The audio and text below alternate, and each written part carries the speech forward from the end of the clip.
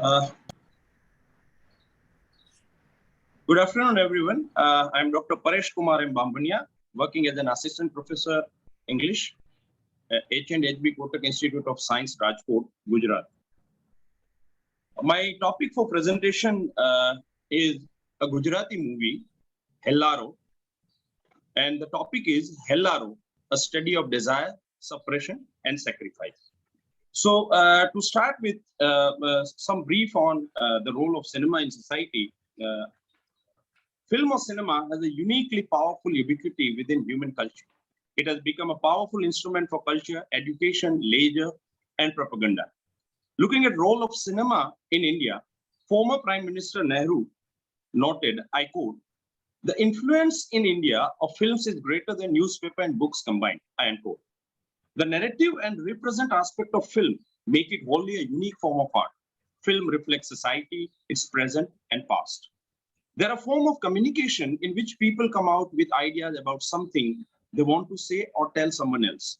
The moving image of film emotionally connects to the life the actors are living in cinema. The study, Hellaro, a story of desire, suppression, and sacrifice, tries to explore cinema as a medium of reflection of women reaching to a self-realization and reacting to a male dominance in an Indian patriarchal setup. A recipient of the Best Feature Film at 66th National Film Award 2018 and the Special Jury Award that was shared for all its female characters, 12 of them, and one of the little girl, 13th of them. Hellaro is a Gujarati period drama written and directed by Abhishek Shah. The film became the first Gujarati movie to be honored with the award. And the jury, while announcing the award, appreciated the film, calling it as, I quote, "the strongest statement which can be made about women's empowerment and the complete fight against the patriarchal society, told through dance," I unquote. The movie was officially selected as the opening movie at the 50th International Festival of India. It was also nominated as Best Debut Feature Film for a director at the film festival. The movie Hellaro is a story set in a remote village of Kutch region of Gujarat of 1975. It is a story of 12 women being deprived of their thoughts, their rights, their dreams, and lounging in a patriarchal setup. However, it doesn't remain the story of these 12 women only. Instead, it is a tale of all women who have been suppressed and been kept deprived of their human identity. The film opens with the note of patriarchal dominancy, showing a young girl being restricted by her father not to join him for Garba, which is a Gujarati dance form. The girl Sita asks, I quote, "Father, shall I come with you?" The mother warns the girl, "Have your meal. Girls cannot go." The girl asks, "But why?" And the father, in a very rude manner, declares, "Girls cannot ask questions even." Further, the girl asks innocently, "Mother, why can't we play Garba?"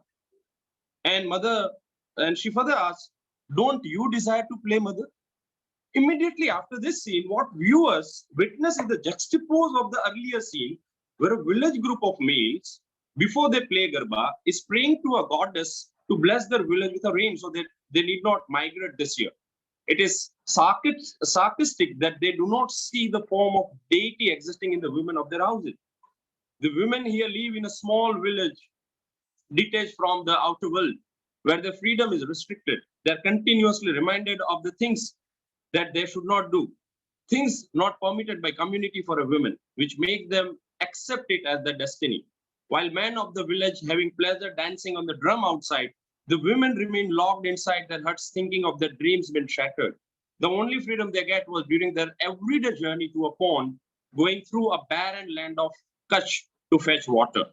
While going to and fro, they share their feelings and emotions to each other, getting only sympathetic exchanges in return.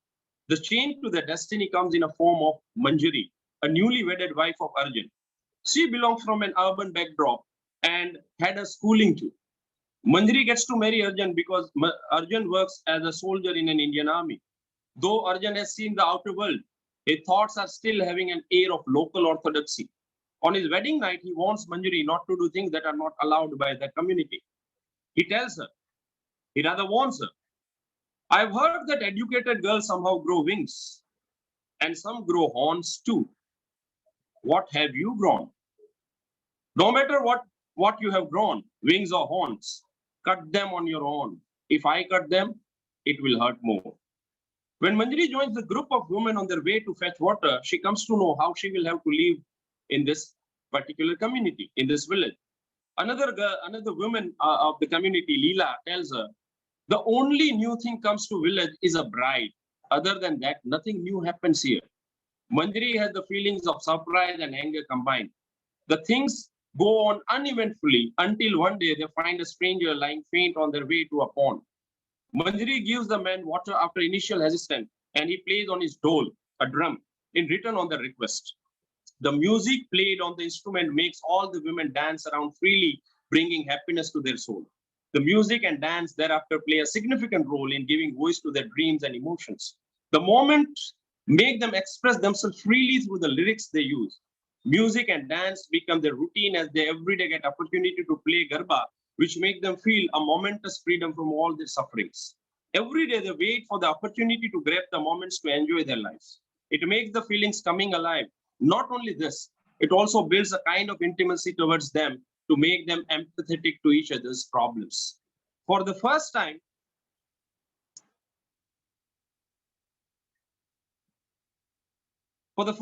in their life, they feel that what they had been launching throughout was this movement, these moments of expression. The drummer, Mulji, his name is Mulji, becomes an inseparable part of their life as they become desperate to play upon his music. The women in company of Mulji's drum gradually undergo a self-realization. However, the joy does not last long as the men come to know of the women playing Garba outside, and the anger bursts on them in all forms of physical and mental tortures. The drummer is put on a trial before village and sentenced to be killed after the last puja of the Navratra. To everyone's surprise, the drummer asks for the last wish to play upon his drum before he has been burnt alive. He starts playing while all men around. Manjari steps out of the hut, breaking all the social and ideological barriers, and starts playing Garba in the presence of all men. It starts raining. Everyone is watching her with a great surprise. The elder of the community declares her a goddess and asks everyone to bow her. One after other, all women come out and join Manjari. The scene ends with a very positive note of women being elevated to deity, an object to worship. The movie Hellaro nonetheless can not only be seen as a tale of a group of women resisting to attain their social identity in the remotest corner of India. It has multiple layers of social presentations. It divulges the fact that the gender divide in any society does not flourish only because of the patriarchy or male dominance, but to some extent women's ignorance and surrender to suppression. A reluctance to react and demand for freedom support this divide to flourish constantly, generation after generation. Yes, The sir. group of women. Yes, you had 2 minutes more. Okay, yes, thank you, sir. The group of women presented in the movie present this continuous ignorance and lack of courage to reject anything that is inhuman to them because they lack the education, formal and general as well. Here, Manjari, a representative educated woman, opens up the blindfold and lets them see the world through her eyes, to have the self-realization. It is evident from her approach that she is not the one who can submit to the male dominancy easily. When she is being warned by other women not to break rules, she reacts by telling, the rules are theirs, and so the game is. We must not be the participants. It is enough that we have been the victim of it. She asks existential questions to herself and other women as well. Manjari understands that in a social setup like hers, the women of her surrounding have forgotten their existence and have capitulated to the situation. She makes them realize that to live is not to breathe only, but to enjoy every moment of life. At times, she also speaks rebelliously to show her willingness to live in a true sense. It is her self-realization that ultimately elevates women to the state of deity. I conclude by saying that the movie is a dance drama, Hellaro, which means outburst, undoubtedly presents a tale of women empowerment and resistance in the patriarchal Indian society. The movie is not simply about women progression because they are weak, but it is about the realization that they are not weak. To conclude with a quote from Mashable India, I quote, a film like Hellaro can spark a fire that takes us from suppression to freedom and expression, unquote. The film is dedicated to the struggle of countless women who thrive in the face of patriarchal mandate. I end with this. Thank you. Thank you very much. Okay, thank you so much, sir.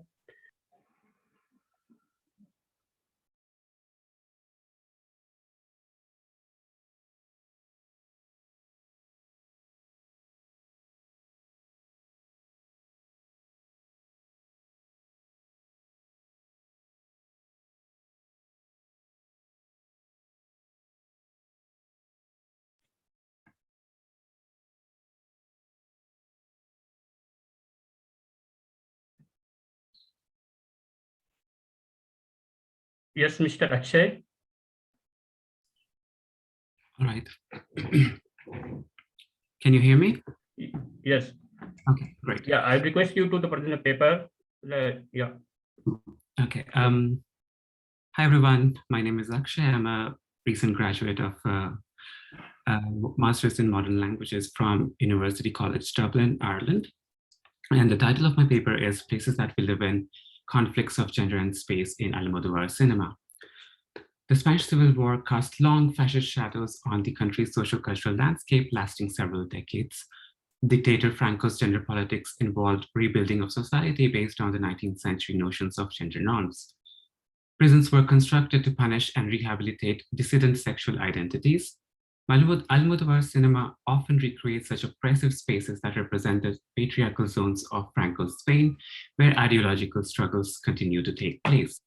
In La piel que habito and La mala educación, such spaces are crucial in the formation of gender identities. Space and gender have a mutually constitutive relationship. The theory of gender performativity challenges the concept of gender as a social, as a biological core. Similarly, Henry Lefebvre's theory of space contests the thesis of a space that is neutral, that is prior or external to social practice. According to Lefebvre, far from being a predetermined and pre-existing entity, space is a product. Fullwood summarizes this connection, and I quote, "Gender as a social construct is constituted in space and by space, a space which in itself is always already a social construct," end quote. One such example of this relationship is the display of female nudes in museums. The spatial arrangement of these paintings, produced mainly by men, objectifies the female body and enhances its to-be-looked-atness, to use Laura Mulvey's term.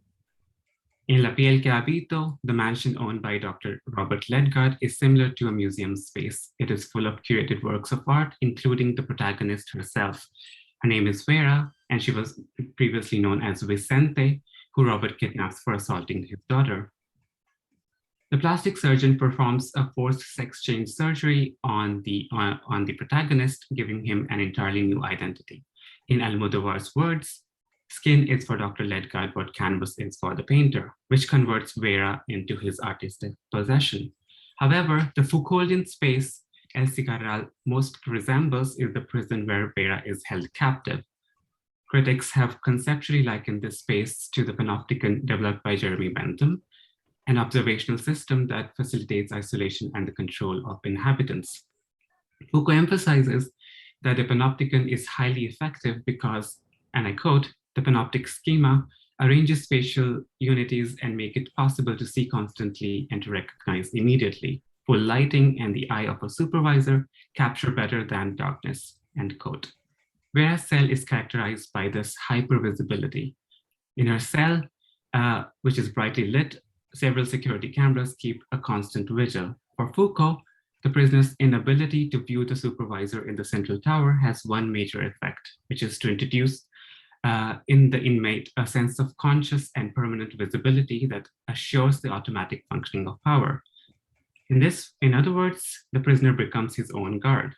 Following this logic, Rob White observes the space of El Cigarral is supposed to produce an obedient and docile body.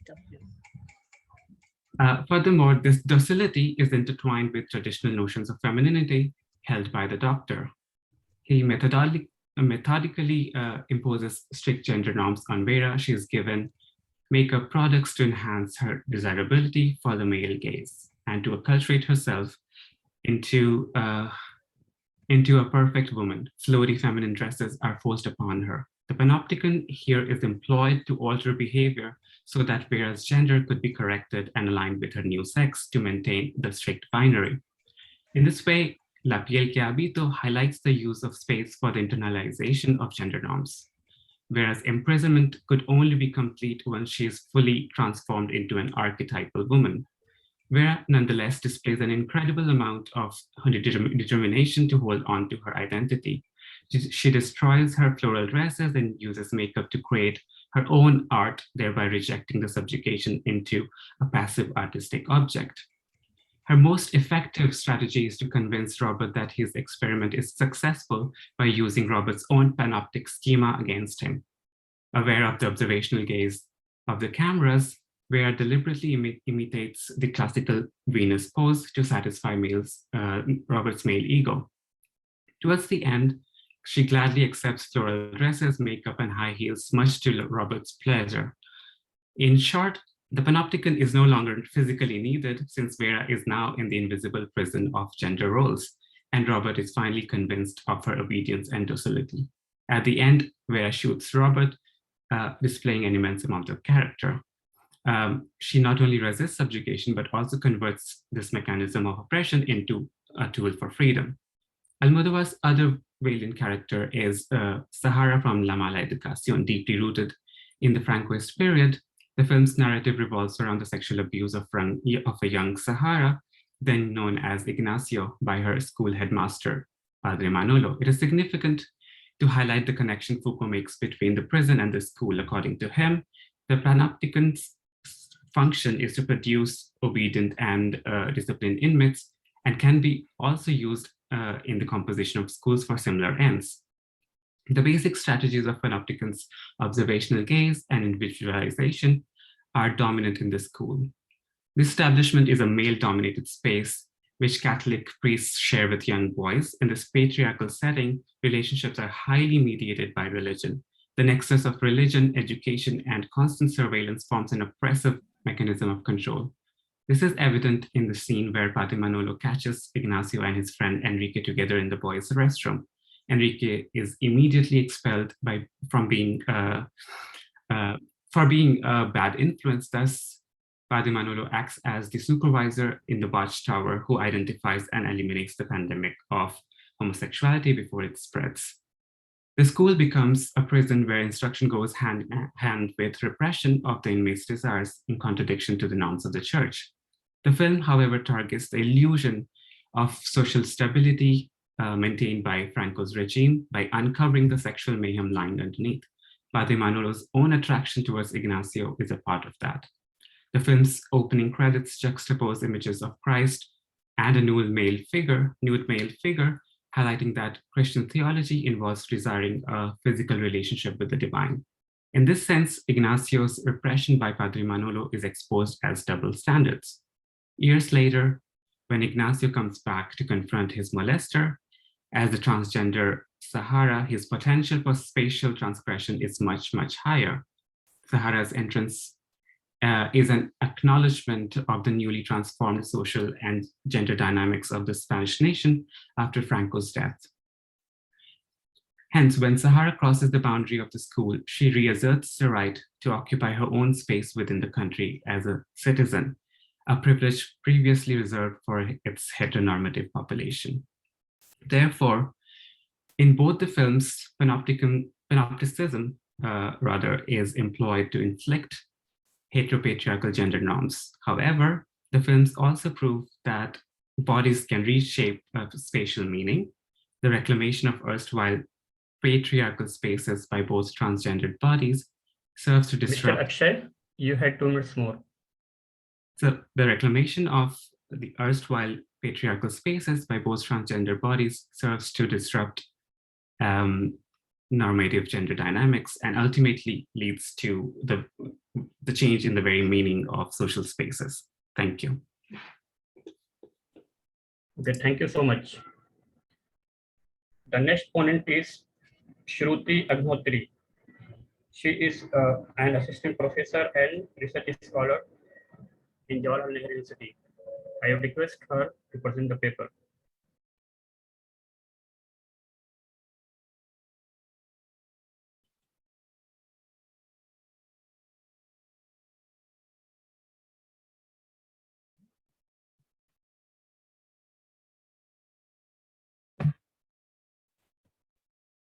Thank you, Faizan. Am I audible?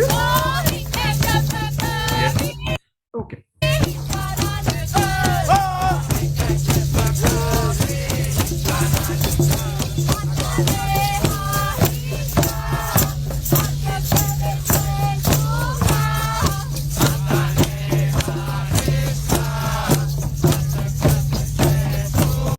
Any guesses what this video is about?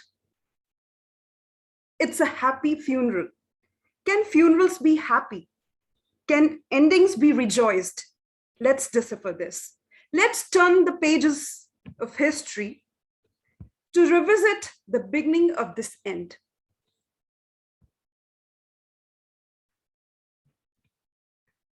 The video was hazy, dismal, pixelated as their story. They're trying to construe again, joining bits and pieces to re-identify themselves. Muiscas, an indigenous civilization, flourished in the Cundiboyacense region of Colombia, comparable to the Incas and Aztecs, known for the grandeur of their goldsmiths' art in the colonial accounts, are now reduced to 5 cabildos of the region: Suba, Bosa, Cota, Chia, and Sesquile.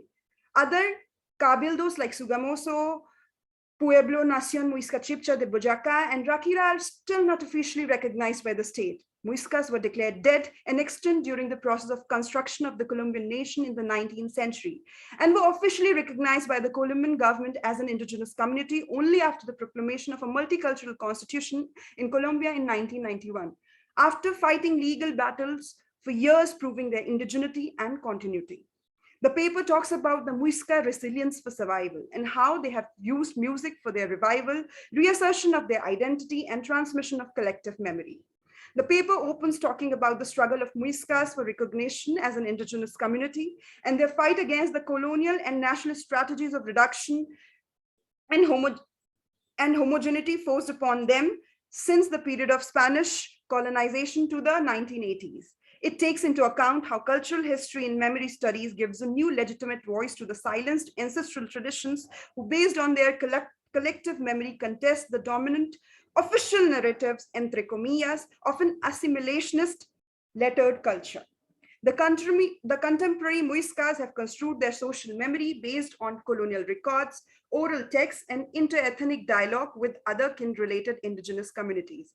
Subjected to barbaric ethnic, cultural, and territorial reductionism, Muiscas had lost most part of their Muisca-Cuban language and shamanic cantos. However, due to a close historical connection and cultural similarities with neighboring ancestral traditions of the country, Muinane, Kofan, Kogi, Wiba, Iku, among others, much of Muisca literature was preserved by these closed indigenous communities of Sierra Nevada de Santa Marta, a part of which was transmitted to the Kota and Rakira community by Mama Kogi Luka, who spent the last 10 years of his life in the highland. The indigenous scholar trained the leaders of the Rakira community, Giasuai, and the Hate Kulchavita Bonne in the ritual practices of the Sierra Nevada de Santa Marta. As a part of this training, Mama delivered a repertoire of songs that, according to him, were of Muisca origin and were preserved in the cultural memories of Kogis for hundreds of years. As rightly put forth by Alejandro Duran Velasco and Andres Leonardo Diaz Herrera, it's possible to understand the revitalization process of indigenous communities. It is impossible to understand the revitalization process of indigenous communities without understanding their cosmology, worldview, and relationship with nature and society. Indigenous scholars propose that knowledge quests to study orally passed on original instructions of ancestral traditions, continually relearn ceremonies, rituals, daily protocols, and to generate mutual relationships without replicating Western paradigms must be construed on an aboriginal epistemology term coined by Willie Ermine. Hence, here it becomes pertinent to understand the concept of indigenous holism as the core idea of aboriginal epistemologies. Indigenous holism, in its simplest terms, means all are related.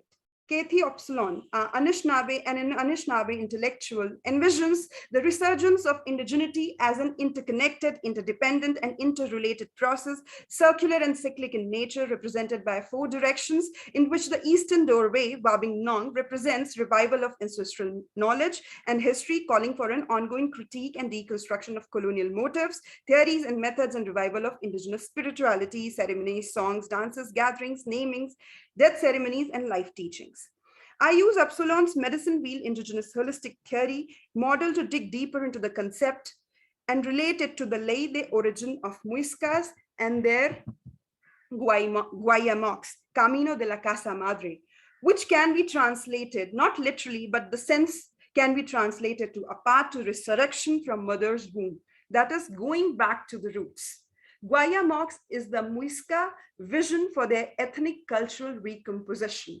Bathing into Anishinaabe and Muisca knowledge paradigms, I decipher the significance of cantos in indigenous ancestral traditions. After delving into the Anishinaabe and Muisca concepts for a good life, Minobimatsuvin and Chohipihiska, respectively, the paper explains how the belief is performed and lived by various Muisca communities through cantos. For this, I first discussed the cantos imparted by Mama Luca, like cantos de Gallinazo, Timanso, Cataneja, Guayo, y Mama Sol Pabasua. Here it is seen Muisca's spiritual memory is concealed in metaphors and performed through cantos. Each song carries a spiritual cultural memory based on Muisca cosmogony and has an ecological functionality. For example, sun has various representation in the Muisca culture. There was a cacique, the chieftain who converted into sun. There are birds, when during the theory of origin, they talk about the Chimini Guagua, the supreme spirit from where there are birds which flew out from him, which que nacieron desde Chimini Guagua. They illuminated the world. So these illuminated birds were also symbolism of sun. Then Sua, which is the physical sun, which we see, is also represented by words. So we see that there is a relation between celestial objects, animals, and human beings. And everything is related in the form of spirit. We all are related. This is the indigenous holism. So there is no hierarchy where something, philosophically, there doesn't exist any hierarchy between creatures and the la naturaleza. After discussing the cantos recuperados, the paper studies the new songs created by Guiasuai. Paper studies the new song created by Guiasuai, where it is found that creation and performance of new cantos is akin. Yes, Shruti ma'am, now you have 2 minutes more. Okay, ethnogenesis for Muiscas, that is conscious creation of culture and rebuilding a neo-Muisca identity. These cantos are a site of resistance used by contemporary Muiscas for creating a sense of unity within the community and their re-identification as living political and cultural actors. From being performed in sacred celebrations to being staged in protest demonstrations, I argue that through these cultural performances, Muiscas have started undermining the ways in which performativity has subalternized them. For this, I use as an example the song which you heard in the beginning, Canto de Gojique, sung by Muiscas in the symbolic act of performing the Spanish conquistador Gonzalo Jimenez de Quesada's funeral during the Paro Nacional protest in Bogota on 20th June 2021. The performance of indigenous culture through cantos during such organized protests not only indexes such demonstrations as indigenous, but also demonstrate their yearning to re-identify themselves publicly as Muiscas and contest the disparaging gaze from other citizens, indigenous or non-indigenous actors who question their sanctity, purity, or label them as opportunists. At the end, I discuss challenges faced in the process, and the paper concludes by stating cantos are couriers of Muisca memory and contest the aggression unleashed towards Muiscas from multiple positions: epistemic, political, cultural, and social. Gracias. Okay, thank you so much, ma'am.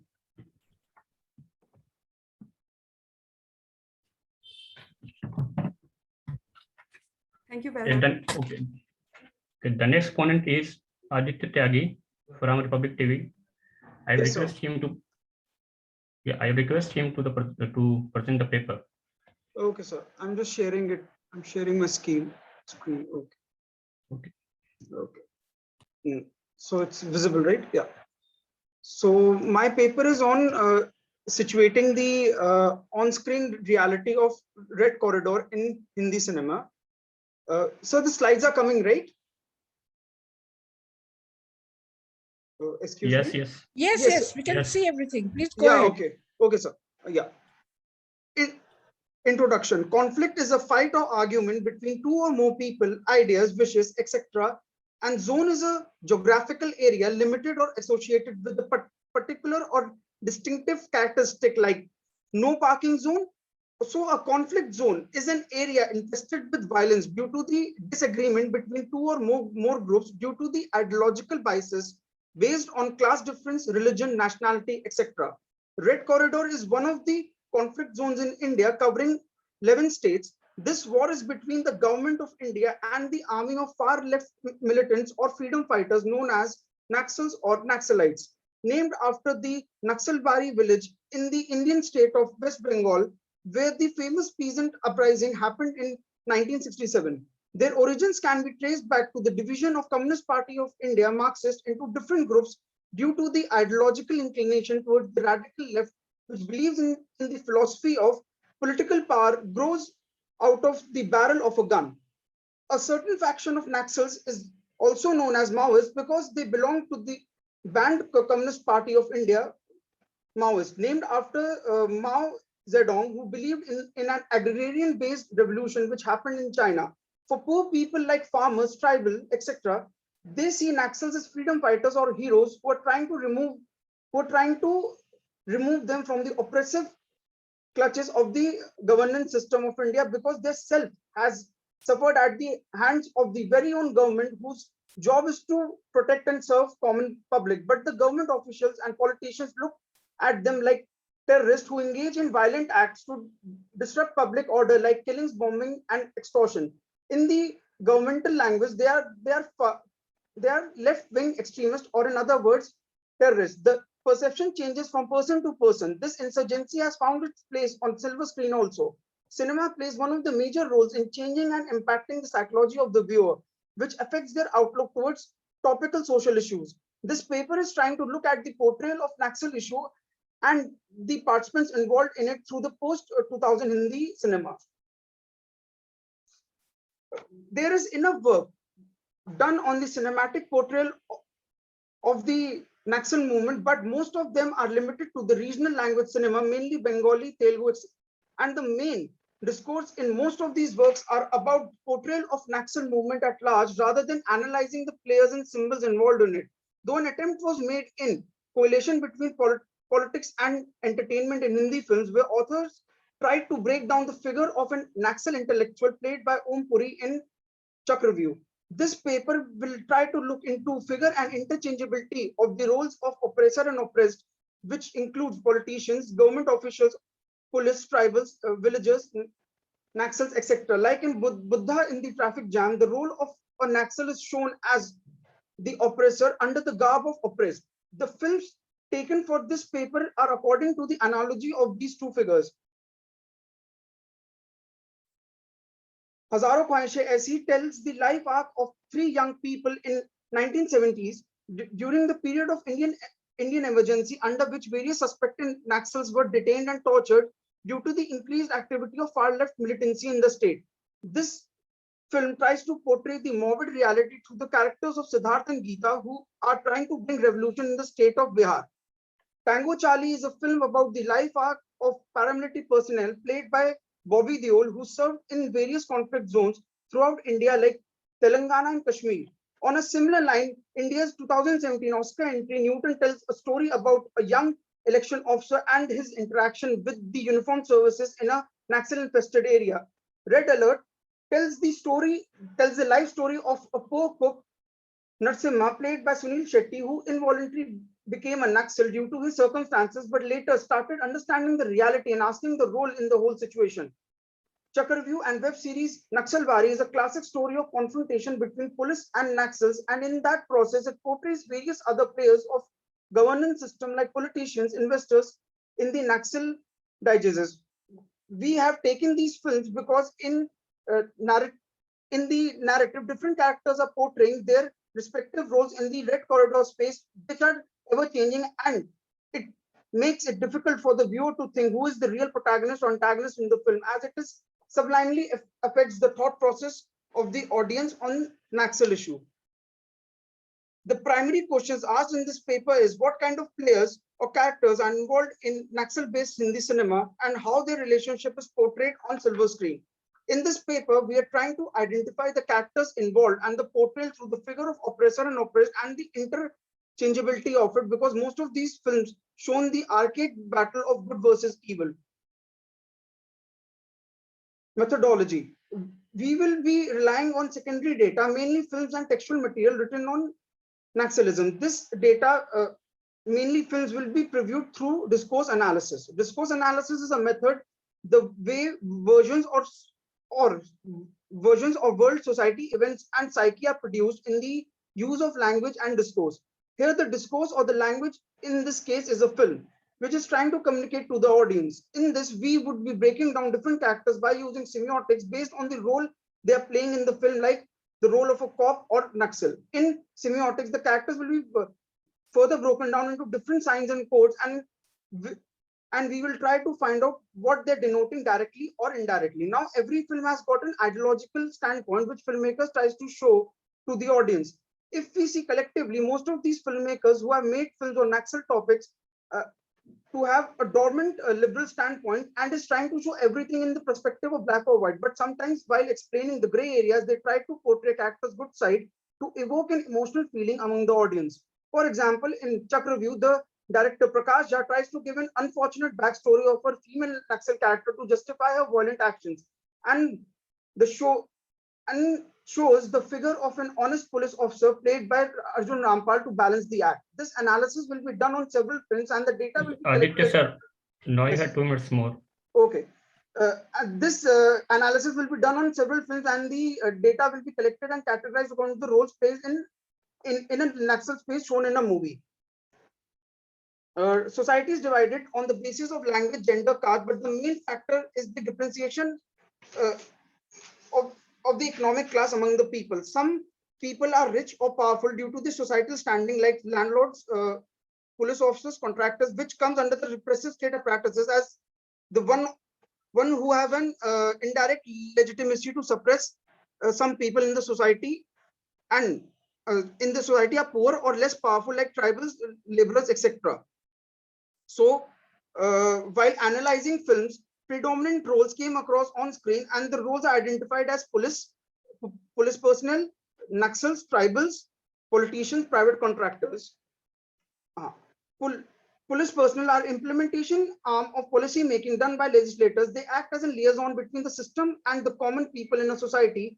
In conflict-infected zones, their approach always struggles with the conscious dichotomy because they have to maintain law and order, like in Tango Charlie or Chakravyuh. But in that process, they unconsciously don the role of oppressor and starts violating basic human rights, which were evident in all films. To balance the act, most of the filmmakers try to show them as good people to comply with the government policies, which can even seen as example of self-induced censorship. Except in Sudhir Mishra, Hazaron Khwahish-e-Aishi, the lines are demarcated based on the power and class structure, which can be seen in the sequences of Bihar, where the police people rounded up common villages just because they have the authority to do so. Naxalites, terrorists or freedom fighters. In a collective analysis of Naxal cinema, filmmakers try to jumble between the visual and the literal connotation of this word. In films, they are given a sad backstory of the oppression from the government, which justifies their use of violence, but in the usage of violence and force makes it difficult to judge who is the actual oppressor. In Red Alert, the war within, the protagonist Narasimha constantly asks this question about revolution, revolution with other Naxals around him, and in response, another Naxal will. Sir, yeah. Your time is over. Okay, thank you. Thanks a lot for giving me this opportunity. Thank you so much for the paper. Yes. Yeah, thank you. Yeah, now I would like to request. Yeah. I would like to request everyone to write your question in chat box.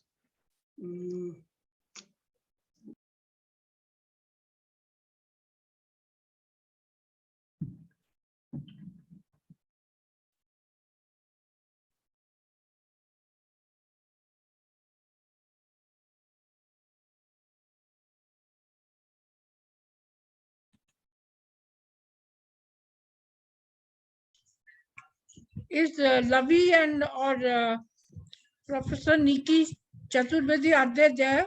Yes, ma'am. Yeah, please carry on because it looks like there are no questions. So just make some comments. Thank you, Lavi.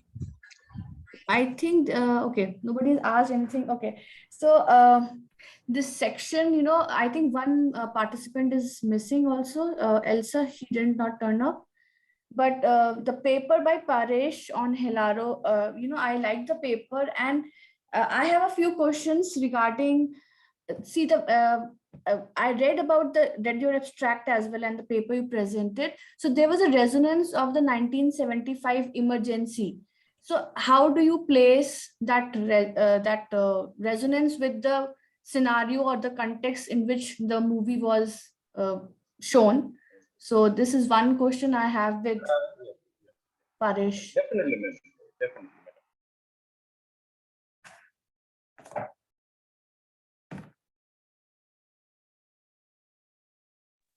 Am I audible? Yes. Am I audible properly?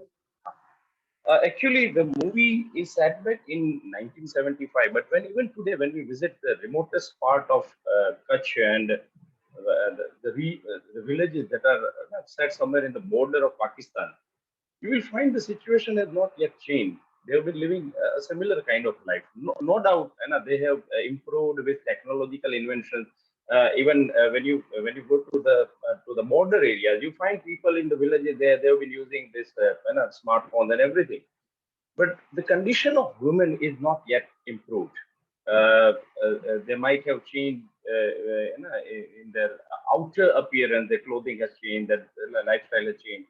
But still, a kind of understanding or the kind of looking at women, the perception has not changed in that society. And that's where I see that the movie, though it's been identified in 1975, the setup, it very much resembles to the situation of women even today in many of the parts of India and other countries where women are not been given, been educated well, when they are not been given right to participate in number of duties, they are not been even been considered worth to do some kind of professions, businesses. So that is where I see that this movie connects to the present society. Sorry, I have to intervene.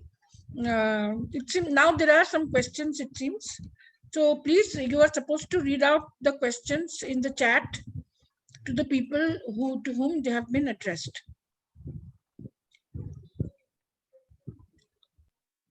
I cannot see the questions. Okay, there is a question to Dr. Paresh Kumar. Who is there?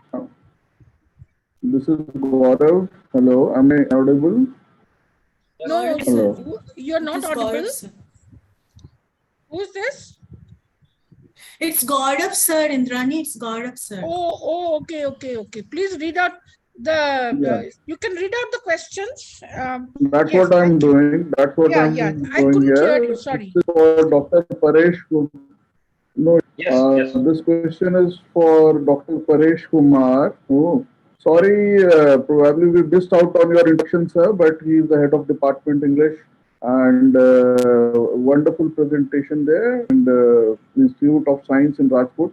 So, coming to the question again, it says, this is a question which reads out by Professor Manish Solanki, that when we say that, as per your reading, the unwillingness on the part of women themselves to break away from the oppressive patriarchy, are we not also giving an implicit passover to patriarchy as not being a chief factor responsible in women's exploitation? Yes. Thank you for the question, first of all. Definitely, Right, sir. sir. See, when we see that it is the acceptance or unwillingness on the women's part, which has further this boost the situation of women, specifically in this specific communities and the areas where women are not been properly trained educationally or socially. It is not that I'm trying to say that okay that we are trying to support a patriarchal setup or something like that. But I read a book, sir, the book entitled as The Saga of Women's Status in Ancient Indian Civilization, that is by Bhashpati Pal.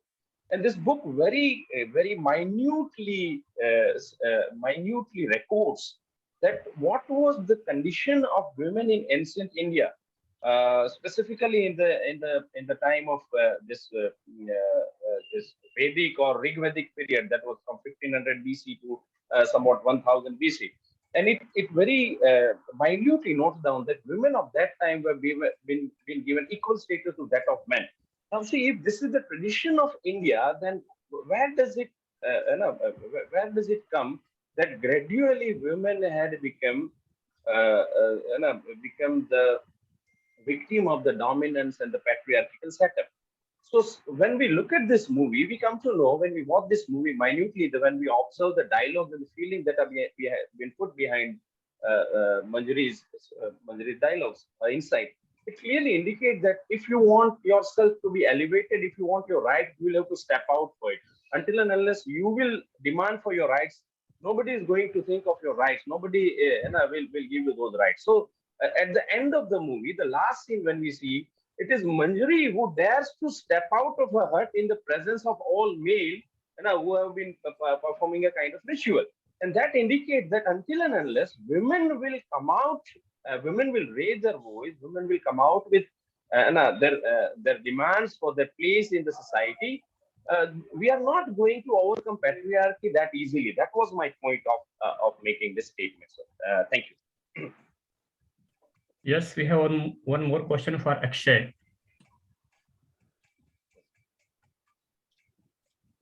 Akshay, are you here? Yes. So the question. Should I read the question? Yeah. The question is: Almodovar generally showcases sex change from male to female through dress, makeup, and in the case of La Piel, through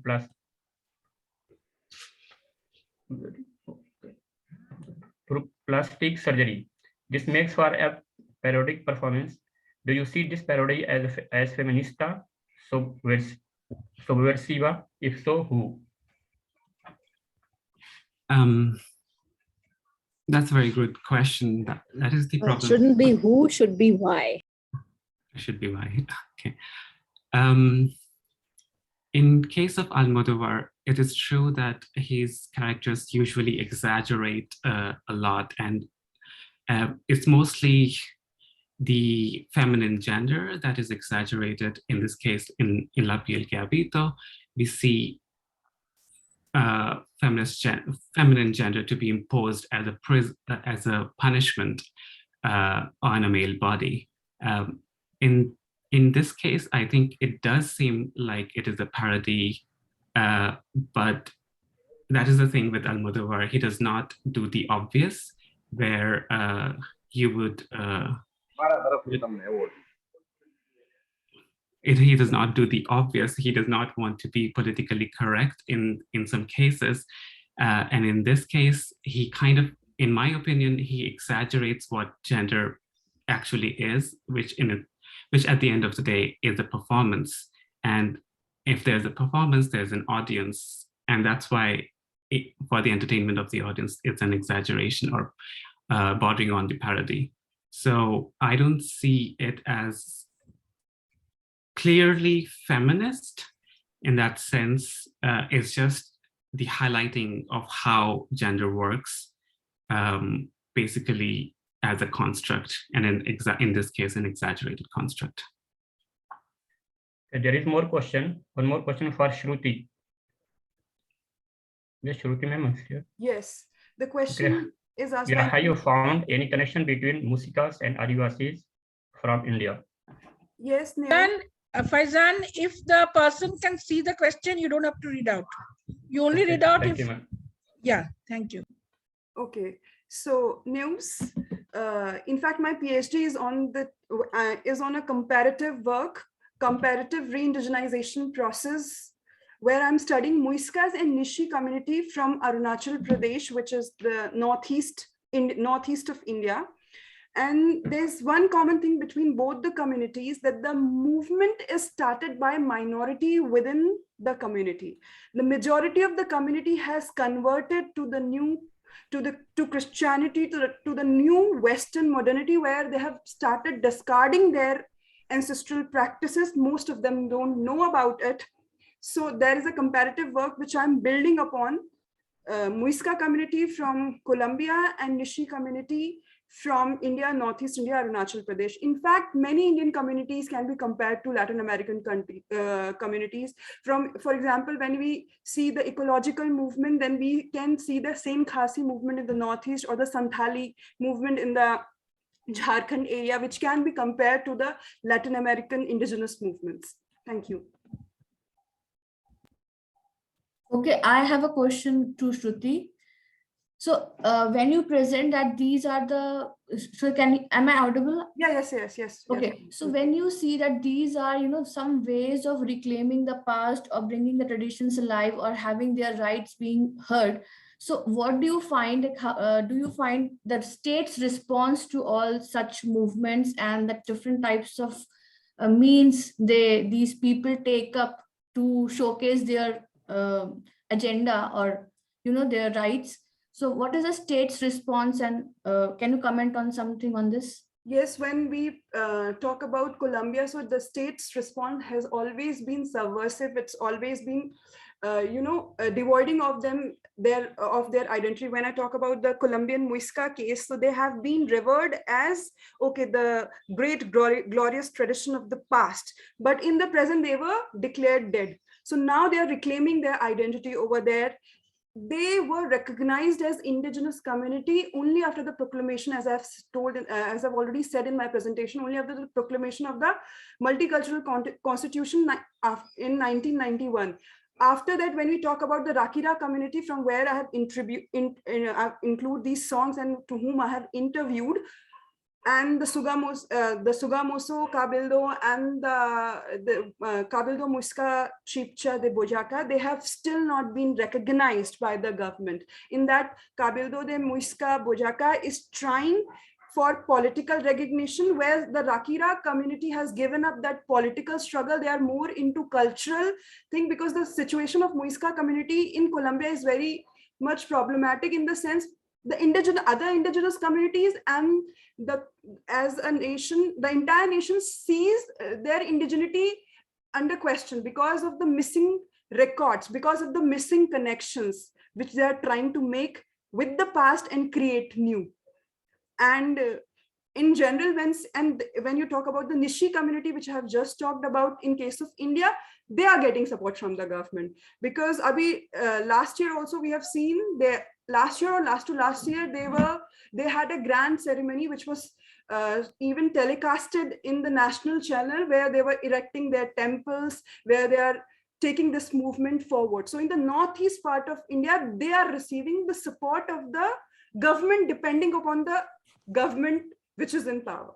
Okay, thank you. Fine, thank you. If I may, I had a question for Dr. Paresh Kumar.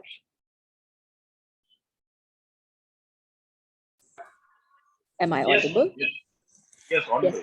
Yes, sir, thank you for introducing me to this very important film. But we have seen films like this coming out of Rajasthan, but this is the first time I have heard of something from the Gujarat film industry.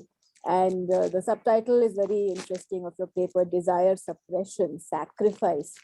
And my question really relates to the urban-rural binary in this film, where Manjari, who's from the city, is the one who has the power to regulate.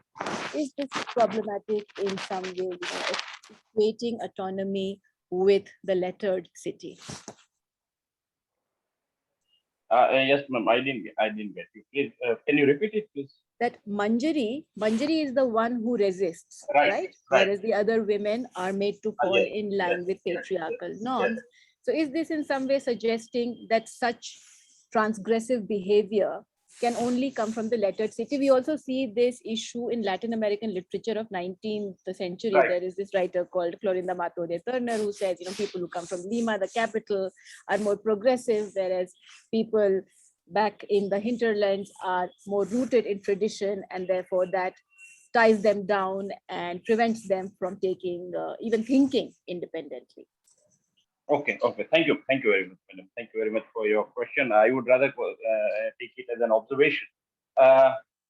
Definitely, madam, because see, when we actually think of the situation that has been represented in this movie, the women that has been presented, first of all, they don't have the exposure to outer world. They have seen nothing outside their village. Even to few things, like there is a conversation between one of the women and Manjari, where she asked that how does people in city they look like, and she simply tells it, okay, they walk on their head and they have 4 legs like this, and she then simply said they are like us only. I belong to urban area, so don't you think I am like you only? The only difference is that how do we perceive life?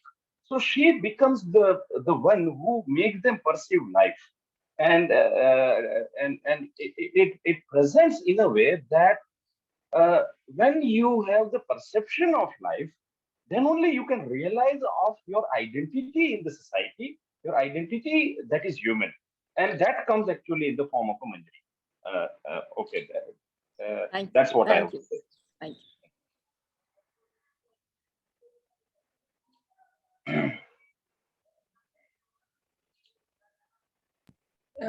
Since I think there are no more questions, do we have time? Yes. I don't know. I think we can go ahead and start the session after this. Okay, but we have to see like the opponents are here or not. Yeah, so Sunil please Kumar, yeah. find out people from the post break. Sunil is there. Okay.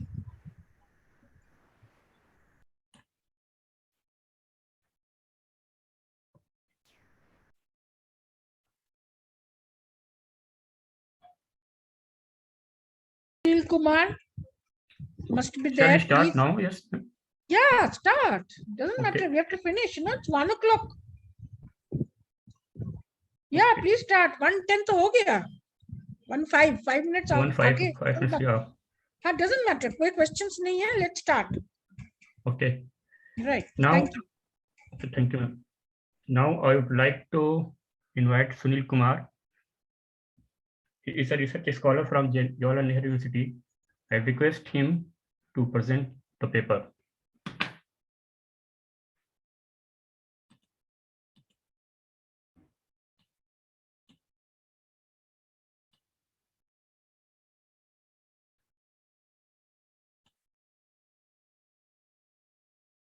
Sunil Kumar, am I audible? Sunil है क्या? Yes, ma'am. Sunil, where are you? Are you muted by any chance? Hello. Yeah. Yes, Sunil. yes, you are audible. Yeah. Hi.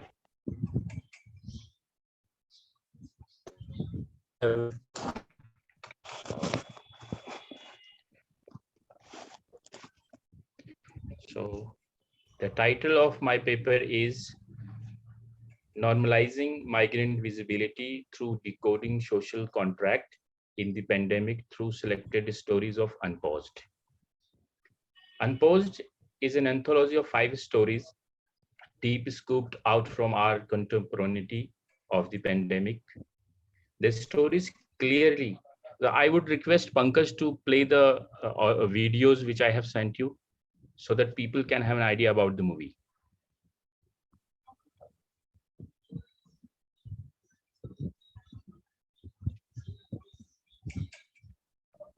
The stories clearly and purposefully edge out any report-like or documentary forms of narrative to which we are used to hearing nowadays around COVID-19.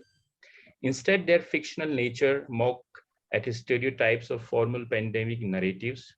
This presentation attempts to dwell on the one story where conflicting social and religious identities of migrant workers stand out prominently in predictable but opposing ways to etch out the pandemic socioeconomic of unbelonging. In the story entitled Chand Mubarak, the pandemic allows for a Muslim migrant to break into the peronia of a senior citizen who is a social recluse caught in the stiffness of her class. Stuart Hall's theorization of encoding, decoding in television discourse will serve as the argumentative base of this presentation. Films are an important medium of modern times. They create, break, and influence ideas on various issues that affect people. Television films not only reflect the ideas prevailing in society, but they also always encode, decode messages from a particular point of view to introduce and establish new ideas and issues in the society. Hence, films are not only mirroring the society, but they also bring up hidden and taboo ideas. This process of encoding, decoding is also seen in television anthologies, where various aspects of social structure, such as family, economic status, and political issues, are discussed through the portrayal of stories from daily life. Unposed is also one such filming anthology which shows the economic, social, and political violence prevailing in the society. In the film, violence born from social structures is reflected, which is often not visible as it is normalized. As quotidian social banality, this paper argues how this violence is exposed as normalcy, is deconstructed when migrants who remain otherwise hidden in domestic households, industrial work sheds, multiplex garages, peon spaces in corporate offices, and other such spaces enter visible public spaces of deserted megacities during the pandemic. The paper aims to show the alliance of the state and class structure in fixing lockdowns. While lockdowns are about closures, those who are forced into homelessness suddenly find themselves thrown out into spaces of inhospitable and violent unbelonging. Chand Mubarak is the final part and fifth part in and post 5 film series. The plot revolves around the daily complications and struggle of life of two characters, Uma and Rafiq. Uma is a single, affluent, and wealthy senior citizen who lives alone in a luxurious apartment in a residential area of Mumbai and is very conscious about her class. Due to the pandemic and nationwide lockdown, people's outdoor activities were severely restricted. In such circumstances, she meets an auto rickshaw driver named Rafiq, who is migrant and is struggling for livelihood in Mumbai, far away from his family. Through the performance of just these two characters, an attempt has been made to show the hidden form of violence within Indian society, which is usually ignored. This violence is based on economic, social, political, religious, and gender factors. Violence based on prejudices of class, religion, and gender. There is centuries-old rift in the structure of Indian society based on many levels, such as religion, caste, class, gender, and age. Due to this generational rift and inequality, an unequal social structure has led to some being economically, socially, and politically stronger than others. Privileged masses based on the above mentioned factors feel superior to others. To maintain this superiority, the so-called upper class resort to violence. This violence is not only physical, but also emotional and psychological, inherently destroying the powerless and the vulnerable. However, the film not only exposes this dark side of the Indian society, but also shows a positive path of faith, faint hope, and reconciliation, which becomes possible given the basic pluralism of urban spaces. Uma carries with her the pride of being rich and the arrogance of her class superiority. If her behavior is analyzed, the said characteristic become very easily visible. In the very first scene of the film, she is arguing with the police that she should be allowed to step out of a home for medicine at the time of lockdown, where poor migrants and middle class people are running away due to fear of police violence.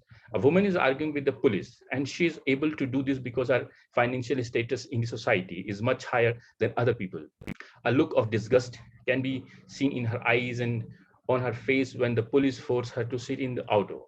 While sitting in the auto, her mannerisms are panicky. She quickly sprays sanitizer all over the auto and ensures that now she is safe. However, Rafiq immediately replies to Ma on her behavior that he washes her auto every day. Why does Rafiq do this? What does he need to answer? But from the tone of his answer, it is known that Uma's behavior is nothing but poor people like her who are not considered to live with dirty cleanliness.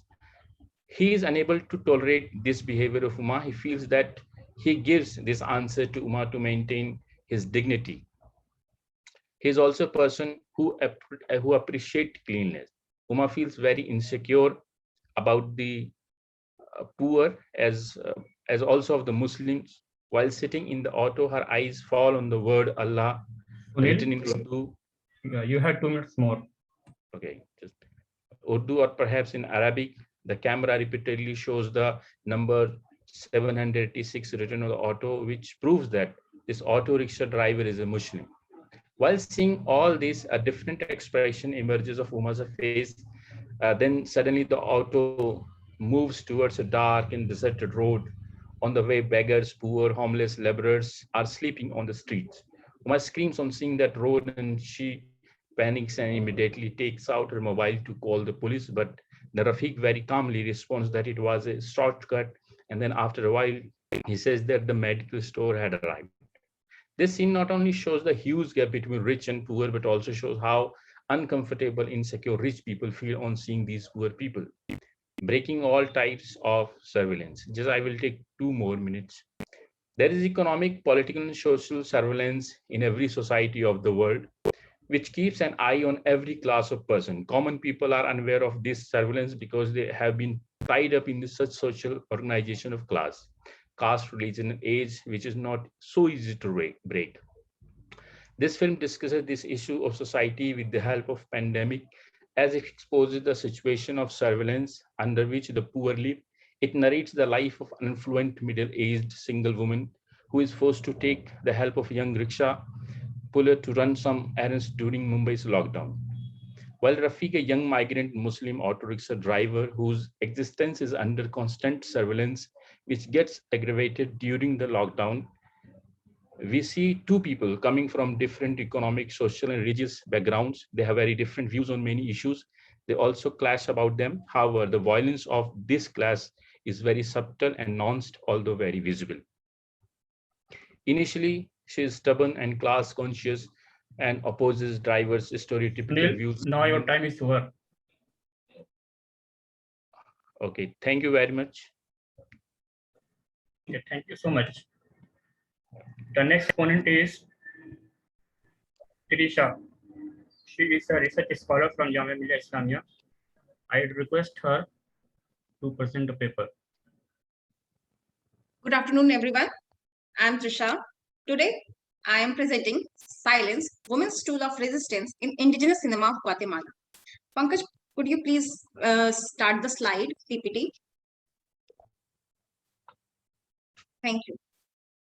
Latin America is known to be the land of ancient civilizations such as Maya, Inca, and Aztec, which flourished between the invasion of European conquistadores at the dawn of capitalism. Despite the genocide at the time of European conquest, the indigenous people and their cultures have survived. Since the 16th century, Latin America suffered colonial exploitation, and even after political independence in the beginning of 19th century, it has been one of the regions of the world with most human rights violations. This has particularly affected the rights of indigenous people. In this paper, I am particularly focusing about the indigenous people of Guatemala. About 41% of the population of Guatemala is indigenous, which makes it the most indigenous populated country after Bolivia. The history of Guatemala is filled with the violence that the indigenous people had gone through since the Spanish conquest in 1492. But here, I am specifically going to talk about the problems and atrocities Mayan women are facing in Guatemala. Guatemala has seen the 36 years of dirty war that began in 1960 and ended with the peace accords in 1996, in which more than 200,000 Mayan people were killed.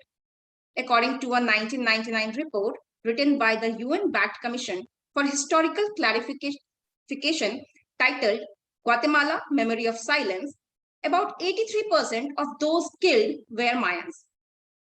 Could you please play the first video?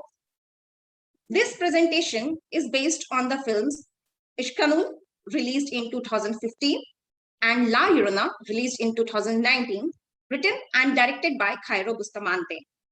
He was born in Guatemala in a community of primarily Mayan heritage. Ishkanul was his debut film and has given him international recognition. As the official language of this country is Spanish, these indigenous people have to face the linguistic barrier because of their native languages. Please play the video. The first video.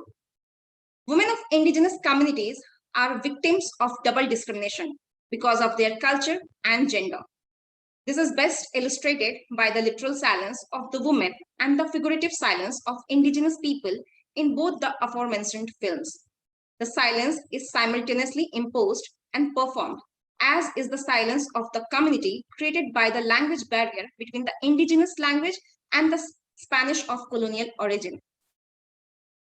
Maria Lugones has given the concept of coloniality of gender, which is inspired by Quijano's coloniality of power. Lugones argues that the gender is the central conceptualization of coloniality of power, same as the race was to Aníbal Quijano. Therefore, gender should be understood equally as the colonial construct. As Latin America was colonized by Spain, the deconstruction of indigenous civilization and the discrimination of gender got its root from its colonial history. Ishkanul is made in Cacique language.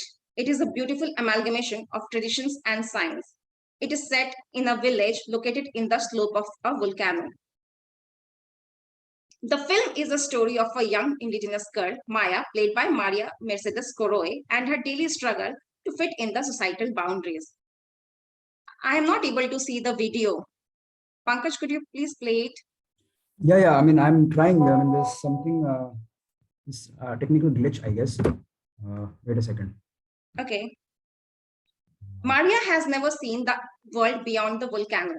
As you can see here, as in the video, the groom's family warmly greets Maria's family at the front of their house as Maria's parents enthusiastically reciprocate. Meanwhile, Maria stands motionless and silent, allowing herself to be kissed by the groom's family. Once seated at the table, a close-up shot of Maria reveals that she is the only completely silent one there. Significantly, she is seated at the head of the table, reinforcing the impression that her stoic silence is not of defeat, but of non-conformity. Here in the film, Maria represents the volcano, who is silent from outside, but the silence is channeling the eruption inside. Pankaj, please play the second video. If it's not working, leave it. Please play the second video. It's about the movie La Llorona. La Llorona is a modern telling of the classic horror story of Central America of a ghostly figure of crying woman who killed her children. Rooting the story in the more recent history of Guatemala's ruthless military leaders and their efforts in erasing indigenous tribes, this version of La Llorona finds new emotional ground. It's not just a story, but a painful reflection of injustice. It is the story about the present-day Guatemala, where the retired General Enrique is facing long-delayed charges of genocide against the country's indigenous people. Enrique is a war criminal, reluctantly tolerated by his wife Carmen and daughter Natalia. When a court overturns his war crimes conviction, mass protests break out and his whole family retreats into their home. The family is tormented by disturbing dreams and subtle but inexplicable phenomena. Their servants abandon the house after Enrique begins to hear mysterious weeping. A beautiful young woman named Alma, again played by Maria Mercedes Coroy, the same protagonist of Ixcanul, comes at their house as a household worker.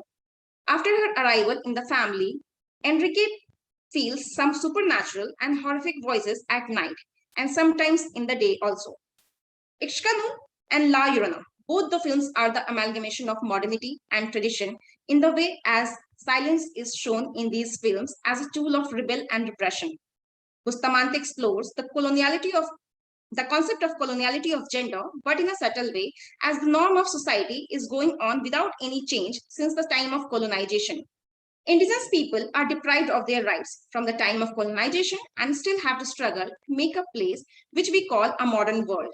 Specifically, the women are on the marginalized section of the society who are suppressed first by the bourgeoisies and then by the men of their own communities.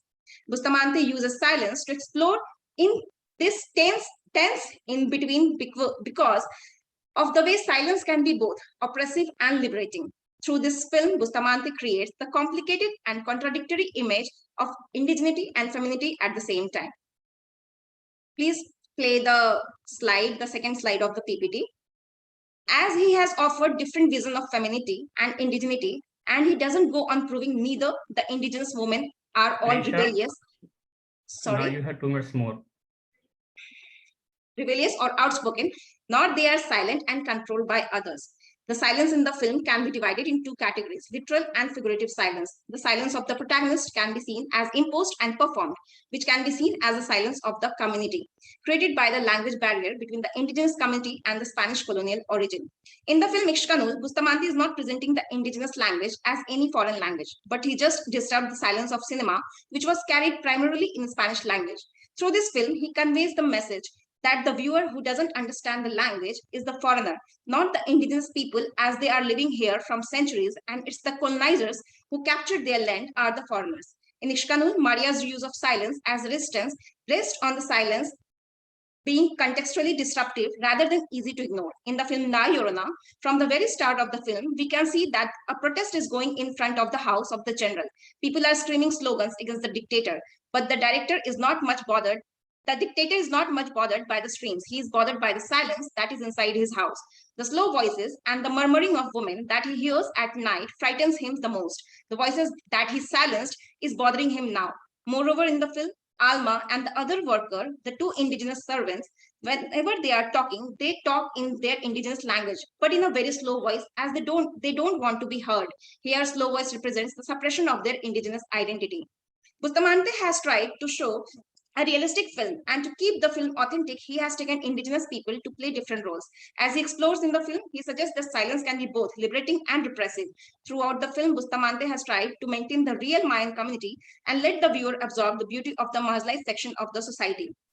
Ixcanul is a film which shows the beautiful bonding between mother and daughter, but with this beauty, it also covers the harsh realities of societies where a woman has to suffer because of her gender and the community has to struggle in the mainstream world because of its race. Moreover, if we talk about La Llorona, the grief of indigenous women is visible behind their veil and their silenced voice is screaming. The ambiguous, perverse, and obstructive energies that issue from such silences carry traces of voices that have the power. Precisely because, thank you. Okay, thank you so much. The next exponent is Devashri Samanta. She is a MA student from Center for Journalism and Mass Communication, Vishwa Bharati. I would request her to present the paper.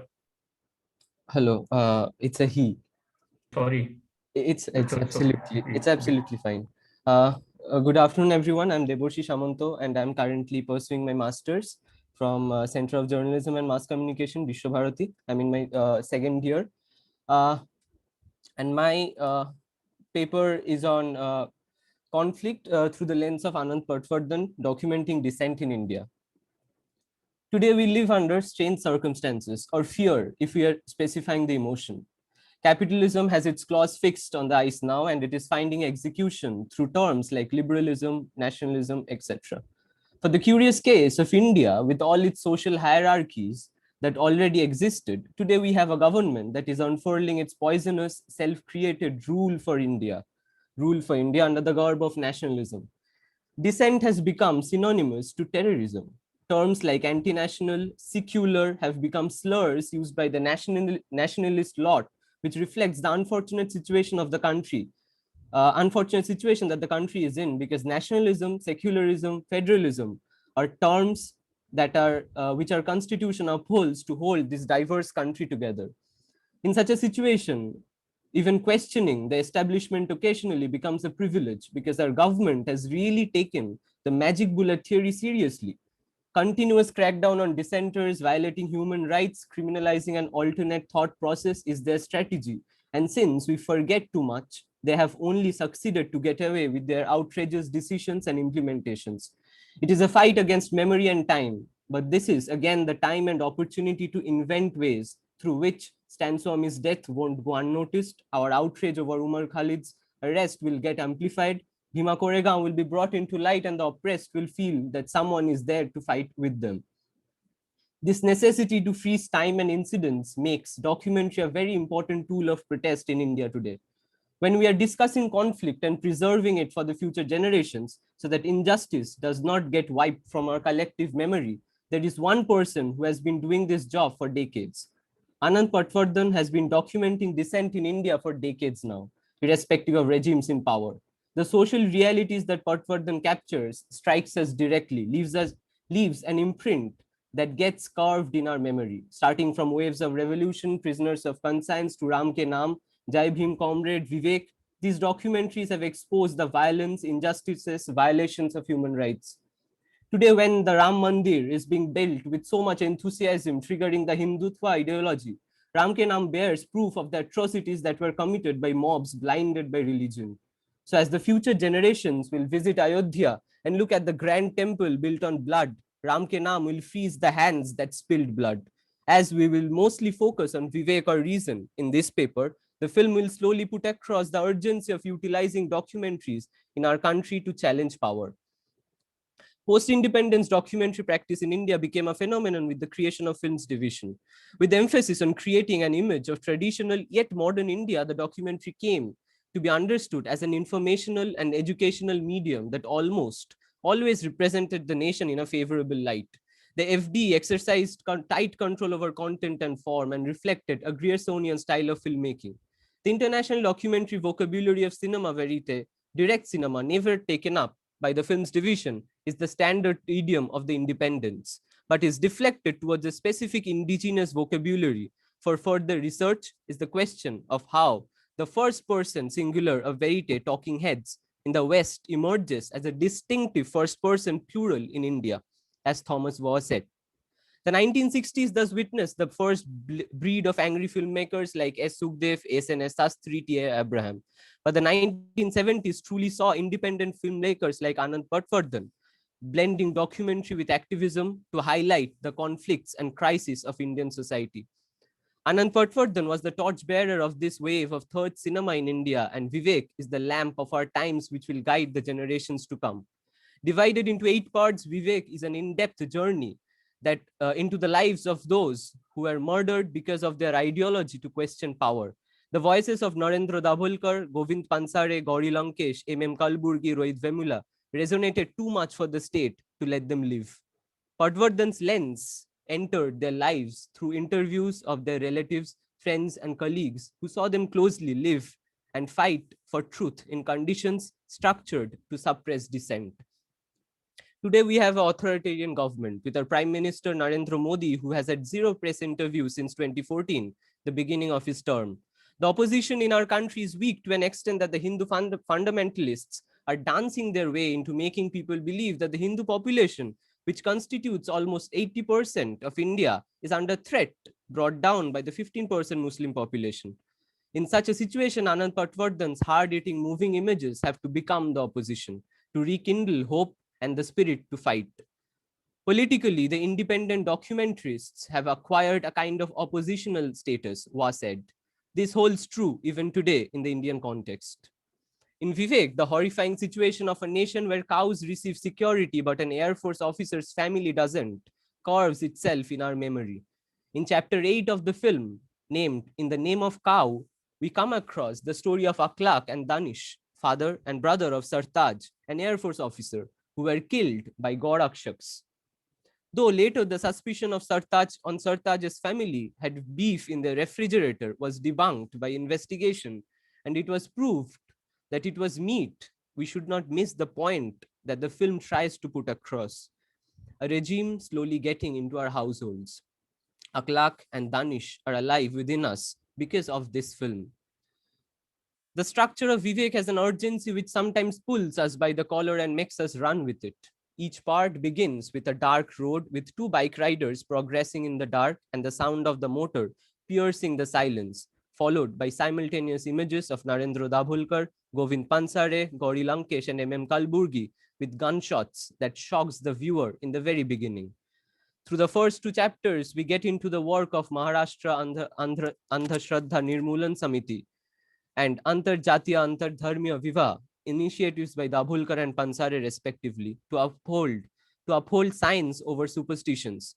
It is a scary thought for the upper caste Hindu fundamentalists because over centuries, superstitions have been structured into tools for oppressing free thought amongst the lower caste people. At 1942, Uma Pansare, wife of Govind Pansare, recollects a fond memory of a protest, which her husband was an important part of.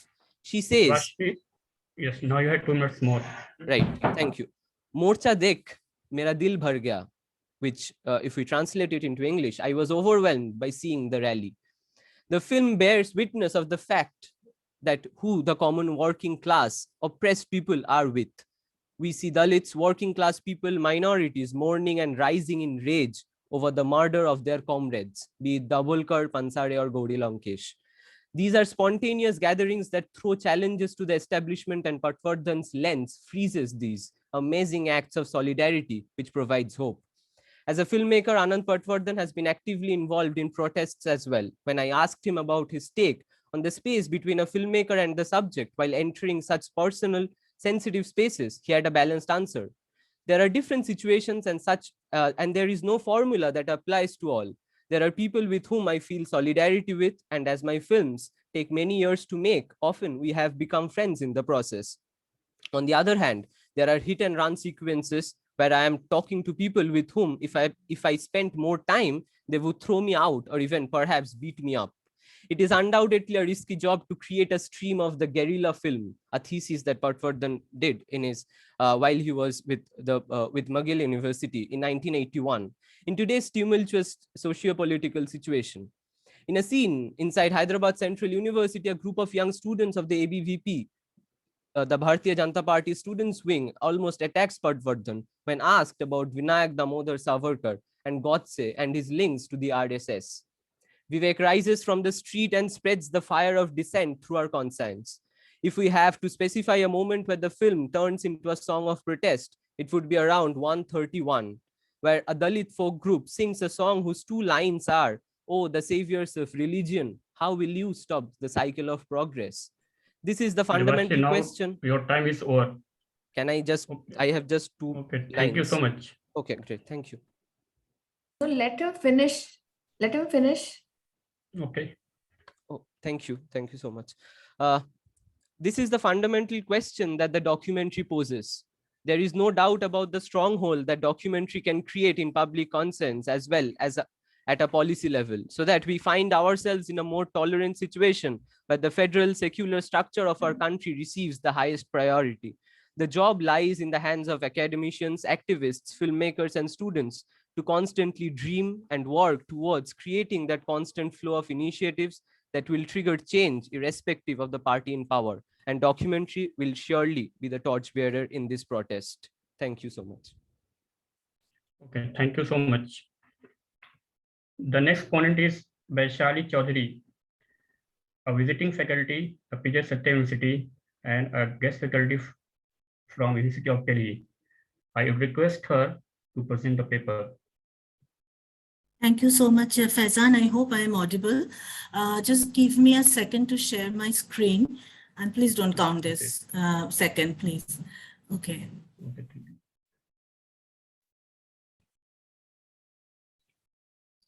Okay.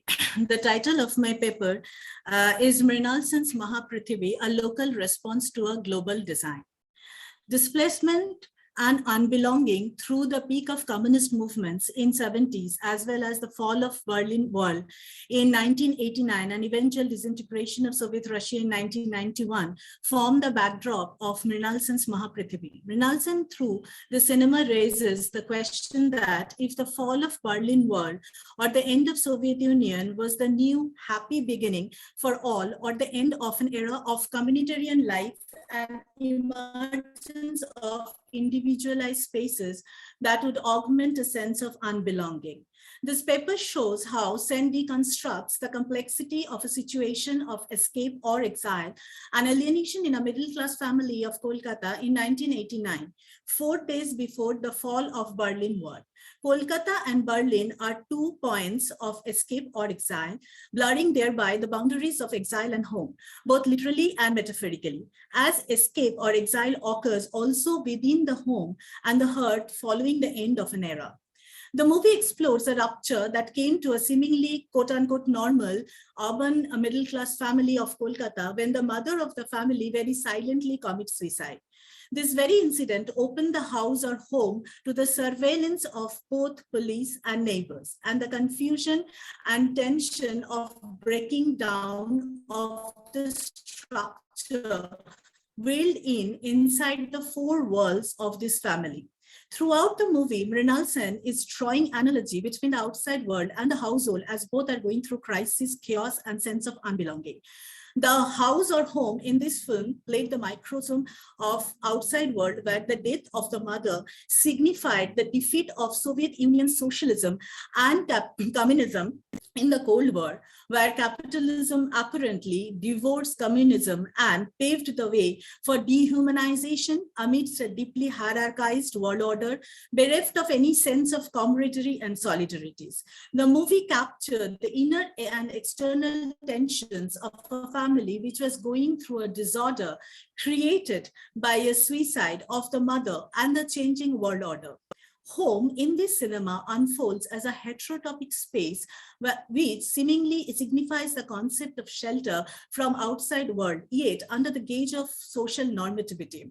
Like a Foucauldian mirror, home here is a juxtaposition of utopia and heterotopia. Home and or family is supposed to provide comfort and assurance to the body and or mind, an imaginary utopia of perfect cocoon, which produces an imagined and desired self, a self that is prepared for the outside world, meticulously considering and correcting the flaws one has. Our home can be seen as a heterotopia in this sense, as it reconstitutes the self or body according to its surroundings. Shomu's decision to coming back to Kolkata, to his home at this juncture of ending of Cold War and starting of a monolithic world order, was driven by the desire to find that shelter. The imagined utopia, as his pursuit of a better life, has come to an end in the new world order. However, Shomu was entering a household which is already torn apart by the suicide of their mother, and the mirror was already broken even before he had gone to Germany. This middle-class Bengali household was far from the shelter he was desiring. As with the sacrifice of the eldest son by the father of the family during 70s has already created an abyss of despair, unbelongingness, and detachment that eventually engulfed the whole family with the death of their mother. Sen, while using images of overlapping images of world crisis and flashback of 70s, creates the sense of loss of an imaginary utopia. Loss of the first son was a shock to the mother, and she, for the rest of her life, dwelt on that death, as she believed the family's aspiration to be a normal life, normal family, killed her eldest son, and also she resented that none of her other sons, particularly Shomu, understood his ideology. In 1989, fall of Berlin Wall and increasing signs of end of Soviet Union drives her to the edge of these incidents, symbolically destroyed her last hope to see the fulfillment of her eldest son's dream.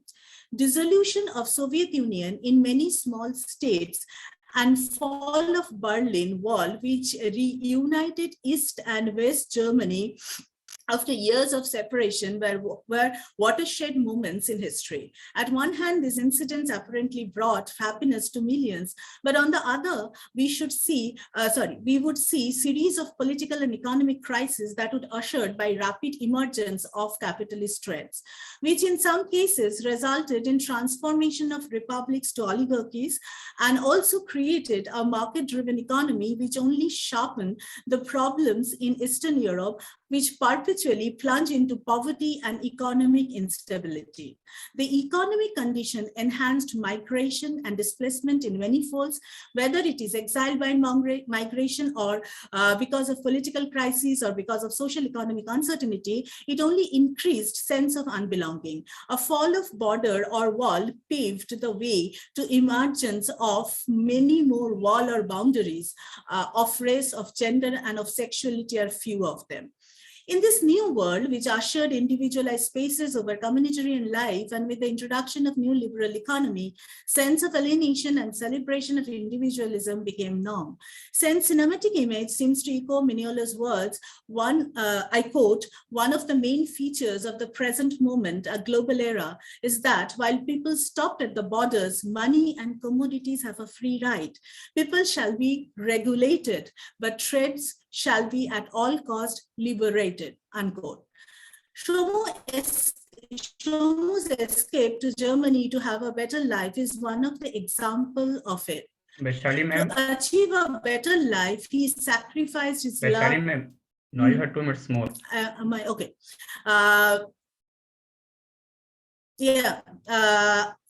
His life and his family, but he failed to obtain that because as an immigrant, wave of borders only limited his life in Germany. So his escaped exile was the change of the world order is not going to change the class equation of the society. I'm just going to the concluding part. So there is this unbelonging and there's this feeling of despair, and there is always a perpetual gloom because everyone wants to escape, everyone wants to belong somewhere, but that last straw is no more there because the bonding factor of their mother is not there. So I'll just read the last part of significantly the image of the fire destroying mother's unread diary represents a symbolic act of the end of the belonging, a final submission to more complex and deranged world of disorientation and dystopia where life is a labyrinth of complexities. It was a moment of complete vainness as the family is plunging into a very individualized competitive world where market economy is going to rule and decide the political structure. However, in the end of the cinema, when we see a visibly devastated Shomu very slowly burning the letters and the diary, one hopes that he would take it upon himself to become the last savior of Mahaprithvi, the world without frontiers and fences, beyond capitalism's utilitarian rationale of profitability and human degradation. Thank you. Okay, thank you so much, ma'am. The next ponent is Pedro Vidal Diaz, a PhD scholar at Information Science Department, University of Sao Paulo, Brazil. I would request him to present the paper. Hello, fellow researchers. I'm Pedro Diaz from Brazil, finishing doctorate at São Paulo University. I'm studying archive arts and critical literacy, education, and audiovisual. So I'm gonna share my screen really fast here. So I'm producing as a final object of my researcher a short documentary of as Global South or Latin American, especially identities of images, since my grandfather's recording in the 70s and trying to build up some images until today. So I start by A Tale of Two Elephants, my time now in Portugal this year, in Porto, the city. And they had a exposition talking about the first colonial exposition in 1934, and another statue that brings out the colonial debates in Bremen.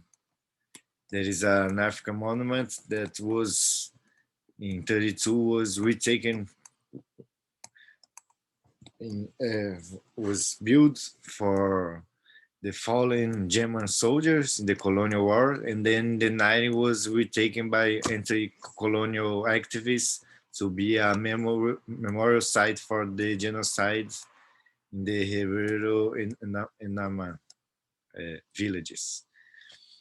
So in Porto, before there was some other colonial exposition, but the Porto was the bigger one with almost 1 million person going to that visit in a time that Portugal was a lot smaller, and some contributions was these images of the hair, the exciting and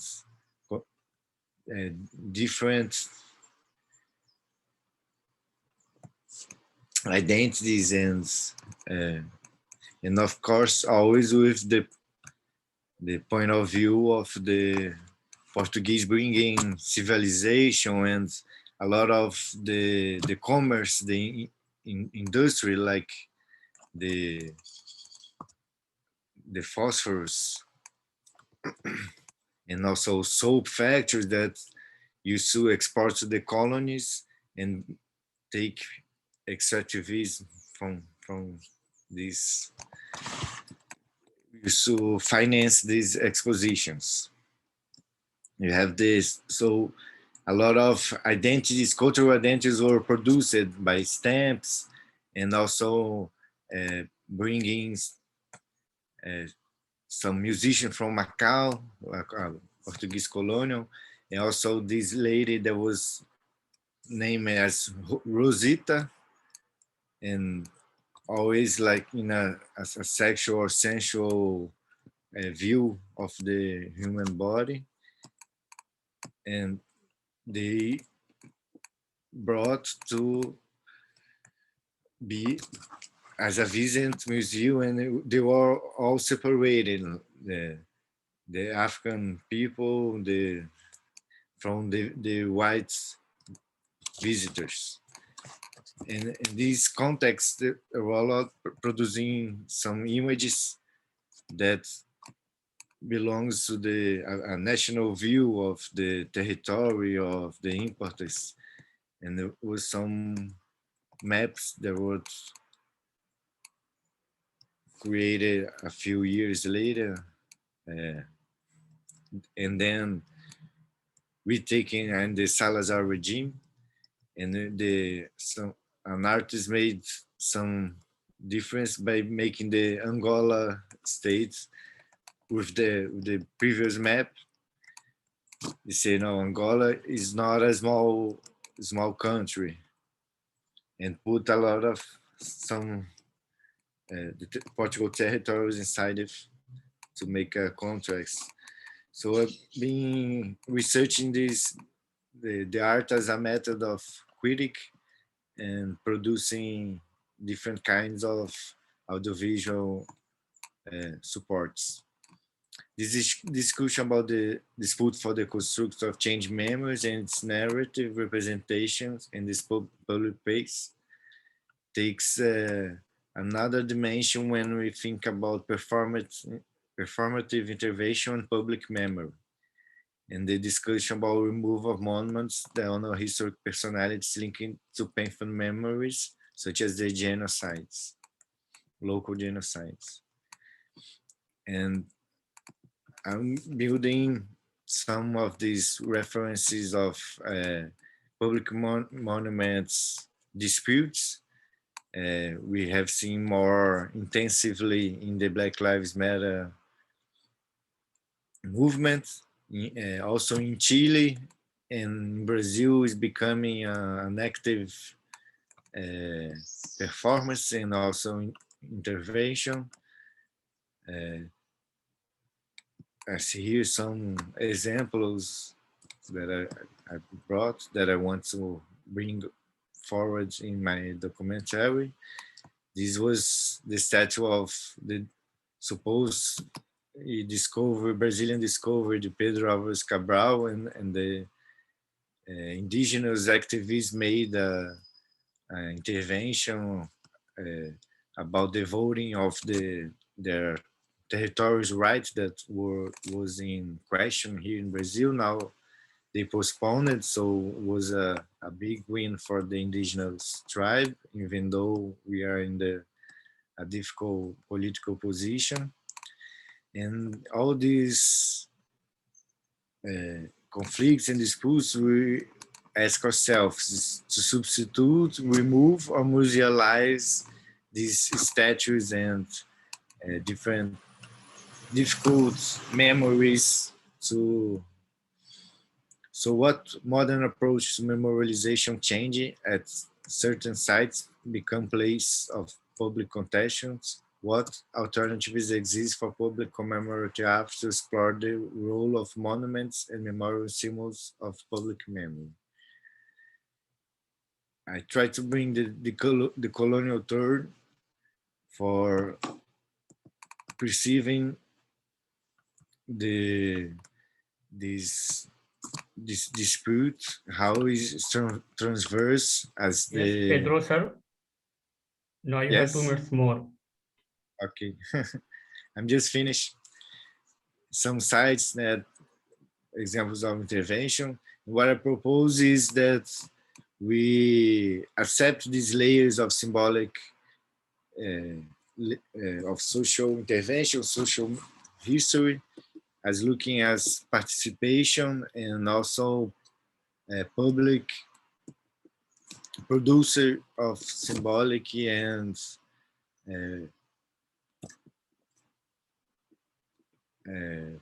fight for rights and visualization.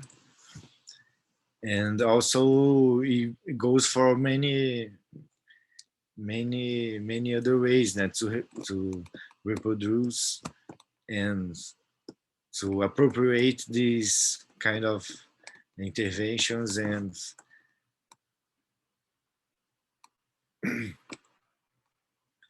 so I want to show a little bit of the first result that I have the documentary, if I have a little bit time, and all this trying to bring out the experimentation in the archival process. So we are watching the intensification of velocity in these producers of archives, and the digital and actual real connections are some stimuli by the networks of these open archives collections. They're always transforming. And I'm just gonna show a little bit, I have time, some of the image that I'm bringing. My grandfather was a contributor of Paulo Freire's education and work, writing with him. Visit him at Switzerland. Sir, now your time is over. Okay.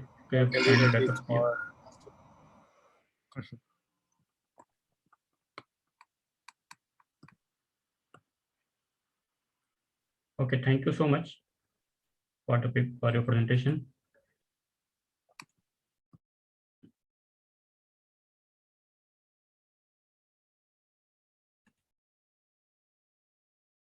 Yeah.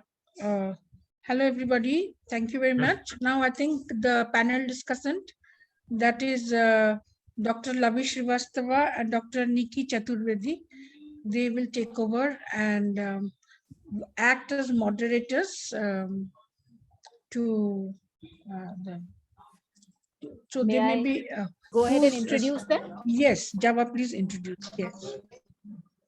Are both professors present? Dr. Nikki Chaturvedi. I'm here. This is Lavi. Yes, Lavi. Can the hosts confirm Dr. Niki Chaturvedi is present?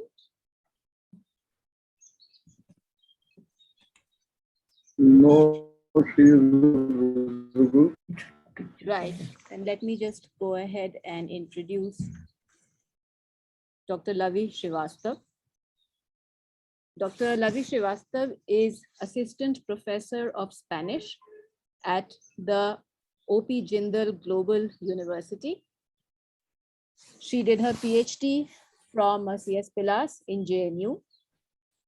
She was Erasmus Mundus Scholar at Katholieke University Leuven, Belgium, from where she did her master's.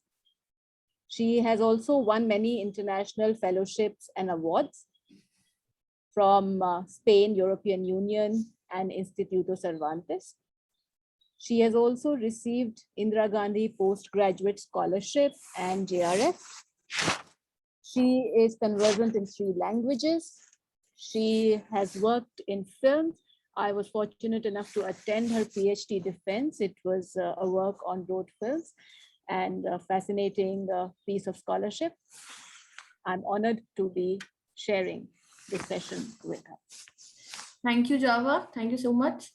So this has been a very wonderful session, very interesting papers, a good corpus of papers, and that ranged from films, documentaries, visual anthologies, and popular culture.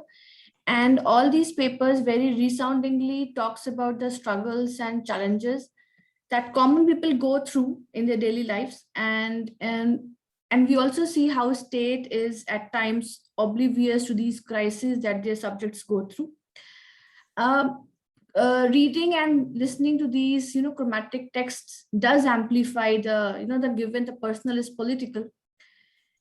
We see these stories, these come from the margin. And the most important point is that these stories of protest, resistance is actually also the stories of resilience. They are coming back, reclaiming their past, and they want to live. And, commenting on some of the papers, the way they want to relive and reclaim the past, their histories, documentary filmmaking is very important. And I think when we talk of this documentary filmmaking, it was in 1969 when Fernando Solanos and Ketino, they came up with this documentary filmmaking, especially so that they can take these movies to faraway places and also to educate the masses, which are not aware of what things are going on. And I think this Anand Patwardhan's movie Vivek very, it talks about, and it does is a way to highlight what happened. But I do have reservations regarding how much the reach of this documentary was. And with respect to other papers, when we see even in the villages, which is untouched by the urban nightmares, but we see the zones of conflicts are more or less, they comes at times to bodies. We see in Hilaro and also in Iksa Kanul that the conflict zones are bodies. And at times there is a need for divine intervention. So even in Hilaro also that they are able to talk about their agency and power. So even in the movies that Akshay talked about La Piel Ka Habito and La Mala Educación, the body is playing as a instrument of conflict, and every time they have to prove, the resistance also coming through the bodies. Besides, I would like to what Sunil talked about the social status and the women who is, he talks about that Uma is quite finicky. I think that maybe because it is not because of the social status that she is in, but maybe because of the pandemic where she is supposed to clean it. And because she asked even the policeman also that, you are not wearing a mask. So not only that she is aware about his class, but I think because it was the time that one has to be aware of these cleanliness things. It was not the class difference, I suppose. And the solidarity that is shown in all of how the common people are helping each other and how they are coming together to help and pave their way out through these struggles and challenges is quite resounding. Yeah, more or less, I think some questions have been put up. We can take up some questions there, and I also have few questions. So should I ask, or we can start first with the questions that are there in the panel? Ravi, let us finish that participants respond to the questions typed, and then that is typed, then I think we, you, I, and the rest of us, we can ask questions. Okay, okay, fine. Thank you. So you can start calling out names of people who should be taking the questions. I mean, I think I don't have the program in front of me, so if you have. So yes, the first question is to Vaishali. If you have read the question, should I read? Yes. Yeah, no, Lavi, I read your question. In the end of my paper, I hope I'm audible. In the end of my paper, I tried to talk about this, that the burning of the diary was a symbolic representation by Sen, that because the mother was the bonding factor or the bridge between different ideologies, and when they are not actually, I think I missed this word somewhere, that the diary was unread, and without reading the diary they are burning it, and while doing that it was as if they are ending the belonging that they had, and they're going more towards the detachment, going more towards the unbelonging. As I have said, that it was the family is plunging into this complete individualized and competitive world. So that is one thing. And second thing is, if I could show in the picture that there's one scene, in the last scene, that Shomu, the son, is looking at the burning of the diary, and a letter also. He's looking very slowly, and that is where, and also because of Shomu's behavior in the whole movie, that is where there is a change. Shomu was a person who is coming from Germany, and there is a visible, very subtle, but a change is coming, and that's why I concluded by saying that it's maybe while writing the paper, I was thinking it is maybe a hopeful scene as well. Maybe he is also taking it upon himself, because he was a person of art, that the idea or the ideology that his mother was carrying to continue it, and to bring take it to the culmination, when I said that looking towards a better world rather than looking for a very individualized better life. So that is what I perceived. I hope I could answer your question. Yes, of course.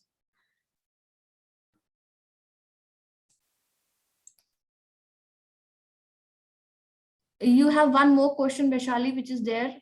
Akshay's question. No, yeah, Akshay, you asked me that whether there was in the movie, there was any association of the women or mother's body and that of the nation in the film. I mean, if you think the nation, which was absolutely demoralized and unsatisfied with, or rather say it's in a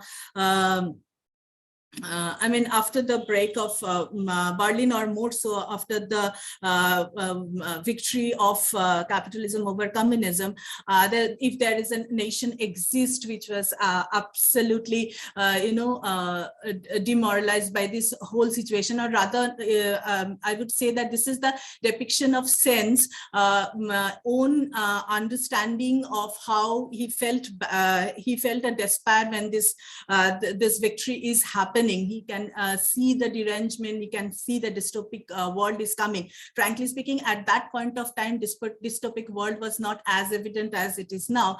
But yeah, of course, if you think a nation in that way, of course, it's a representation of that. I'm sorry, Indrani has said to be brief, but yeah, I mean, I think we can think in that way.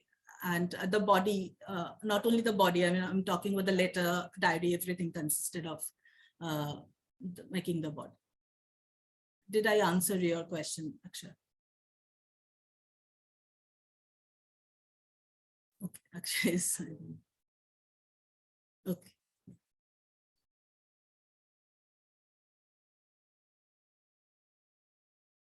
Lavi, unmute yourself. Yes, ma'am. Yeah. So there's one question to Pedro. Yes, was a big hit.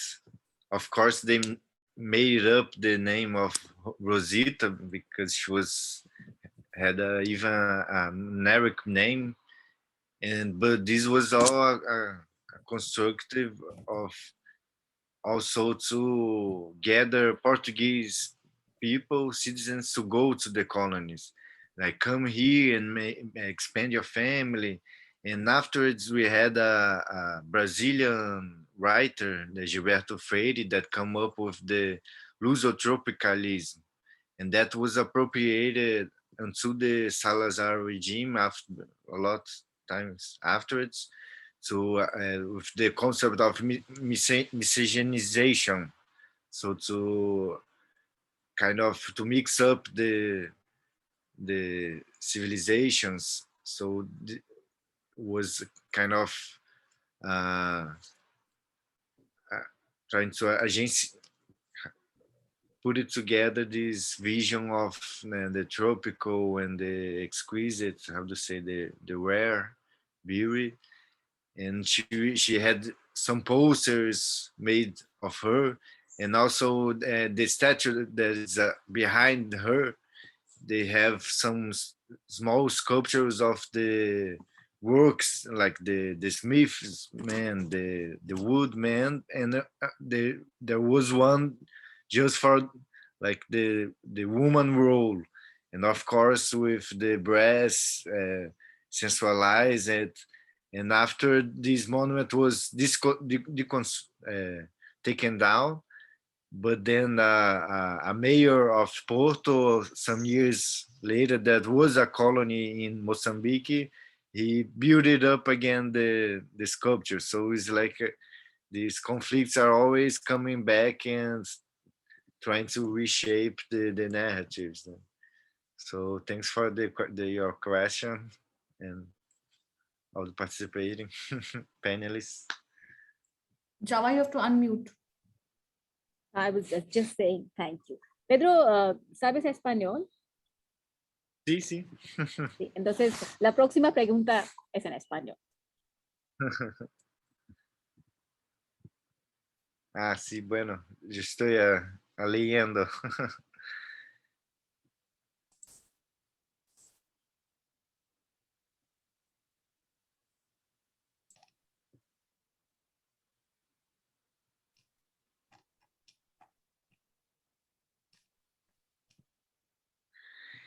Sí, muy, yo, do I answer in English or Spanish? Whichever you are comfortable with. Yes, we all know Spanish here, so whichever you're comfortable. Bueno, para intentar voy a hablar un poquito de español de mi abuelo. Y muy importante esa posición, gracias por las referencias que no estoy tan acostumbrado, sí, acerca de las cicatrices. En Bremen hay sí essas operações anestésicas que intentaram poner unas rocas de la área de donde fue el genocidio, pero con tiempo la grama, las plantas se cresceram um pouco e se quedou uma outra contestação de se está dando a importância ao que queriam hacer, como poner uma estátua colonial e transformá-la em uma anticolonial. Entonces las rocas, las piedras se fueron removidas y dejaron solo una placa ahí escrita lo que pasó de los conflictos y los genocidios. pero es algo muy, muy importante para pensarmos que no es, la resolución no es solo sacar la estatua o dejarla, y sí como esta dinámica, como esses encontros se dão e se formam aí no passeio público. E é uma questão de cada local, assim, que em cada especificidade, em cada cidade, em cada sociedade civil que vão contestar e como vão poner ou hasta proponer outras visões, outras imagens. Então, em Chile está é algo um debate muito desarrollado dessas questões de las monumentos decoloniales e ponendo uma proposta ativa de como imaginar outras estátuas, de uma estátua para a madrecita de todos os dias, ou né, as memórias de los indígenas que estavam aí também. Por que não ter também essas estátuas e não só substituir, mas sim multiplicar talvez os imaginários e as histórias que se podem contar por aí? E creio que é por aí, por la multiplicidade, por la imaginação. Gracias. Gracias a ti. We have one more question to देवर्षि के लिए एक question. Yes.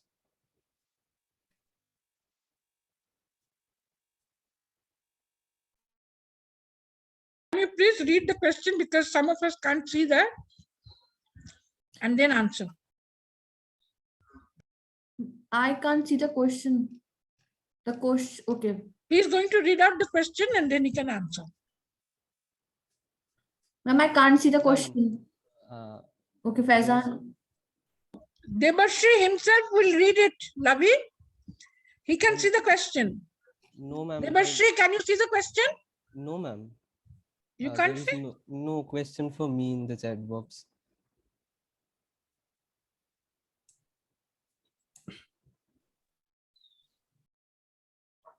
Question has come from Java, right? It's just an observation, Devashri. It's this documentary style is at the foundation of Argentinian cinema as well. But I think unlike our mainstream film industry, there the aesthetics and the content has permeated into the styles of various filmmakers. I was wondering, do you see that legacy of documentary filmmaking in not mainstream, but slightly more commercial cinema, especially in the OTT space? Do you see it anywhere? So taking from the suggestion you gave about Fernando and the third cinema, in the Indian context, I think we are a little behind given the situation or given the urgency of the situation right now. But again, I emailed Anand Patwardhan with some questions, and he was very kind to answer them as soon as he could. So he was talking about the independent, is there a truly independent documentary practice in India, and how does the OTT come into play, or international acolytes come into play? So it's a hybrid form that he was talking about, that even his films are mostly based on that, on the hybrid form, while it is mostly for internal consumption. But again, given the situation and in a recent interview, he said that his films are endangered because the state doesn't want them. So I think that's where the international acknowledgement also comes into play. So a truly a constant flow of third cinema or that sort of practice in the OTT platforms, I do not see that personally in the Indian context, but I'm hopeful about it if we stick to it, and because it's a very important thing that we must do right now. So I'm definitely very hopeful about the OTT space. I join you in that hope. Thank you. Thank you. The next question is for me, and it's from Lavi ma'am. It's please comment on the encounter between the tradition and the modernity in the two movies you talked about.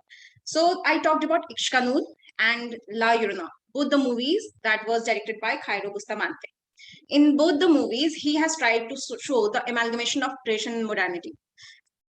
It was unfortunate that the video was not played because you could have clearly seen through the video, but I'll explain the scenes which I have put in the video. In the first movie, Ishkanul, it is a story about a mother and daughter.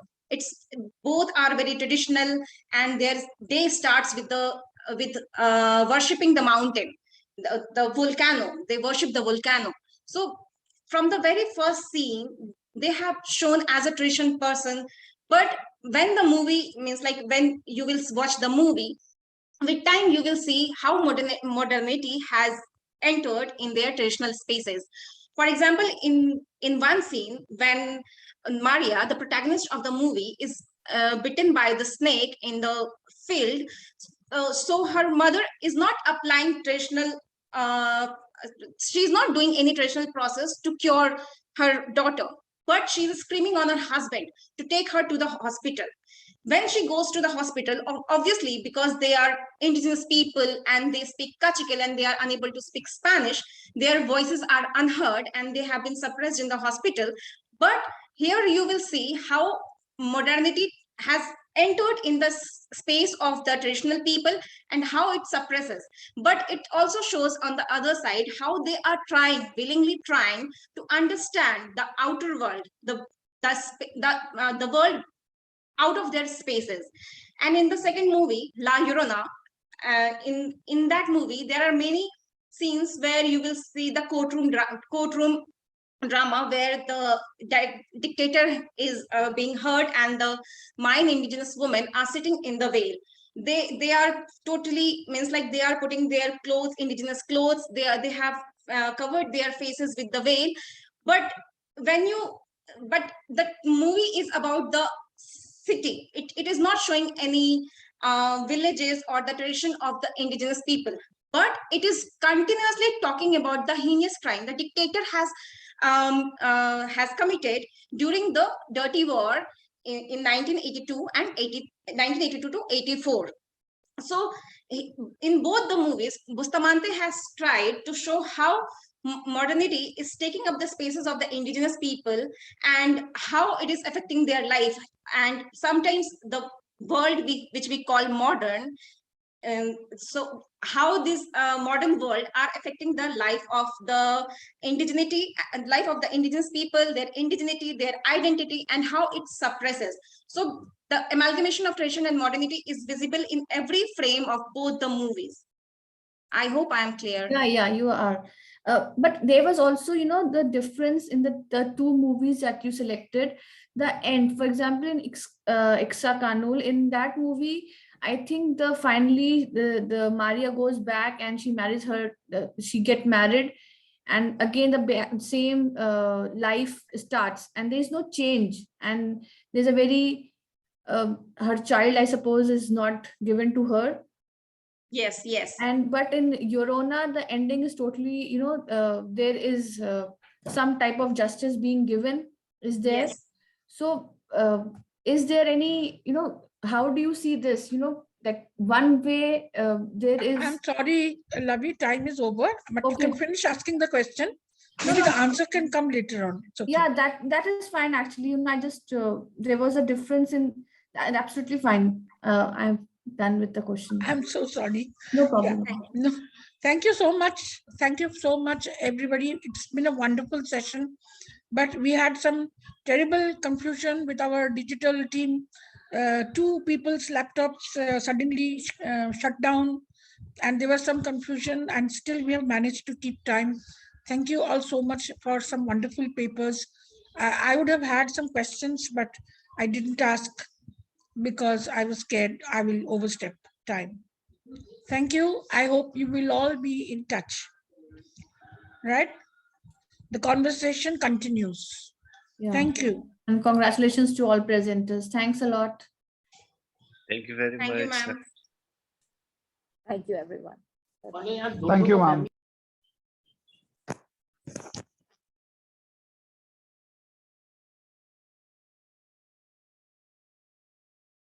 Now, the next session begins at 3 o'clock. Till that time, I think we are on break.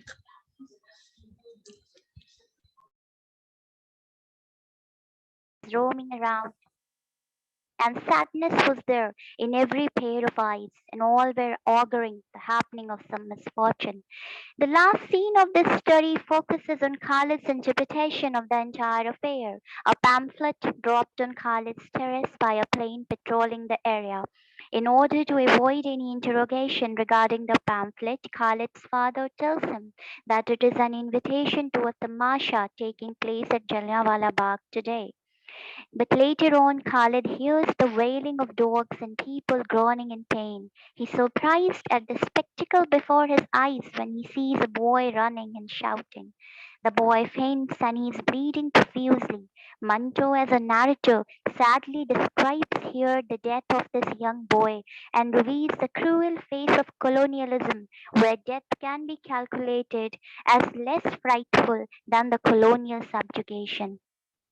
Khalid, after seeing the boy drenched in blood, asks from his father about his condition. His father again sings a lullaby of false facts to quench his inquisitiveness and says that the boy is punished by his teacher. The story closes with the solemn and heart-wrenching prayers of Khalid, who requests to Allah to punish that teacher who has performed such act of brutality. The second story, called 1919 Ka Ek Vakya, where Mantu once prayed to God that he should be taken away by Lord because of his affinity towards what is bad and dislike for what is good. He further elaborated his prayer that he hates fragrance and chases filth and dirt. He dislikes sunshine and feels better in scourging the darkest corners, naked and shameless realities of human heart. An incident of 1919 is one such story of Manto, where he scratches with his pen the layers of sanctity covering the face of the society and unveils the darkness hidden within the souls who forms the society. Manto in his story has sewed together the aftermath of the incident of Jallianwala Bagh massacre and social quagmires present at that time in India. The story opens with the narrator telling a story of Muhammad Tufail to the author.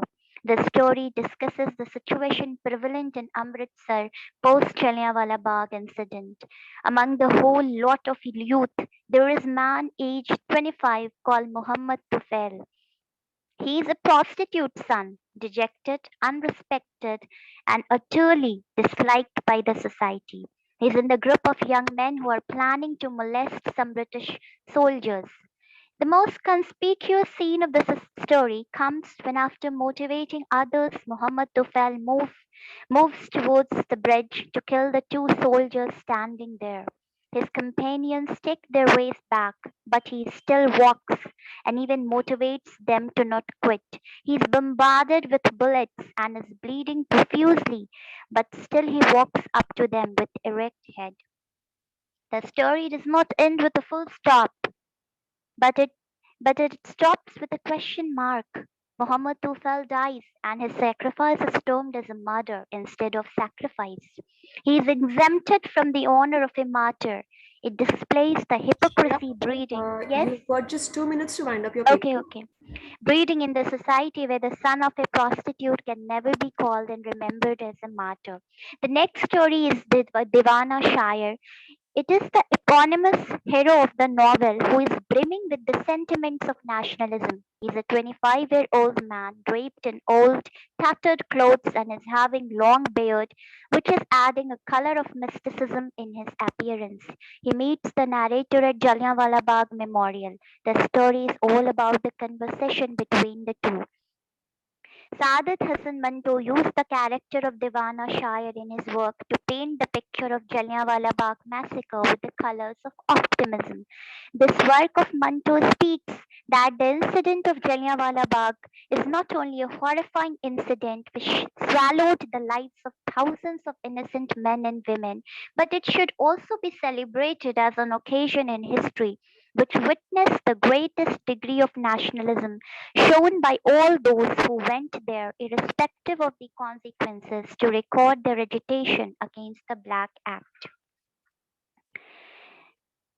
Saadat Hasan Manto wrote what he wrote was not only the description of the entire episode of 13th April 1919, but also it pictured the India of those times.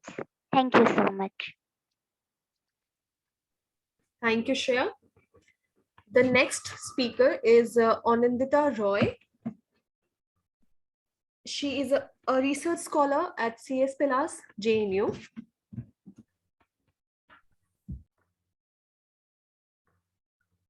Am I audible? Yes. Yes, you're audible. Thanks. Modesta y Somri son las dos mujeres de las sociedades distintas y apartes. Modesta es mestiza chiapaneca mexicana y Somri es indígena de Bihar, India. Se les encuentra en el relato Modesta Gómez de Please Rosario switch on your Castellanos. video. Yeah, it's nice to see you. Thank you. Se encuentran en el relato Modesta Gómez de Rosario Castellanos y en Beach, Daini de Maestra de Beach. Ambas protagonistas subalternas son víctimas del patriarcado de sus sociedades respectivas, sufren mucho y aguantan mucho por sus maternidades. Los dos relatos cuentan la otredad que causa la marginación en la sociedad patriarca, no solo entre los opresores y oprimidos, sino también entre los oprimidos. El relato de Rosario Castellanos comienza en flashback. La protagonista epónima Modesta Gómez echa la vista atrás hacia su vida rota. El monólogo interior señala su desesperación, abandono, la situación de marginación económica y social y todo tipo de abusos.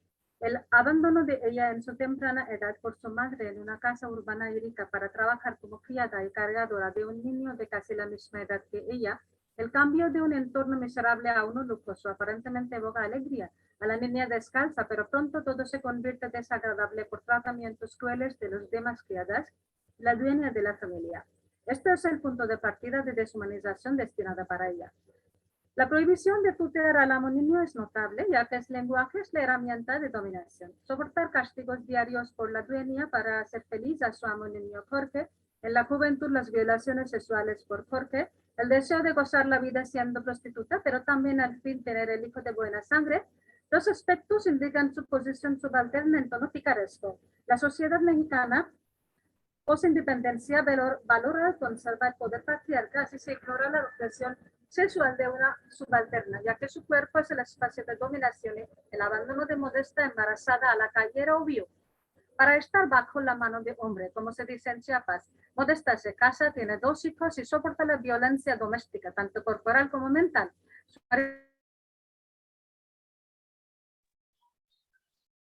अरे उसका net को क्या हो गया? Anindita, you are not audible.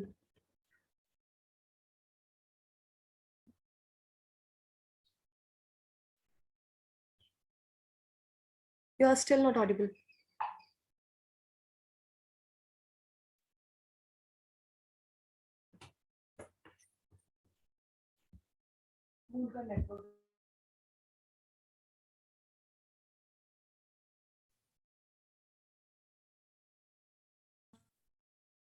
Indrani, if she can switch off her audio, video, then she might be audible. Sometimes it happens when there is a internet problem. Okay.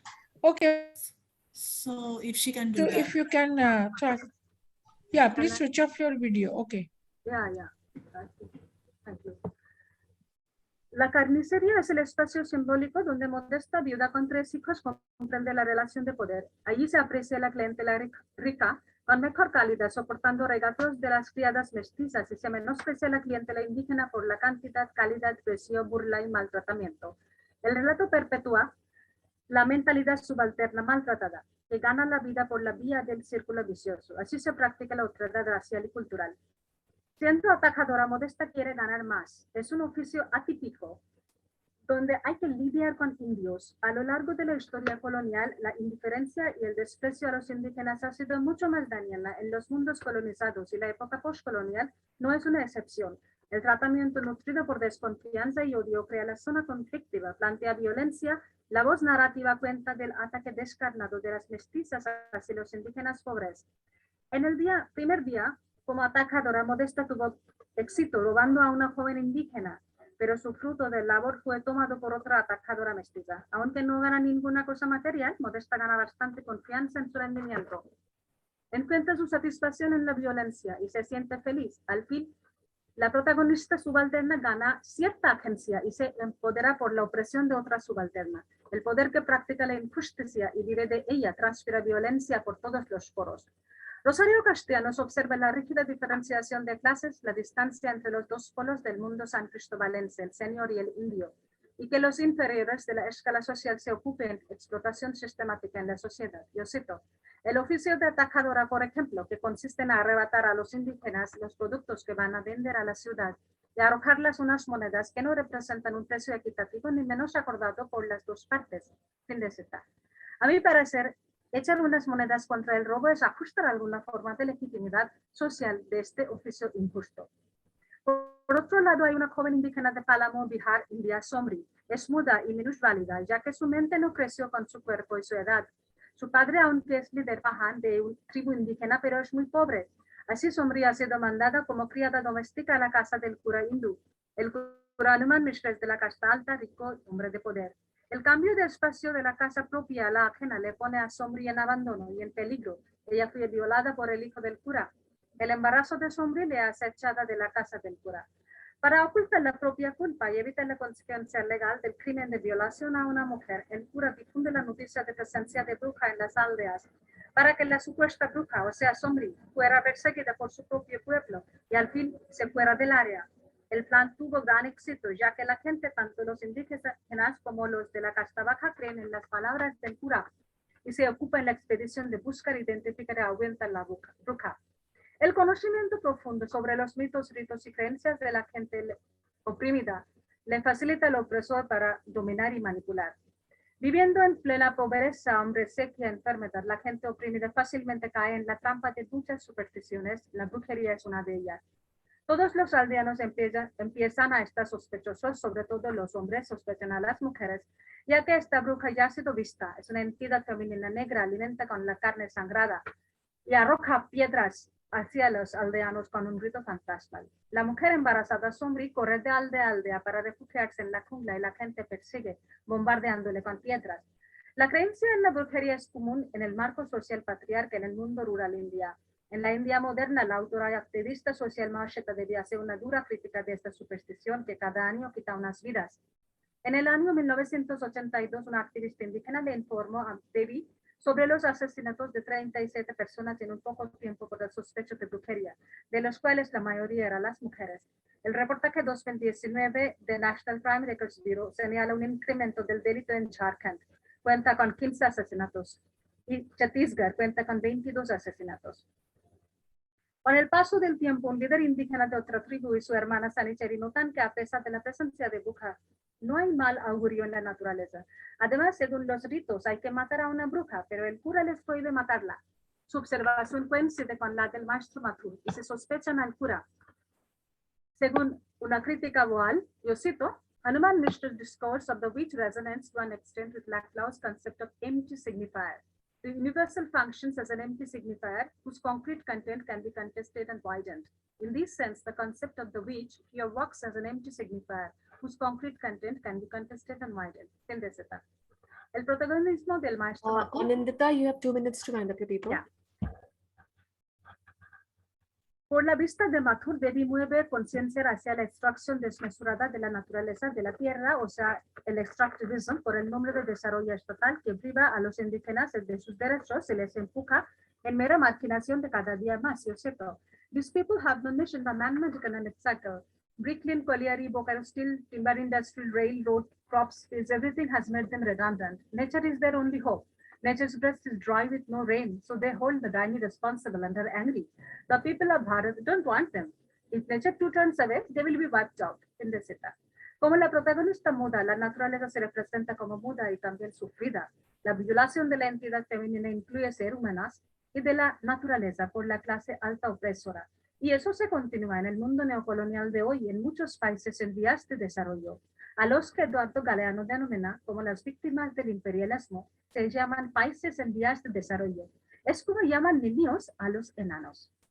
Gracias.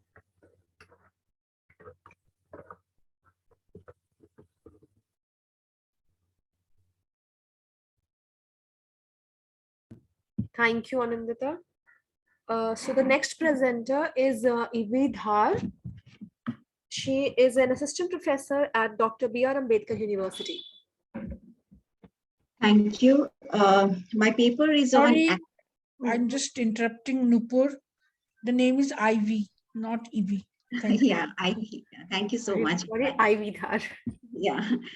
Okay, so my paper is on activism of literary organizations, the Assam Sahitya Sabha in contemporary Assam. Formed in the colonial times in 1917, the Ahom Haitya Hova represents a microcosm of the identity movements of the literary spaces in Northeast India. Assam has seen long-drawn campaigns for protecting ethnic identity. The narratives of conflicts and peace has been significantly shaped by the presence of Sabha. For example, until 1980, the connotation of reference in public campaigns against the immigrant population was outsiders. The Sabha changed it to Bidehi or foreigners. So the discourse of conflict thereon significantly was charged with the citizenship debate and continues to steer political tensions.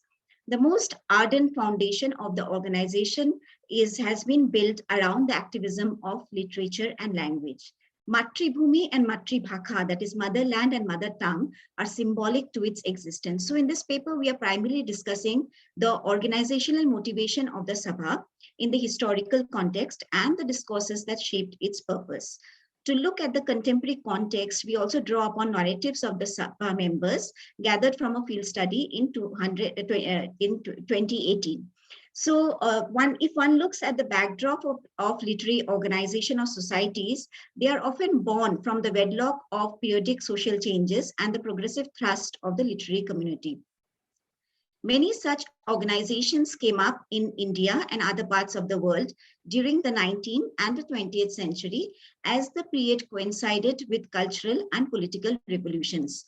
In India, since native language and multilingualism were seen as an impediment to the colonial administration, the native intelligentsia had to put up a struggle, and literary organizations like Assam Sahitya Sabha, or in Assamese one says as Ahom Haitya Hova, came up to develop the independent status of Assamese language. The Sabha attempted to also promote modern Assamese writing to recuperate from the margins. Now, at the time when Sabha was formed, it had deliberately said that it did not want to indulge in politics. So in the constitution of the Sabha, it is written that it is a non-political organization. But drawing from Habermas' concepts of public sphere, the question arises that whether a distinction can be made of the literary public sphere, expanding to cultural and the political public sphere. The cultural public sphere has profound association with criticality and radicalism, and therefore it is very hard to keep itself away from facing politics or referring to the expression of politics. Therefore, when one looks at Assam Sahitya Sabha, the avowed interest in literature that it has and the campaigns that it had led, it makes it difficult to keep its hand from the political surface, if not the core. The proposals that it came up with, even from the early days, suggest that it did not feel itself restricted to work only in the cultural and literary sphere, and it had involved itself with the state affairs. For example, it had sent proposal in 1918 for allowing nominees from the Sabha to be present during the meetings of the government education department. Likewise, in 1924, it had requested the government to use Assamese language in court, post office, railway station, and steamer ghats. Later on in the post-independent period, its political expressions became more prominent because when India was gaining independence, for Assam, the territorial configuration was still not clear. And to imagine that Assamese language would be standardized in a linguistically diverse region was impossible. So the task that the Sabha took in its hand was language standardization across social groups. From 1950s onwards, the Sabha had led agitation to give recognition to Assamese as the official language of the state. At times, it turned violent as well. The situation turned violent. So these intentions of the Sabha has been read as hegemonic, given the fact that Assam had a multilingual population. Now, there are various scholars like Amalendra Guha who has also studied Assam as a middle class organization, and but there has been writings in the Sabha memoirs, and also during our interaction with the Sabha members, we found that it does not accept that by emphasizing on the use of Assamese language, it has anyway intended to be chauvinist, or it is a middle class organization, because it says that it has always kept itself attached with the peasant class. The reason why it says so is that because middle class has a very strong ties with the peasantry, and Assam can be said to be spared of intense feudal exploitation and the traditional landlord-peasant relationship. So there are two ways of looking at the role of the Sabha. One is as an elitist organization because it was pushing Assamese language in a multilingual state like Assam, and also because it had been accused that it is a middle class organization. But the other view is that it is a people's organization. And some of the narratives that we have collected from the field also suggest that in the contemporary times, there has been a deliberate move to make over its earlier image from reactionary politics to an accommodative one towards minor identities. So some of the narratives which I quote here, that when one of the member has said that the ASS, the Assam Sahitya Sabha, invites Sahitya Sabhas, other Sahitya Sabhas like the Boro, Rabha, Mishing, Tiva, etc., to its Odibekon, that is sessions. One of the Sabha members shared that this Sabha is a literary organization, so there is no biasness against any community. And moreover, it has also been able to reach the Mia community, because of which they have also been assimilated in the Assamese way of living. So they often use the term assimilation, they often use the term accommodation of other cultural identities. Sabha also tries to hold events in the villages in order to foster mass connect, but at the same time they say that it also brings changes and development. Various Sabha members with whom we have interacted gave example as to how the Sabha events in the villages had led to electrification of the villages, building of all-weather roads, etc. So in all this sense also it calls itself as a people's movement because it is working for the development of the people. So while we can say that the Sabha has been able to enhance its role beyond the literary space, like it focused on problems that plague the socio-economic development of Assam, like it has talked about floods, it had talked about environment, sanitation, and tried to perform the role of a coordinator. But one cannot sideline that language-based activism. Ma'am, you have just 2 minutes to wind up the paper. Continues to hold the stage for the organization. Firstly, because there's a history of struggle that has been passed down to them as a legacy, and secondly also because it feels there is a lot of threat. Now coming to the gender equation, there is a battle outside that the citizenship amendment bill and all, it has opposed because it feels that Assamese speaker would become a minority language, and in that battle it has had collaboration with other organizations. So this battle outside is there, but there is a discomfort inside, where when we have interacted with the Women Sabha members, they have said that there is a gender stratification. Women participate in the Sabha activities, but they are constrained in many ways. And even if this Sabha has as a history of century, but there have been only 2 women presidents. So there are now other literary organizations which are only of the women members, like the Hodo Akham, Lekhika Samarao and all. And within the Sabha also, there is now a women's wing. So even if it's trying to expand its role, and I would conclude here by saying that the Sabha had tried to expand its role to the grassroots culture, and the women members do try to feel that there is a connect with the village women. But however, one can say that the sharp and the loud cry for the Assamese language has been a political agenda. So initially when the Sabha began as a literary society, but it soon transformed itself with distinct political roles. And in the contemporary times, it is trying to rediscover itself by trying to accommodate the diverse culture and drawing the essence of activism from the grassroots space. But reading the internal dynamics, one can suggest that the activist space needs to encompass the gender question and also what the suburb views as that it is assimilating or being able to accommodate diverse cultural communities. They are not necessarily a reality, because if you look at the political scenario of Assam. Thank you so much for giving this opportunity.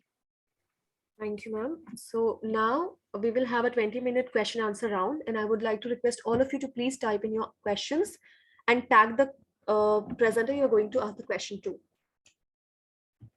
Nupur, I'm sorry, it's not a question answer thing, it's a panel discussion. So a panel discussion. It's a panel discussion for 20 minutes. Yes, panel discussion, which includes question answers. Yeah. So I think I have to invite today's panelists. I'm sorry, I'm not able to find what I have shared with Shruti. Okay, so I'm first of all, Rodrigo Pardo Fernández, lo siento mucho, ayer no pudimos presentarte, pero hoy vengo armada con algunos datos tuyos. So I think you already know that he's from the university which is in Michoacan, which is between Mexico City and Guadalajara, as he explained yesterday. And of course, his studies and all. The most impressive thing that I think I must share today with everybody is that between 2014 to 2017, he has had research articles and 12 books, or was it 14 books? So 12 books. I don't know how, these guys managed to write so much. So that's amazing and most impressive. And apart from that, of course, he has told you that he's, I think, editing some, he's in the radio also. He's in the radio, Director de Radio y TV Nicolata. And he's also the Director de la Gaceta Nicolita. So I think that is an amazing, what should I say, profile. And I think it's worth the trouble cutting into the 20 minutes of Dr. Rodrigo, the professor. He's a professor, of course, naturally. Our second panelist today, very happily, is one of our old students who is now assistant professor of Spanish at Vellore Institute of Technology in Tamil Nadu. And he has done his PhD on Latin American literature from JNU, but not from our center. Welcome, Gaurav. Thank you. Welcome, Rodrigo. Thank you. So you have to make your comments as briefly as possible and allow participants to take their questions. But I would like to begin with one thing, that please keep a balance, that everybody gets questions. Everybody gets a chance to speak. Don't just dwell on one person. And with that, I would like to give a closure to Faizan. So many questions, but I'm disappointed that, all the questions are taking his paper back to matters of methodology, how and where. And it is not a paper on methodology. And the reason for which it got selected, Rodrigo Pardo Fernandez had approved this abstract, was because of how, in a COVID condition, the use of music in classroom was going to, that is what I imagined, was going to give a space of healing, of forgetfulness, of overcoming the immediate violence of the reality. So that classroom becomes a site. That I have not seen any question, but no more questions on methodology to Faizan. I prohibit as coordinator. Thank you very much. Ahora, sí. Ustedes. Hi, how are you? Yeah. Nice to meet you now. And you are, you don't talk about me a lot. Thanks for for your words. But I have some questions about the panelists. Sorry for my Hindi. No? Akash Sandilia. Yes, Akash Sandilia. Yes. Yes, sir. The problem. Sorry. Is Akash there? Akash, yeah. Yeah, I think it's the conflict. The problem is same like in other papers. Is a racial violence and the conflict against personal identity versus community. I think your work is about memory, writing, identity, past and present. And I have a question for you. Is the same thing with other minorities? The Black people in America is a special subject, but is the same with other minorities in other countries or in America? Yes, sir. So basically my paper was about how literature works as a tool to counter the narrative about my identity that has been, say, promoted by the powers that be. So I have taken like two examples. One was for Mia community, that is a migrant community that is like seen as a migrant even when they have lived for 80 years in Assam. So they in their poetry have emphasized on their identity that I am an Assamese. And similarly, like people from, Black community, they have also this emphasis on their narrative of their reality that, yeah, this is, I am invisible. And when they say that, they say that for the whole community.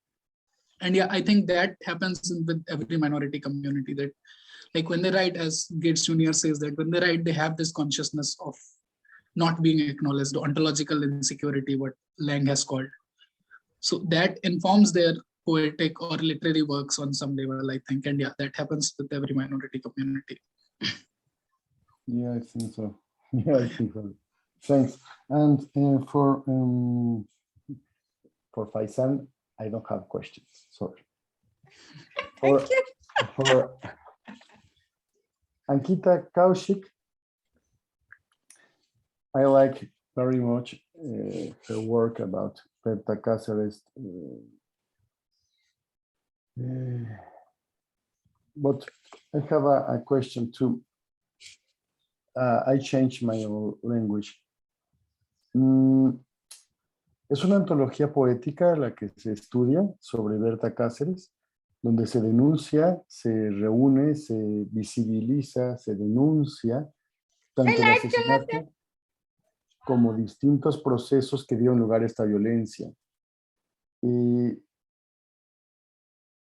interesa mucho, no solo en relación a este trabajo, sino a otros de la misma mesa, el hecho de que se plantee que un texto, en este caso literario, tiene una trascendencia mayor que la mera reflexión o el mero homenaje, y se presenta como una denuncia de una violencia sistémica, en este caso, en primer lugar, por supuesto, contra el grupo Lenca, pero además contra un ecocidio. Me gustaría una reflexión en ese sentido con respecto a, ¿es la literatura el mejor medio o un medio verdaderamente significativo para realizar denuncias de este tipo con respecto a este tipo de situaciones cada vez más evidentes o cada vez más visibles?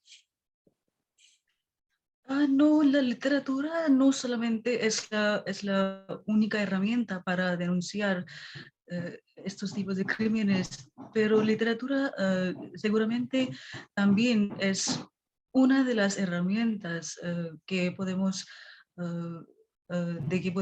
aprovechar para denunciar una situación socioeconómica, política, especialmente en el caso de Honduras, donde el gobierno no escucha, no hay pues no se puede, no se siente seguro ser un activista o un político que quiere cambiar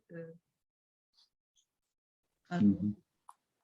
Bueno, eso tampoco pasa en México. En México tampoco el gobierno escucha y también es peligroso ser activista de Pero cualquier. es mejor que en Honduras, porque Honduras está viviendo, en sus propias palabras, está viviendo una dictadura de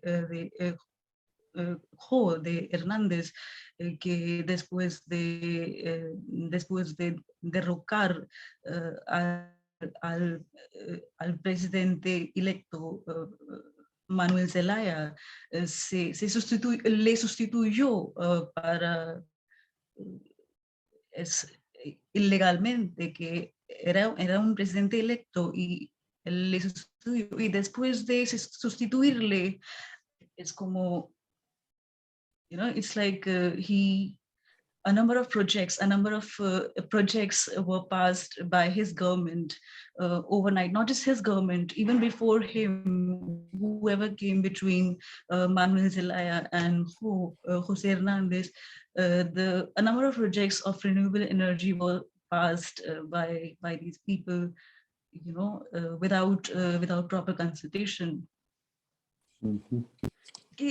El caso de México es diferente de Honduras, porque en Honduras la gente no eligieron a José Hernández. En cambio, en México,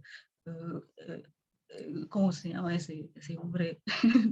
No me toca su El nombre. presidente, Andrés Manuel López Obrador. Sí, López Obrador. López Obrador, en cambio, es el presidente electo que fue elegido democráticamente. Entonces, son dos diferentes casos. Sino lo que yo me refería es que independientemente de que tengamos un gobierno electo y pretendidamente democrático, la violencia contra los activistas sigue siendo el pan nuestro de cada día, amparada de un gobierno que no representa o que no resuelve y de Pero no escuchamos los casos de México que han... Ay, pero sí pasan, tristemente te pasan. Pero muchísimas gracias. About it's very difficult name. Reya Singh. Is Reya Singh? I think It's Shreya, so it's Shreya Singh. Is Reya Singh. Reya. Thanks. Yeah. Reya. Thanks. Thanks. Gaurav. Gaurav? Yeah, I'm Gaurav. Sorry. Your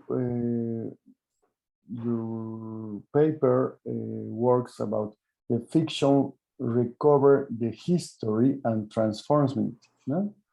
And the literature is a political point of view.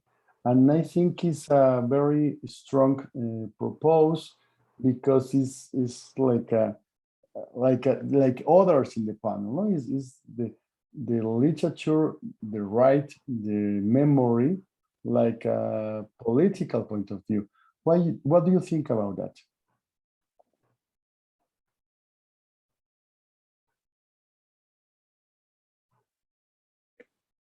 Yeah, Shreya, can you hear? Did you hear the question? Yes, but I was not clear about the question.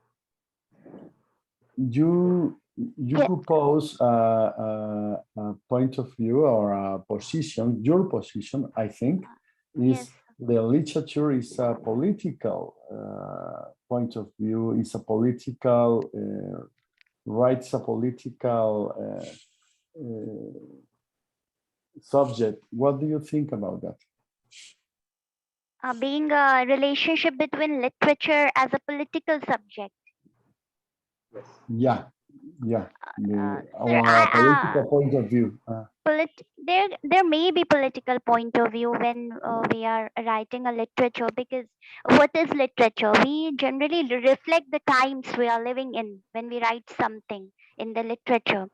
It is fiction, but in many parts it is actually what is happening or what has happened. but there is a political point of view, but I don't agree that only political point of view is there, because sometimes we write about psychological issues, the emotional trauma that people go through in a particular period of time. Like talking about my paper, the writer has discussed the emotional quotient of the people. Shreya, can I yes, add? yes. I mean, I'd like to butt in. I mean, do you think which is something which is psychological or emotional is not political? That's a problem, I think. Ma'am, that can be repercussion of any political event. I think I don't say that it is not, it is apolitical, but any emotional or psychological trauma that affects the society is a repercussion of a major political upheaval. Thanks. Gaurav? Yeah. Please, I have another questions, but it's not my panel, it's not my Yeah, discussion sure. panel. Please. Yes, sure. Sure. I will just. Sorry. No, that's all right. So I will start with the first one, the first presentation which happened today by Akash. So he talked about the writings about the Black people, and he has described how they were marginalized in the society. So just to add something, I have a poem written by one of the very famous poet. He was Leopold Sédar. I don't know if you all have heard him. So he was he was from Senegal. He was a poet and he was the first president. So he wrote his poem in French, and it was a very strong poem about Black people. It's how he is expressing himself. So I just would like to read it to all of you. It has been translated into English. So the poem is: when I was born, I was Black. When I grew up, I was Black. When I am in the sun, I am Black. When I am sick, I am Black. When I die, I will be Black. While you, white people, when you were born, you were pink. When you grew up, you were white. When you go in the sun, you are red. When you are cold, you are blue. When you are scared, you are green. When you are sick, you are yellow. And when you die, you will be gray. So between you and me, who is the colored man? So this is one of the poems which came to my mind while listening to this, while reading this poem. So just to add, I think as you have written, you have read this poem. So these poems can give you more ideas about. Yeah, it is a fantastic poem. Thank you very much. But it also connects with the question that Rodrigo had raised, that is literature, number one, political? Can it be the only tool for resistance? Can it, I mean, some of the questions with Rodrigo, I think your poem response, seems to be a response to all of that. Thank you. Yeah. And then the second presentation, which was, I think, by Tanvi, I have already asked her the question and she has replied to that. So it was about the suffering of Parsi family during the riots. And Faizan question I have asked and he already explained it. So the only point I would like to add is that we are selecting songs. So if it is very popular song, then it makes class more interesting, and whether it is an online class or an offline, it makes class interesting and students are very much involved in the class. Then next I'd like one to was, just add that, when I was young and I used to teach, take music to teach, we not only heard the music and learned it by heart, we also learned dance steps from our Spanish expert who used to have, and we performed in class with the music. So congratulations, Faizan. yes. And the next presentation was Shreya. So as it has been raised by Rodrigo also, that can poems act as a political tool also. So I think she has given her answer. Then I will come directly to the last presentation by P.V. Dhar. She talked about the sabhas from Assam and how this more than 100-year-old organization, which used to be a literary organization and which worked on spreading this Assamese language, how it has worked. So my question only to her is like it has worked in the area of some, you can say, social problems also. So has it also worked in the area of women empowerment? Like, as you have mentioned that there were only 2 women presidents from in this particular organization, but has it also worked like not making any female president, but still in the other areas? But yes, ma'am. So thank you for your question. It doesn't directly, say that, it has been working on the women's empowerment. The reason why I say this is because if it would have been working largely on the women's, empowerment, then there would not have been a need to, form separate literary organization, which is largely of the women. Okay, but in the present times, what one has seen is that there is a women's wing called Akak, which is Sky, like it has a children's wing called Kuhu or a youth wing called Ramdhenu. So these are present there, but to a lot of extent, the larger Sabha doesn't address the women question to a larger extent. Okay, but the women members perhaps they do reflect on this on the gap. And they are trying to say that that we will work for the organizational improvement and better participation of the women, but there is still a long way to go. Exactly. Yes. Thank then coming back to the other presentation, which I missed. I've raised my hand. Yes, ma'am. Yeah. Actually, I was sorry. No, I just wanted to tell all the participants the main question which I have been thinking all along, that you see this session is reflective of the fact that conflict zones, war zones, they become fertile ground for creativity, in terms of whether it is literature, art, street art. We have seen this morning flash dance, I think. But do you think, but when there is no, this is also a question for thinking. I don't expect anybody to answer that. When there is no war, when there is peace, when there is harmony, when there is everything is perfect, is there no scope for good literature? It's just a question for thought. I don't expect an answer. Thank you.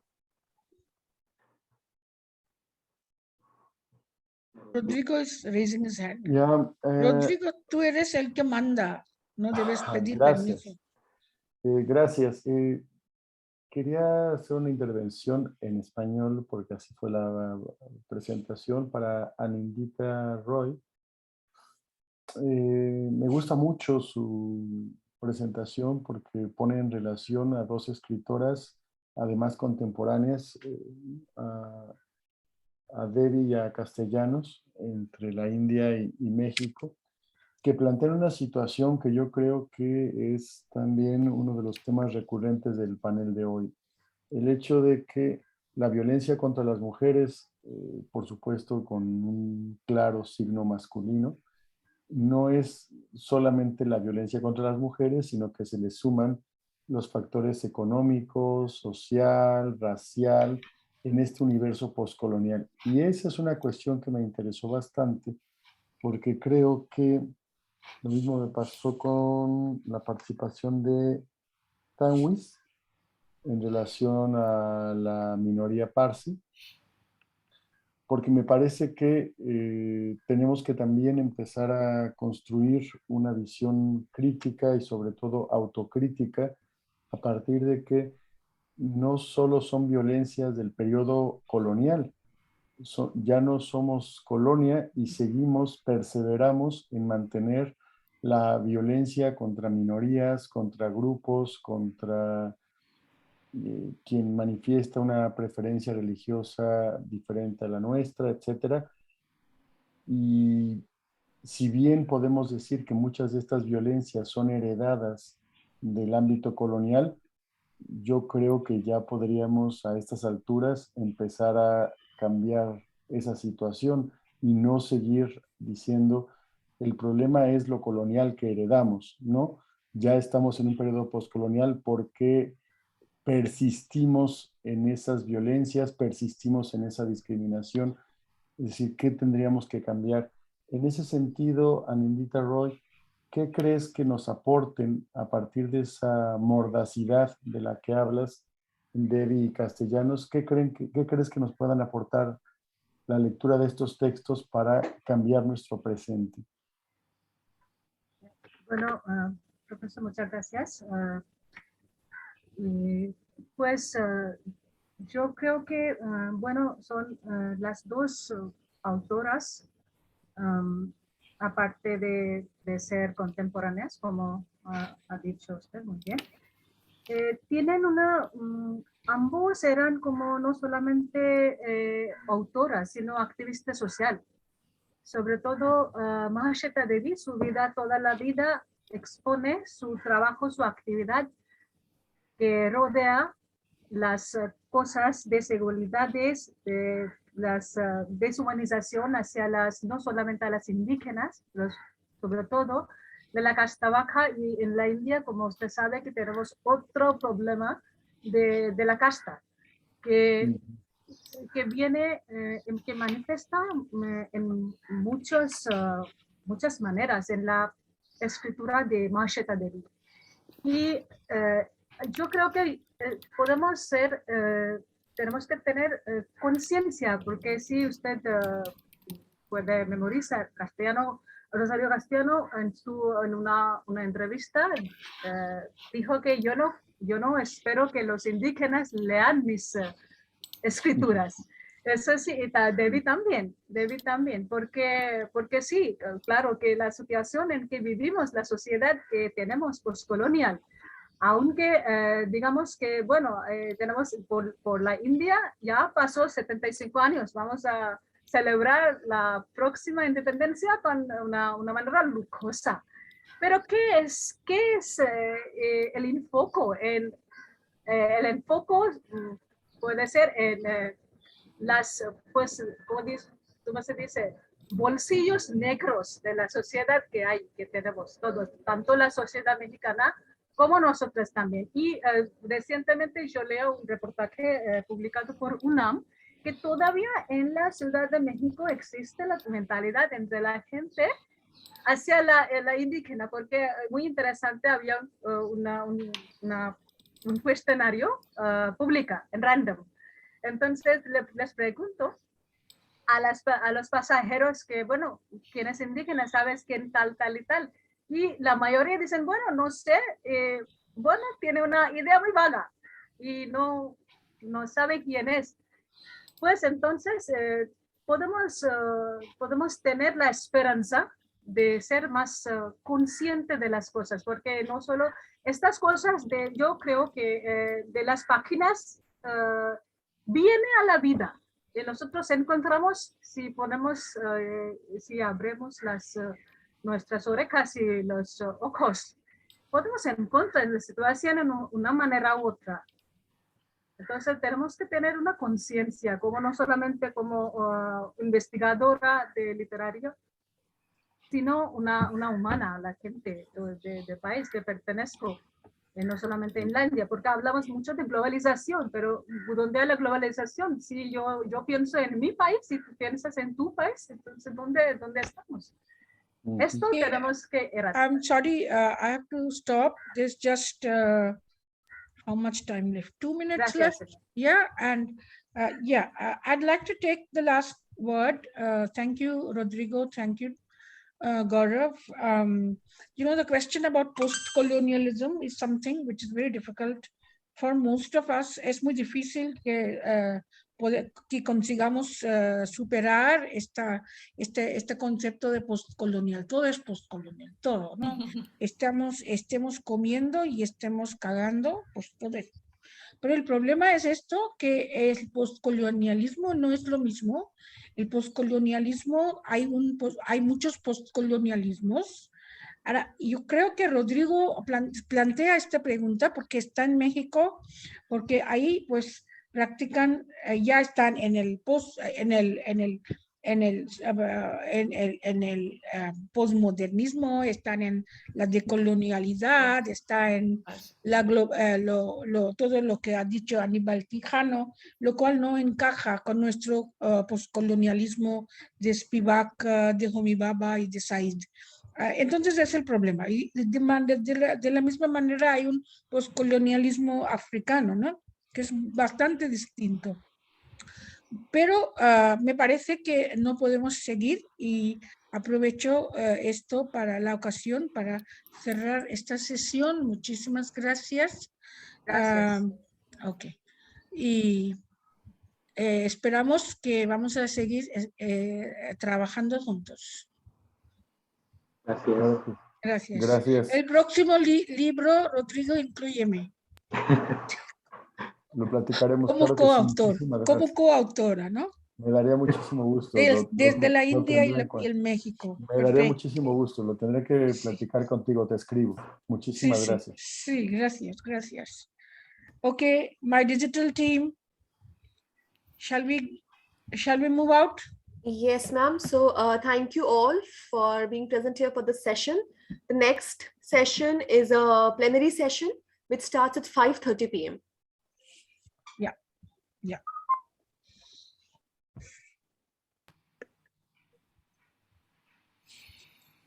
Tengo que presentarte. Primero tengo que hacer una presentación. Pienso que si no pueden a ver, probar. I'm very happy. Welcome. Voy a probar sin el in our session of the third plenary. Ahí está. Ahí puedo escuchar. Okay, please welcome on the third plenary lecture of this conference to be given by Dr. Lucia Caminada Rosetti, the third continent. So the first one was from India, the second one was from Spain, and now we are from the third continent. Dr. Lucia Caminada Rosetti is an associate professor in the Universidad Nacional del Nordeste, Argentina. What? Hey, Shruti, we can hear you. Can you please mute yourself? Okay, thank you. She's the associate professor in the Universidad Nacional del Nordeste, Argentina, in la Facultad de Humanidades y Letras. Her current research interests revolve around images and writing, particularly in the relationship between photography and literature. She has a background in cultural and interdisciplinary studies, as well as Latin American literature, and has written about the culture of excess in Argentinian literature. She has done her master's in Crossways in European Humanities in Italy, Spain, and France, primarily focused on emergent cultures in performance and new media. She has been an active member of the research group Heterodoxies and Syncretism in Argentinian Literature since 2005. Lucia Caminada was also one of the founder members of the Joint Research Center of the National University of Cordoba in Argentina and the University of Peripinian CREAC, that is Center for Argentinian Studies. Thank you. That's all. So it's a pleasure having you over. Please, now the mic to you. Lucia, you have to unmute yourself. Your mic is off. Thank you, Indrani. Thank you for the invitation, and I'm very happy to be here. Last time I was there physically, and it was very nice to be in Genu. And well, now distances are different in these times. My conference is in Spanish. I think it's fine for you. I prepared it in Spanish, so I will start.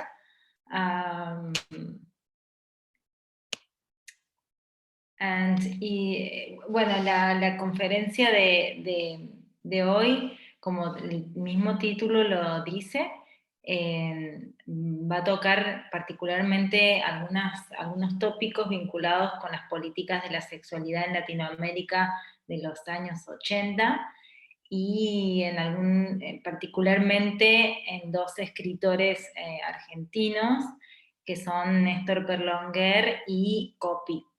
¿Sí? Bueno, voy a comenzar a leer la ponencia.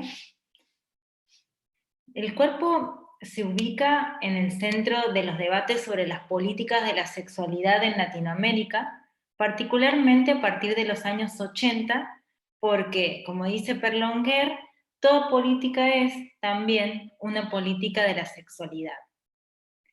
Las políticas de la sexualidad asociadas con la enfermedad y lo viral, desde este periodo se ligan estrechamente a cuestiones del cuerpo-estado, cuyas metáforas, alegorías e imágenes se van resemantizando según las experiencias sociales y vivencias históricas. Esto coincide con momentos de resistencia contra las dictaduras, las oposiciones a gobiernos homofóbicos y proyectos estatales heteronormativos, por un lado. Por otro lado, a nivel global, la enfermedad del SIDA y la visibilización de la diversidad sexual, así como la militancia sexodisidente, ponen de manifiesto el cuerpo infectado o infecto en la escena pública. Asimismo, el cuerpo infecto, promiscuo, perverso e inseguro frente al modelo de cuerpo sano asociado a la estabilidad de un núcleo familiar protegido por el Estado, conforman la tensión entre discursos sociales, también formas de vida, prácticas culturales y la literatura misma. Entonces, la literatura retoma estos eventos de la corporalidad y los reescribe.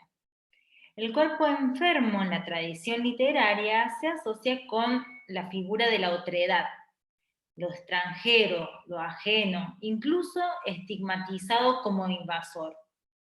En cuanto ocupante, el virus o enfermedad es, como dice Gabriel Giorgi, una presencia ajena que irrumpe en la intimidad de lo privado, lo separado, lo individualizado. El enfermo es, en consecuencia, el sujeto de un cuerpo tomado, expropiado.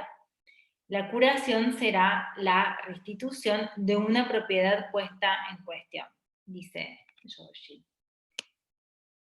Por eso, frente al enfermo cuyo cuerpo es expropiado del sistema, la escritura como cura habilita el discurso que traspasa todo límite de lo decible y de lo representable.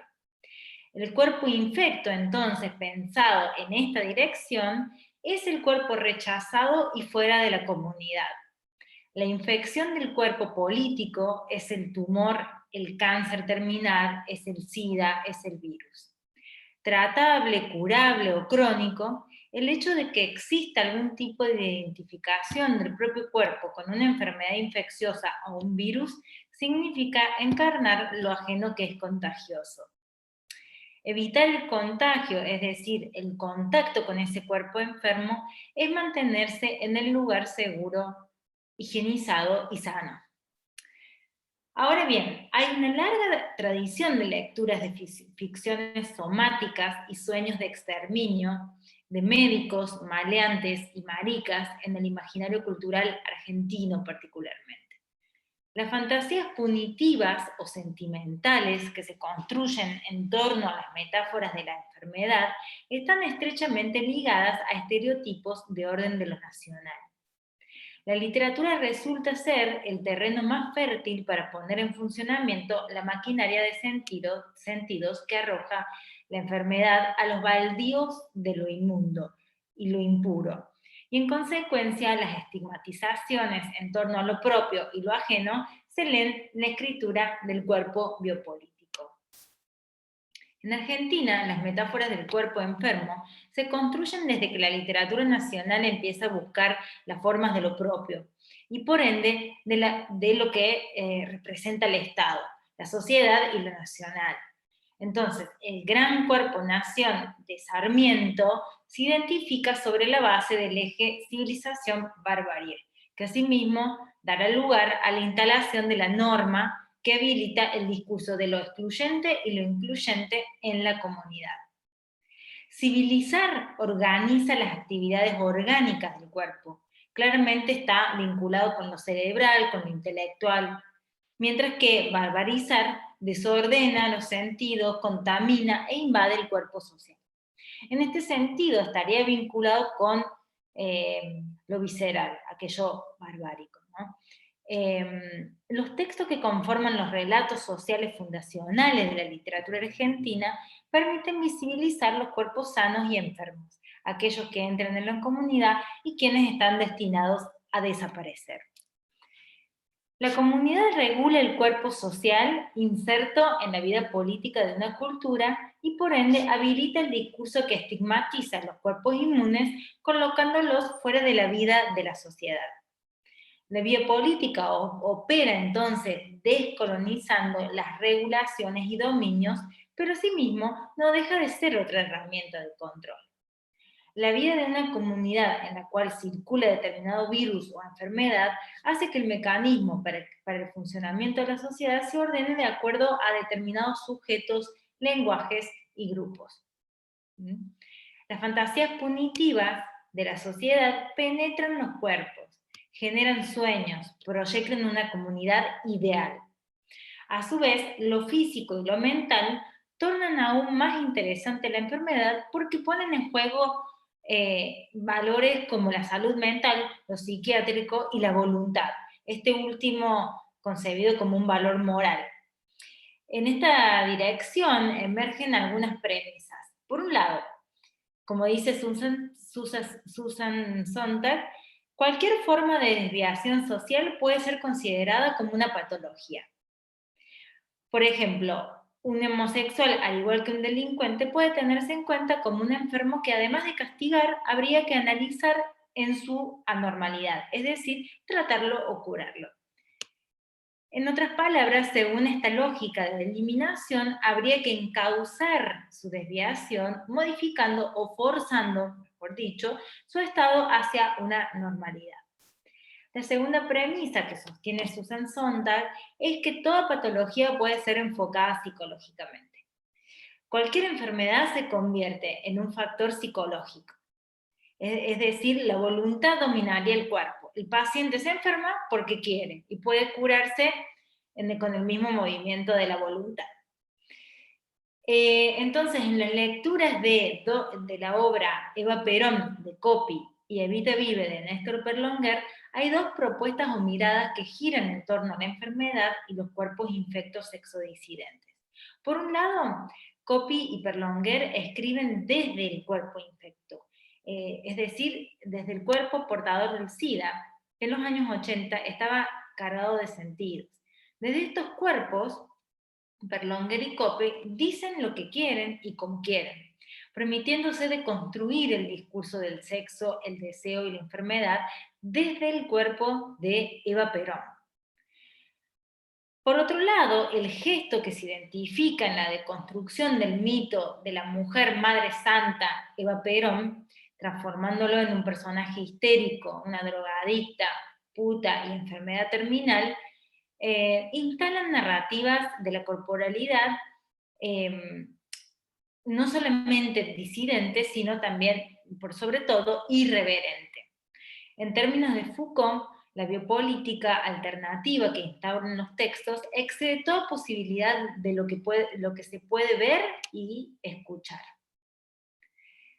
Ahora bien, tanto Coppi como Perlonguer, para hacer una breve introducción para quienes no conocen a los autores, en el caso de Coppi, que es el sobrenombre de Raúl Natalio Roque Damonte, nace en 1939 en Buenos Aires y muere en París en 1987. Escribe y publica la obra Eva Perón en 1970 en francés y se estrena en Francia, y recién en el año 2000 se traduce, lo cual significa que se lee en español a partir de ese año prácticamente, y recién en el 2017 se estrena en Buenos Aires la obra de Eva Perón, de Copy. Por otra parte, Néstor Perlonguer nace en la provincia de Buenos Aires en 1949 y muere en 1992 en Brasil. Es pionero de la estética neobarroca, la poesía rioplatense, ensayista, antropólogo y militante de la disidencia sexual. En los años 70, por ejemplo, encabezó el Frente de Liberación Homosexual de la Argentina, y también de la izquierda del peronismo, hasta que identificó ciertos tintes homofóbicos en el partido. Residió en Brasil durante su periodo de producción más importante, lugar también donde realizó sus estudios sobre antropología. Ahora bien, Copy y Perlonguer mueren de SIDA. Ambos vivieron fuera de Argentina, Copy en París, Perlonguer en San Pablo, desde donde, sin pudor, pudieron hacer y decir lo que quisieron. Fueron censuradas sus obras vinculadas a la figura de Eva Perón, que supongo que conocerán que fue una figura política muy importante en la cultura y la literatura argentina, en la sociedad. Después de la postdictadura militar en Argentina, igualmente seguían censuradas sus obras. Bien, ambos escritores, la particularidad es que recurren a una figura femenina legitimada en la sociedad que a ellos los discriminó por tanto tiempo. Evita aparece entonces como una star política con doble cara, santa y devota, y por otro lado, odiada por la oposición. En los textos, sus ficciones giran en espacios de la noche, marginales, o en la significación camp de su agonía. Hablar de Eva, dentro de las políticas de la sexualidad, transforma el cuerpo político de la figura histórica y lo convierte en el cuerpo camp por excelencia. Dentro de las lentejuelas y tules de la estética camp, la deconstrucción del cuerpo que encarna la sexodisidencia, en el caso de Perlonguer, o la significación del final de la enfermedad de Eva Perón, en el caso de la obra de Copy, trasladan desde mi lectura los sueños de exterminio del fin de la homosexualidad que caracterizan el pacto social, a la pesadilla de vivir con la diferencia, de vivir en lo marginal, en lo otro.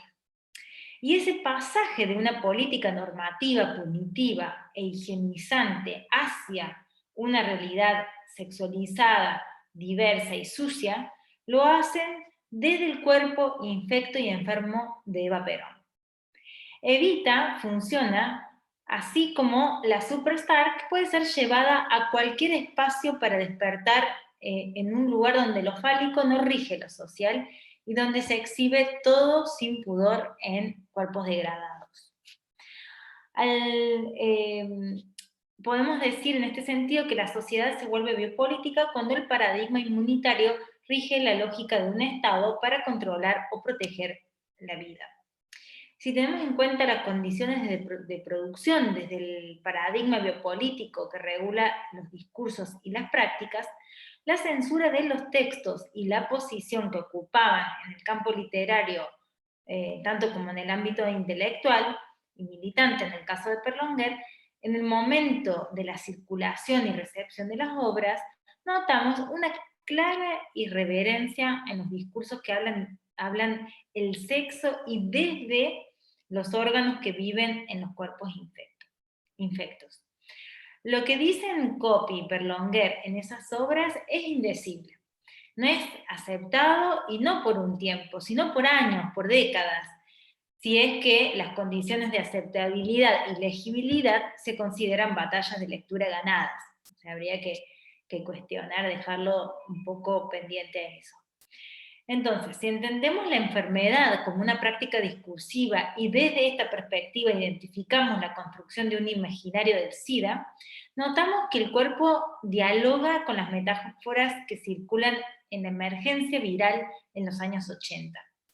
Con esta enfermedad epidémica, el siglo XX, como dice Cotto, retoma con renovadas fuerzas el miedo frente al virus y bacterias, frente al contagio y contaminación desde la presencia del SIDA.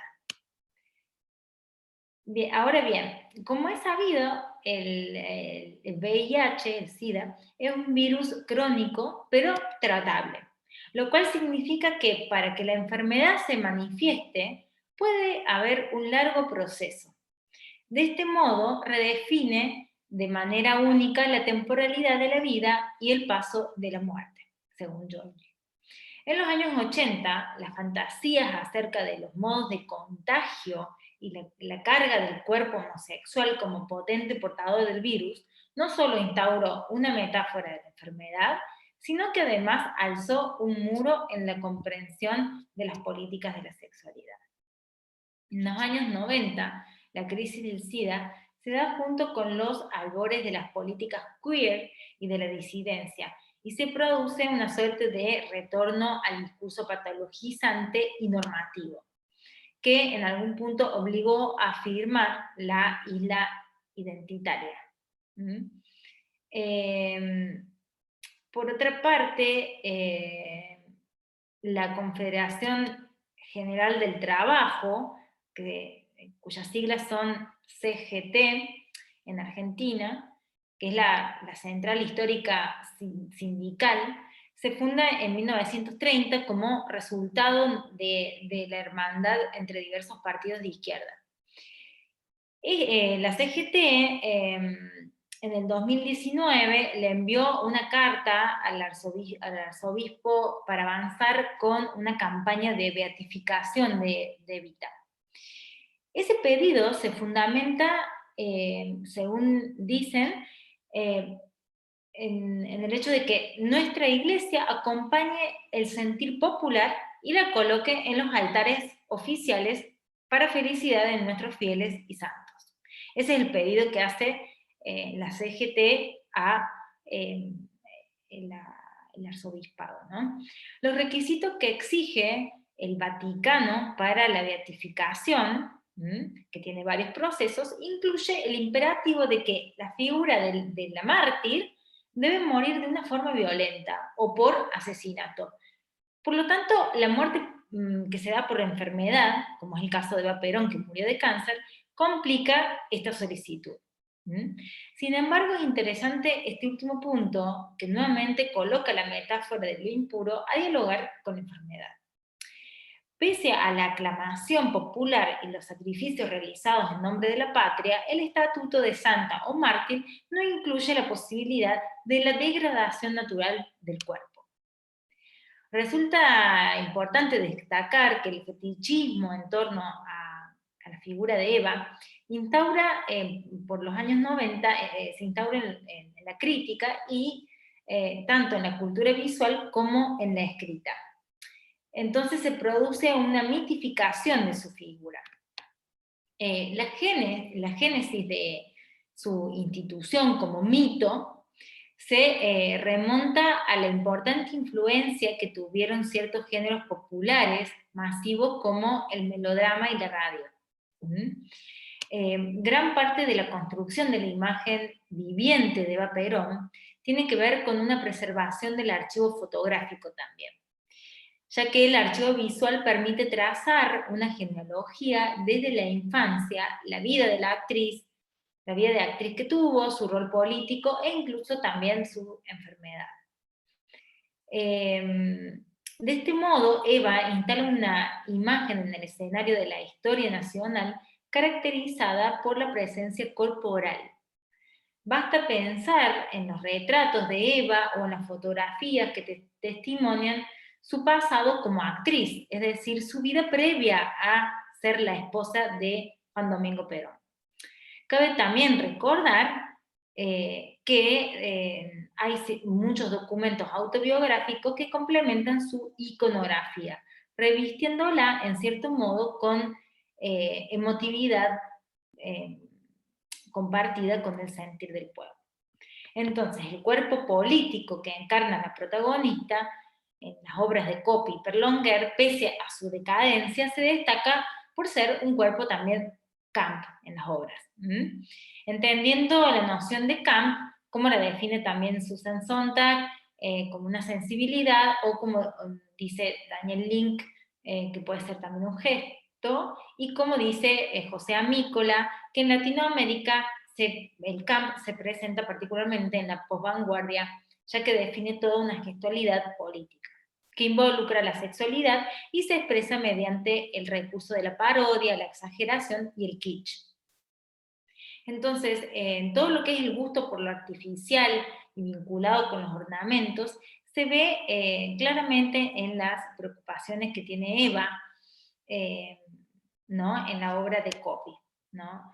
En la obra de Copy, por ejemplo, vemos el color de las uñas, o toda la estética que reviste la apariencia, que rodea los diálogos, y la configuración de lo femenino, que claramente sobresale en la obsesión por ejemplo, los vestidos, las joyas.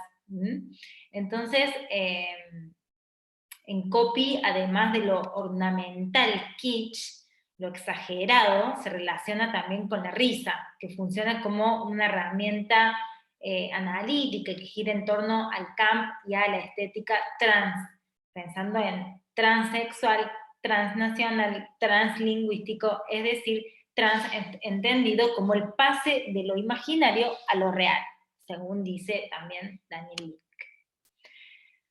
Lo que me interesa rescatar de la corporalidad desbordada del cuerpo infecto es cómo, siendo ante todo una estética, el aspecto camp nos concede una mirada exagerada y al mismo tiempo con humor sobre la enfermedad y la muerte. Eso por un lado. Por otra parte, está el hecho de que hayan elegido a esta mujer tan reconocida, que es Eva Perón, para escribir la obra, ¿no? Como protagonista. Entonces, podemos decir que el camp exhibe las distintas poses de Eva en algún punto en la obra de Copy. Y al mismo tiempo esta gestualidad acompaña manifestaciones queer, así como la reflexión intelectual en torno a la noción de gender.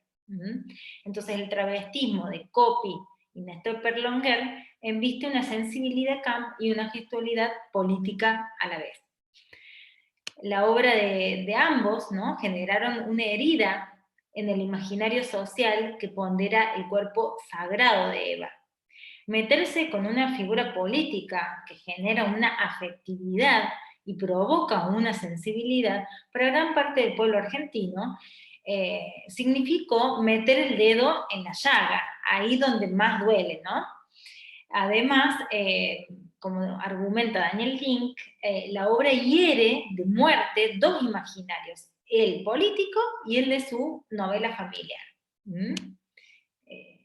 Bien. En el caso de la obra de Copy, tenemos, resaltan en la obra de Eva Perón, como dijimos, está cargada de un tono fuera de lugar, y eso que pensemos que estamos ya a más de 47 años de su publicación, ¿no? Y como dije antes, recién se estrena en el 2017 en Argentina. En esta obra de Copy, Politizar la agonía, pone en marcha el mecanismo de la inmortalización de Eva y el martirio de la espiritualización de la carne, según dicen Cortés Roca y Martín Coa. Y asimismo expresa el movimiento que construye toda la iconografía de la latencia de su imagen. Entonces, rendirla inmortal, en este sentido, eterniza el cuerpo político. Evita vive, que es el eslogan político, ¿no? Y vivirá para siempre. En consecuencia, embalsamar su cuerpo se vincula a una preservación, es decir, se relaciona con la presencia corporal y con eternidad hecha carne. Yo no sé si sabían que el cuerpo de Eva Perón cuando muere, bueno, se expone en una larga manifestación a todo el pueblo argentino, y además luego de su muerte su cuerpo es embalsamado.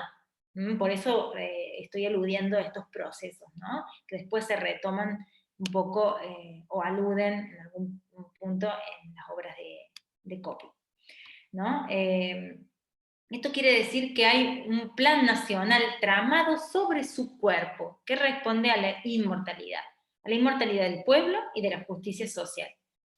Y en este caso, en la obra de Copy, Eva no puede arruinar este plan. Su cuerpo tiene una función social, por lo que el dolor y el capricho no se estipulan como posibilidades de autocomplot contra la programática de la santidad. Eva debe hacer un sacrificio por el pueblo, y por este motivo su enfermedad y su personalidad se configuran como rasgos egoístas y caprichosas en esta obra en particular. En el caso de Perlonger, en cambio, la figura de Eva se vincula más a la figura de la loca, de la puta o de la reventada. Son textos bastante fuertes, como dije antes, fueron censurados no solamente durante la dictadura, sino hasta mucho después, e incluso actualmente son textos, digamos, en algún punto no muy leídos fuera de ciertos ámbitos más intelectuales, digamos así. Evita Vive de Néstor Perlonger se redacta en 1975 y recién se publica en 1985, primero en inglés y en 1988 en Buenos Aires en una revista menor, ¿no? Entonces, podemos decir que Perlonger promueve ciertas políticas culturales irreverentes y sobrepasa todo espacio de lo posiblemente decible. Una identidad que se instala en una zona de confort es, para Perlonger, un motivo de sobra para tomar una posición desde su trinchera. Y desde ahí también su barroco, ¿no? Porque es uno de los promotores del neobarroso, que es una estética poética, ¿sí? Ahora bien, a fines de los 80, cuando publican Evita Vive, permanece dentro del circuito de lecturas periféricas y marginales. La gestualidad que choca es aquella que el mismo Perlonger definía como justamente la poética neobarrosa. La escritura como tajo, es decir, esa marca del deseo que lastima, que hiere. Por eso mismo, elegir a Eva Perón como figura de su relato encaja en esta lógica. Eva, santa, la mujer más pura para la nación, símbolo del pueblo trabajador, impulsora de la educación y además esposa del presidente Domingo Perón, es el blanco ideal para poner en cuestionamiento el poder fálico y los cuerpos clandestinos. Cuando digo cuerpos clandestinos, digo los cuerpos enfermos, drogadictos, reventados, sexualmente discriminados. ¿Sí? En el relato de Perlonger, entonces, encontramos el cuerpo de la loca, de la reventada, de la drogadicta. La enfermedad en estos cuerpos es la del cuerpo infecto, cuyos valores insalubres son adjudicados por la sociedad a través de una serie de operaciones y mecanismos que otorgan el valor de lo infeccioso a lo simbólico. En las políticas del cuerpo monstruoso y consumido por la droga, entran en juego elementos médicos como por ejemplo las anfetaminas, y también artefactos de biopoder. En la lógica de eliminación, como en toda guerra social, se opone contra algo, en este caso contra los cuerpos infectos. Entonces aparecen nuevamente metáforas militares para posicionarse contra la droga, contra la prostitución, contra la perversión. Recordemos que la guerra se lleva a cabo para sanear ese territorio impuro, invadido, habitado por lo otro. Entonces la perversión sexual en la época de publicación de la obra, que era el auge del SIDA, repito, está claramente vinculado con la enfermedad infecciosa. El cuerpo infecto se presenta, entre comillas, afectado por el entorno social Y en su representación, al igual que la metáfora del cáncer o del SIDA, la cuestión de la voluntad como escudo inmunológico deja ver los cuerpos degradados o enfermos en los márgenes de toda práctica o espacio. Así se construye la doble condición médica y moral de la afección de lo infecto, que poderosamente puede contagiar.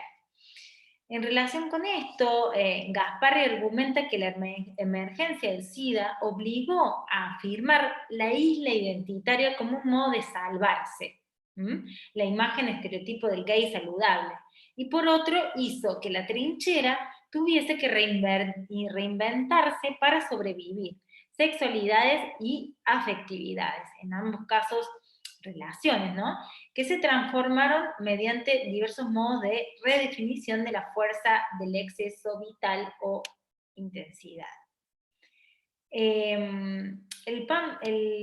Para ir cerrando un poco, el camp perlongueriano no deja de tener un toque de trinchera para la sensibilidad y otro tanto de tajo, de herida, para la gestualidad. En este sentido, la Evita de Néstor Perlonguer se presenta como un cuerpo camp, perverso y drogadicto, reconocido dentro de ciertos espacios clandestinos. Allí, ¿no?, en la Santa Eva forma parte de lo que transgrede lo meramente popular o marginal. Entramos entonces en el universo lumpen de las sexodisidencias, territorios de la vida plebeya, de los restos y excesos.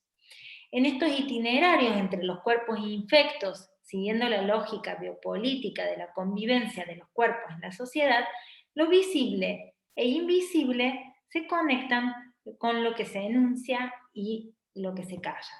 Con las palabras y las cosas, como decía Foucault, es decir, con la alianza entre lo que se dice y lo que se muestra. Y este es el cierre de la conferencia, y agradezco muchísimo este espacio y les doy la voz por si quieren preguntar algo. Muchas gracias.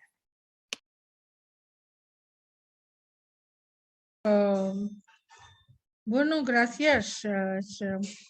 Parece increíble, ¿no? Incluso cuando recibí tu abstract, ¿no?, que toda la vida hemos ¿no?, pensado en esta figura icónica, ¿no?, como una figura así problemática, pero así como la imaginas desde la corporalidad de SIDA o de la enfermedad. Eso, bueno, han destruido todas las imágenes que teníamos, especialmente porque hemos también visto muchas películas, ¿no?, de Eva Perón.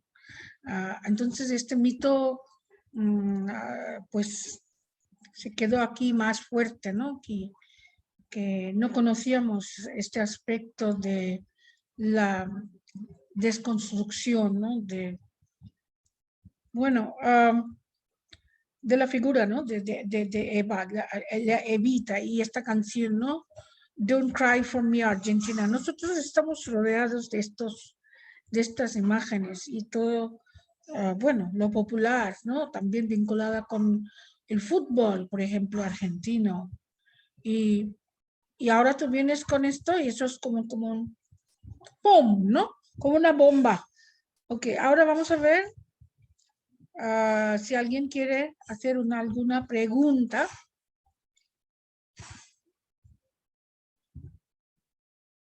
Anybody has a question?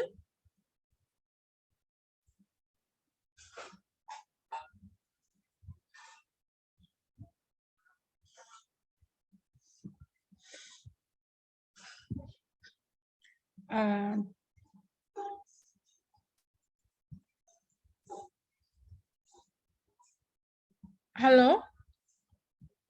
Sí. Can you hear me? ¿Me oyen? Sí. ¿Me oyen?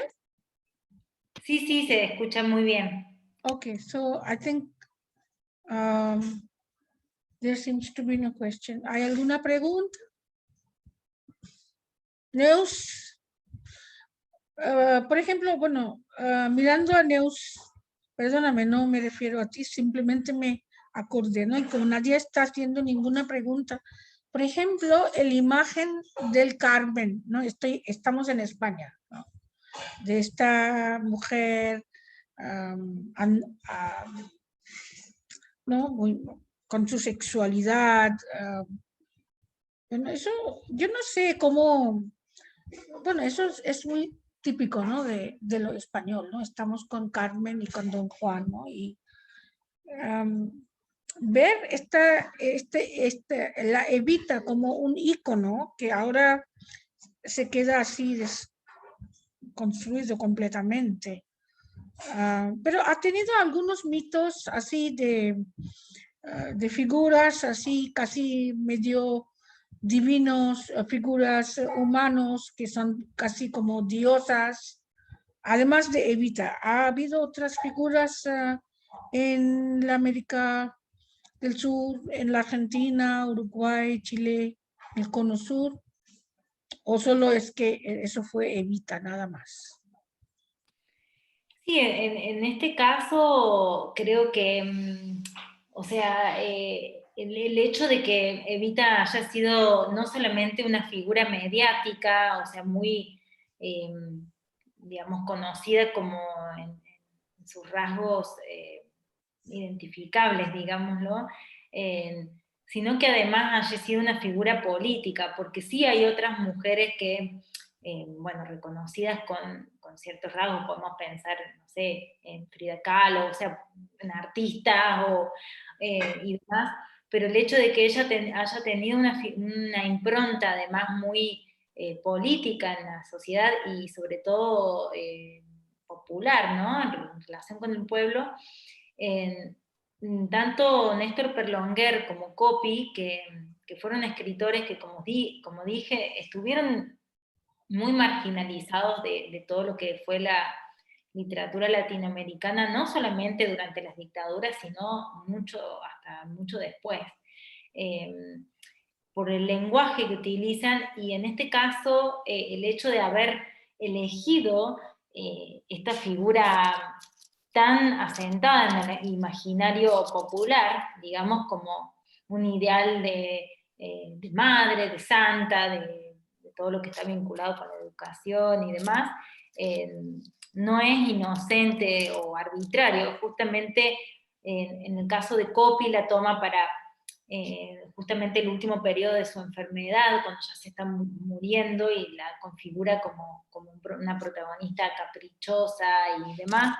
Y en el caso de Perlonguer la lleva al submundo de las drogas y la prostitución y la coloca ahí, que son lugares donde no tienen una lectura, la figura. Sí, absolutamente. Esto es absolutamente novedoso. Es que y los no textos son muy teníamos. fuertes, tienen un lenguaje, yo saqué las citas para que no se hiciera tan larga la exposición, pero tienen un lenguaje que hasta el día de hoy, o sea, estamos hablando de muchísimos años, décadas después de la publicación, el lenguaje es sumamente vulgar, ¿no? Y bueno, y totalmente inesperado, son textos que producen un efecto cuando se los lee, y bueno, justamente, digamos, colocar esta mujer reconocida por toda Latinoamérica, por Argentina, pero además reconocida, digamos, globalmente, la colocan allí un poco para justamente poner el valor del falocéntrico, ¿no? del cuerpo, para un poco descolocar ese eje, para tocar los discursos irreverentes, ir hacia el fondo de la transgresión, digamos, o sea, ya incluso hasta pasar la transgresión. Creo que son textos interesantes para repensar también todo lo en torno a la enfermedad y lo biopolítico en la literatura que se ha repensado diversamente en el siglo XXI, ¿no? la literatura más contemporánea, pero que en este caso retoma estas metáforas o estas enfermedades del SIDA, que si pensamos en la época de los años 80, realmente era una era muy estigmatizante como enfermedad, y había todo un discurso en torno a las formas de contagio y demás que apuntaban también a un discurso heteronormativo. Bueno, ok, Lucia, muchas gracias y esperamos seguir contándonos contigo y vamos a seguir nuestra comunicación. Y bueno, nada más. No sé cuándo Muchas gracias. No sé cuándo te veré. Esperemos pronto. ¿Y en qué parte del mundo? Eso tampoco. Bueno, sí, esperemos. Bueno, ok, muchas gracias. Gracias y saludos a todos y a todas en Delhi, en India o donde estén. Sí, gracias. Ok, mi equipo digital. Ma'am, we will start the session at 6:30, so we are waiting for all the participants to come. Okay. I think Shati has entered. If you can promote her. Yeah, I tried to, but oh, I don't know whether she has gone out again.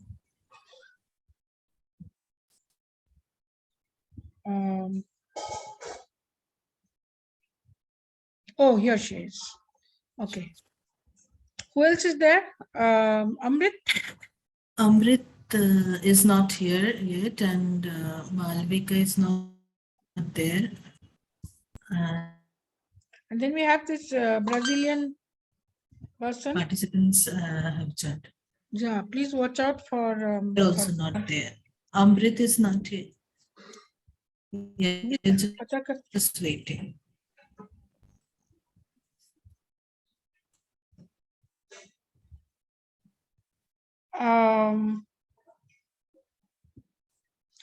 Okay, so I don't know where they are. Shall I? मैं अपनी research group में एक ठो I'll put a message. Such that the total destruction of people's lives, ecosystems, and all kinds of structural cartographies are now becoming unavoidable. The process began with colonization throughout the planet, and today it continues under the guise of development. Social scientists have come to recognize that alternative perceptions and practices of indigenous peoples who have contested, defied, and fought against the logic of colonization and development hold the key to how eco-disasters can be mitigated. Their struggles show that discriminatory practices of race, caste, and color only serve the interests of a privileged populace at the cost of lives and habitats across the globe. Colonization has brutalized both the colonizer and the colonized, and emancipation will be liberating for both, as they will be saved from the dehumanizing effects of such brutalization. The colonized peoples have faced the wrath of colonial and capitalistic violence for many centuries, and they have been protesting it in different ways. Real protest movements have today often been complemented by bodily performances in public spaces, in front of cameras, or even through anonymous art, in order to be archived as documentary or render visible globally in social media. This paper attempts to dwell on how a genre of art emerged amidst the conflicts of racism and poverty across the United States of America and spread across the world, including India, creating a history within social movements. Hip-hop is a global phenomenon. In fact, it is a global movement that is constantly in action as it captures more and more spaces and thinking. In the early 1970s, Bronx in New York City was seething under relentless poverty, home to hundreds and thousands of Black, Irish, Italian, and other immigrants. It was a melting pot of political apathy, but also home to diverse cultures, political and social thoughts, as well as art. It was a thriving community of artists, that is poets, writers, actors, dancers, and more. Hip hop became the language of the oppressed, but it would be bold of us to assume that it was not, at the same time, the language of the powerful, the proud, and the courageous. At the beginning, sheer racism undermined hip hop as a fleeting rebellion against the true order of things within America. Eventually, the genre grew faster than anticipated, and even Fidel Castro called rap the vanguard of revolution. As hip hop spread across the globe as a performativity of protest, it also absorbed themes like of ecology, poverty, animal rights, and even indigenous rights. For a while now, the genre has seen a rise in popularity within the Indian subcontinent, with some major hip hop artists touring the country and doing live intimate shows, introducing African, African-American reggae and R&B artists to the common man. The exposure is not just to African-American artists, however, it is also to Latin American rappers, Cuban hip hoppers, and artists from Trinidad and Jamaica who are becoming popular due to collaborative music and recording studios. In India, hip hop started gaining ground in the 1990s and was mostly a commercial affair. Skipping the travels hip hop made through the country, a growing exposure to the internet led to hip hop putting down roots in the farthest corners of the landscape. Today, India has a budding mainstream and underground hip hop culture, and at the foundation of it is a profound social consciousness that includes a fight for justice, dignity, freedom, and it is also about pride, identity, and the joy of performing and learning. If one attempts to study the Indian style of hip hop, it would reveal an unending mix of languages, cultures, and even traditions. Indian artists like MC Mawali, Swadesi Movement, MC Prabdeep from different states across the country have not only adopted hip hop as their primary style of art, but they've borrowed from their own cultures the instruments, the languages, which are sometimes not just regional, but also indigenous, and of course, the issues these communities face. My primary study for this paper is the song The Warli Revolt. I think I'm having some unprecedented connection issues, so I won't be able to share that video. However, I encourage that you listen to this song because it is beautiful. It has been composed and sung by MC Mawali, Swadesi, and Prakash Bhoir, who's the chieftain of the Warli tribe, and who has been at the face front of the Array Forest crisis. The label behind this and many similar songs like The Warli Revolt is Azadi Records, a collaborative cluster of diverse individuals who immerse themselves in hip hop as a tool of resistance. This song is at the peak of what Indian hip hop is truly about, an amalgam of politics, anger, courage, and revolution. Meanwhile, the lyrics, another genius of the artists who sang in Marathi and Hindi, they were able to translate these into English while preserving the power and the meaning behind the song. The Warli Revolt is a fervent call for collective action and shared feelings through its triumphant and unapologetic rhythm and its polemical lyrics.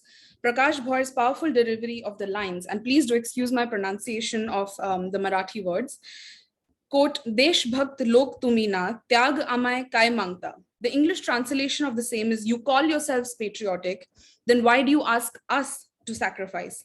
And even Charka Guna, Kela Puna, Tyala Tite Chigadaicha, which is, if anyone dare repeat this crime, they will be buried right there and then.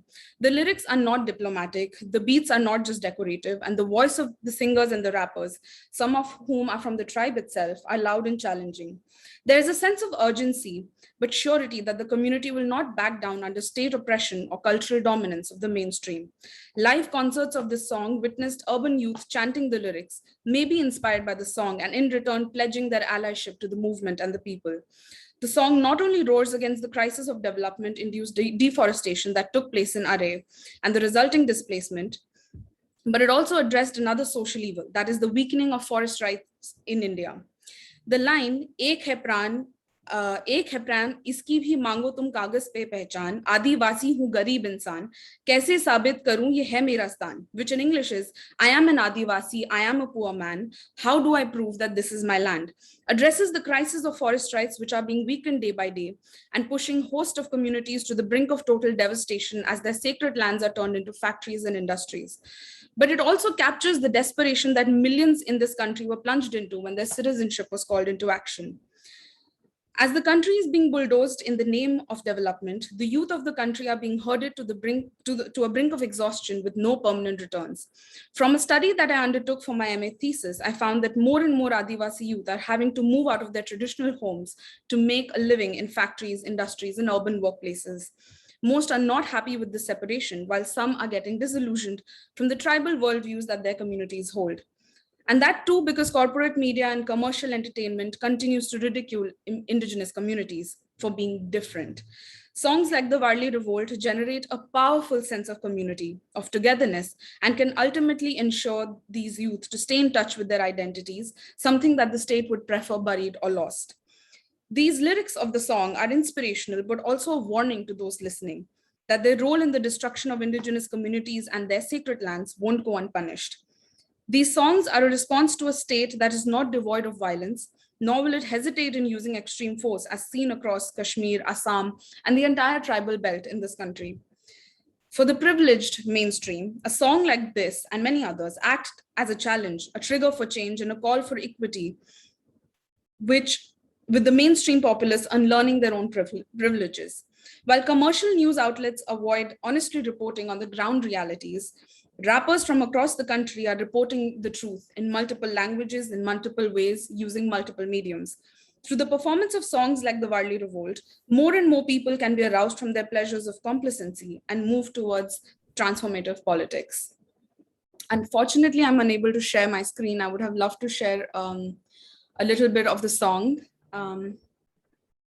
Antara, you have 2 minutes more. Yeah, I think, let me try. I have it ready here, but for some reason, my computer is now acting up and it's not allowing me to share.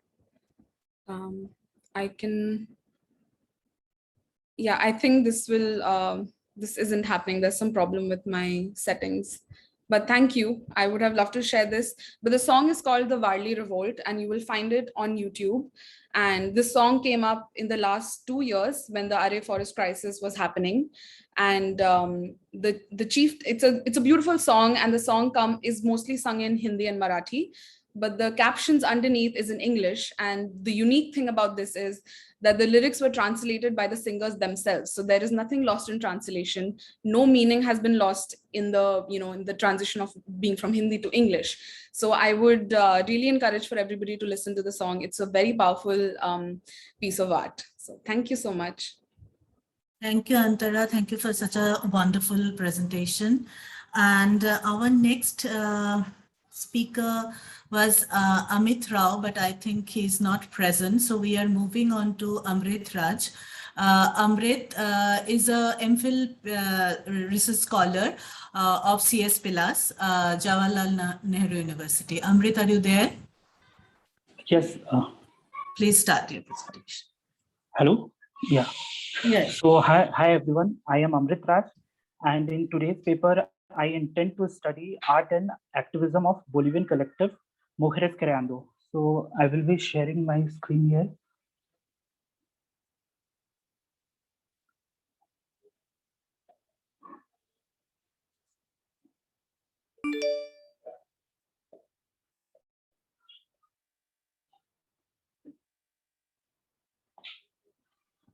So in one of their graffiti, Mujeres Creando writes that creativity is an instrument of struggle and social change is a creative act. With this quotation of Mujeres Creando, I begin my paper by briefly talking about the historical context that led to their resurgence. This will help us to understand their strategies and decisions and shed light on what Mujeres Creando has achieved as feminist collective in Bolivia.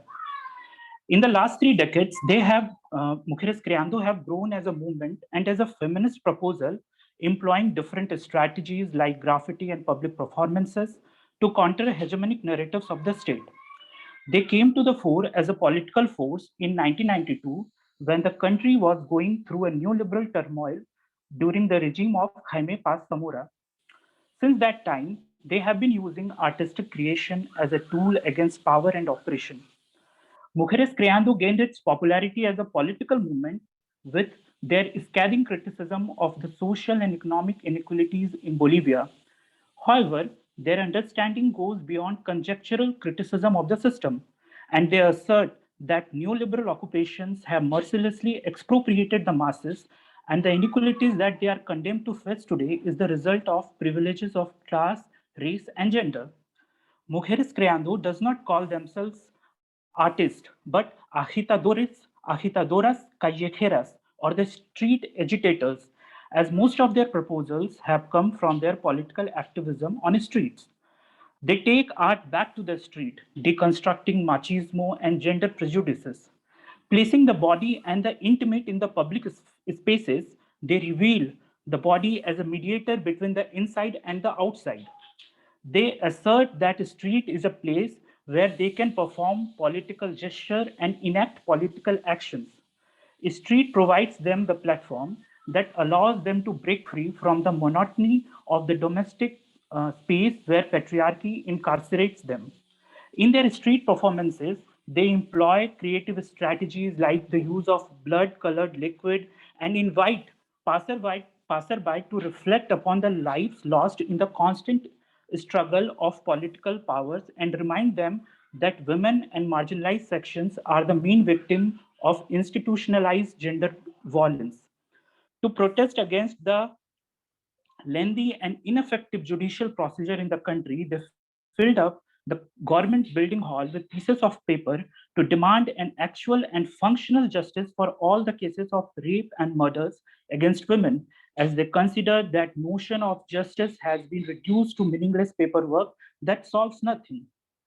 In the words of Garcia Pavun, Mujeres Creando does not aim to bring destructiveness of dominant power structure in their private spaces, but rather they try to bring the creativity of their daily lives into public sphere, thereby altering it.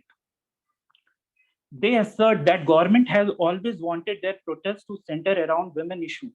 Rejecting this hegemonic dictate of the state, they have criticized all types of oppression from a feminist perspective, racism, dictatorship, and debt crisis. In words of Julieta Paredes, who is one of the founding members of Mujeres Creando, and I quote her here, "We have positions on abortion, birth control, but do not categorize us. We are involved in everything. We are part of society. And for this reason, we paint graffiti about different things. There is graffiti which provokes men, graffiti provoking the government, graffiti which is also directed at women, graffiti about the political situation," unquote. The first street action of Mujeres Creando are related to graffiti. They are perhaps their most representative gesture, as it largely shapes the communicative universe that these women have established over the years. By doing so, they assert that graffiti has become part of their identity. The aesthetic characteristics of their graffiti is the cursive letter and a symbol that accompanies its signature. As you can see here, in every graffiti, they will sign by the name Mujeres Creando. By doing so, they abandon the anonymity that is the characteristics of traditional graffiti and impose a brand on the graffiti done by them that has become the living letter for the women it represents. It leaves a marks on whoever walking through the street catches a glimpse of the word and thus influences collective thought. Their theme makes constant reference to different types of sexual violence and discrimination perpetrated by state, family, and racism, although they also highlight hope, optimism, struggle in their artwork. Here, I would like to mention Armando Silva, who has extensively studied graffiti on the street of Latin America in relation to the political activism. And here I quote him, "Graffiti is a writing that brings to the fore in a peculiar way the action that carries it out. Whoever draws line does them by conceiving the signs of a message, but at the same time advances a physical and mental journey typical of a stressed body, a situation inseparable from the written result. Graffiti is written in motion, let's say, and for this reason we think of an action that executes a writing, if you like, a type of writing qualified by the action," unquote. So Armando Silva looks at the issue of graffiti as an inherently political communication system. He asserts that graffiti can be understood as a vocation that subverts an order, be it social, cultural, linguistic, or moral. Thus, he constitutes a kind of artwork that legitimizes the prohibited. Graffiti writing breaks the hegemonic hold of corporate governmental style over the urban environment and the situations of daily life. As a form of aesthetic sabotage, it interrupts the pleasant pleasant, efficient uniformity of planned urban space and predictable urban living. In the same manner, graffiti done by mujeres creando permanently alters the public landscape of the city, and in doing so, it also alters the consciousness of the society, laying claim to the public space as a place where women have power as political subject, not only to give visibility to their own realities, but also to reveal the injustices of the hegemonic neoliberal system. State allows brands like Coca-Cola to paint their advertisement on walls because they pay for it, and graffiti and other artistic works challenging injustices and hegemonic narratives are seen as vandalism. This reminds me of Roque Dalton, a poet from El Salvador, who once said that in capitalist society, freedom of expression is directly proportional to the amount one has in the pocket. The masses composed by Mujeres Creando are composed of short sentences and phrases to highlight the existing inequalities and motivate the fight against these injustices so that an alternative reality can be envisioned. The graffiti of Mujeres Creando is distinct in many ways from traditional political street paintings and normal graffiti because they blend both these forms and thus negates the traditional definition. They deny Amrit, you have 2 minutes to wrap up, okay? Okay. So as you can see in this work done by them, the message reads on the wall that neither the land nor women are territories of conquest. As we can see that through this line, they unite the issue of patriarchy and colonialism and firmly rejects the expropriation of nature and body. They assert that expropriation of nature and humans goes hand in hand, and thus sees the rhizomatic interconnectedness between colonialism, patriarchy, and moral and ecological degradation of the society. The art form used by Mujeres Creando defies being categorized in any particular definition. They question the pillar of traditional and academic art form. They also question the traditional understanding of authorship, artwork, and audience. Their theme relate to everyday life, which helps them effectively establish a dialogue with the common masses. Their artwork is not created in isolation, but is weaved during the social movement, allowing them to effectively transfer crux of their political activism in their artwork. The strength of their artistic language and their ability to reinvent themselves allows them to wage a fight against the hegemonic structure. Thank you. Okay. Thank you, Amrit. Thank you for such a wonderful presentation. Our next presenter is Malvika. Malvika is also a research scholar from Jawaharlal Nehru University, CS Pilas Jawaharlal Nehru University. Malvika, are you there? Yeah, I hope I'm audible. Yeah, you're absolutely audible. Please go ahead. I'm starting my screen share. Hello, good evening, everybody. Today I'll be presenting on my paper, which is Political Hip Hop in Chile and India, through the songs of two artists that I've chosen, Anna Tiju and Sumit Roy. So I'm going to begin.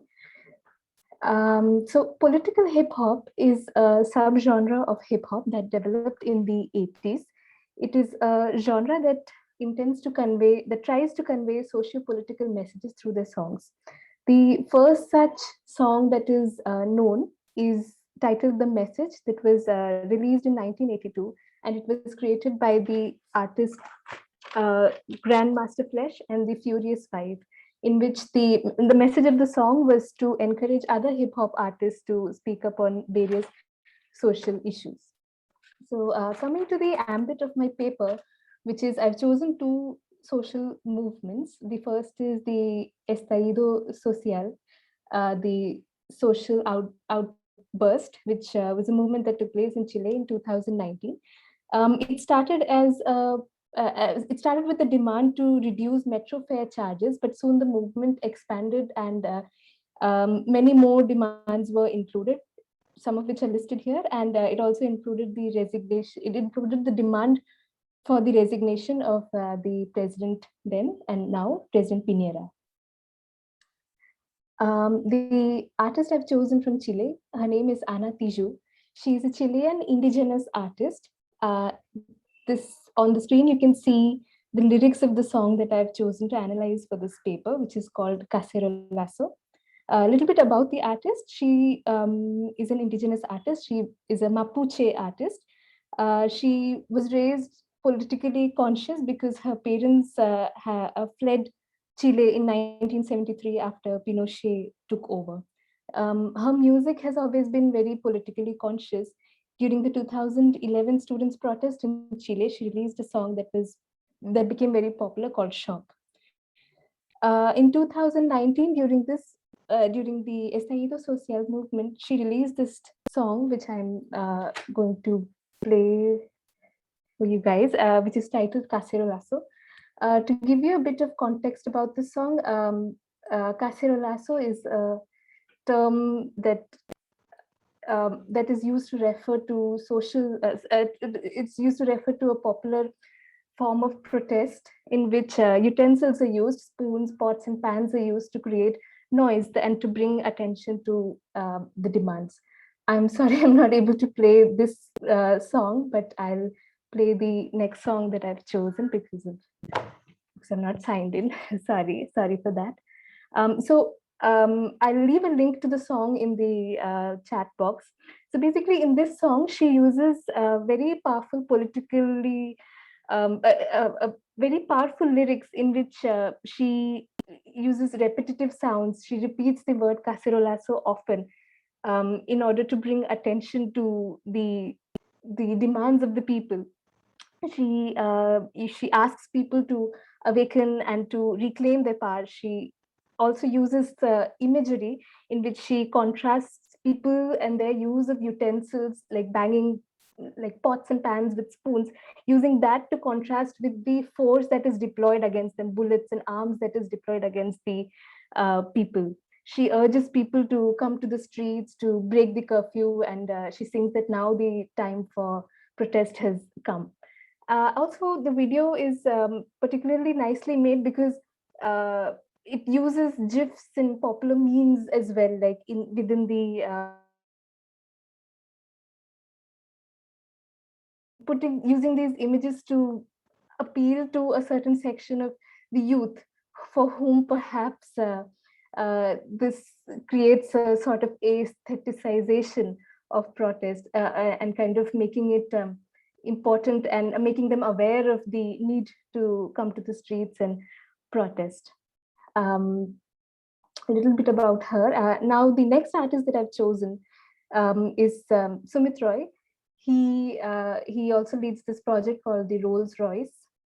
He's an Indian, New Delhi-based artist. I've chosen him to represent some of the political hip hop, the music that was made during the 2019 anti-NRC-CAA protest that took place in our country.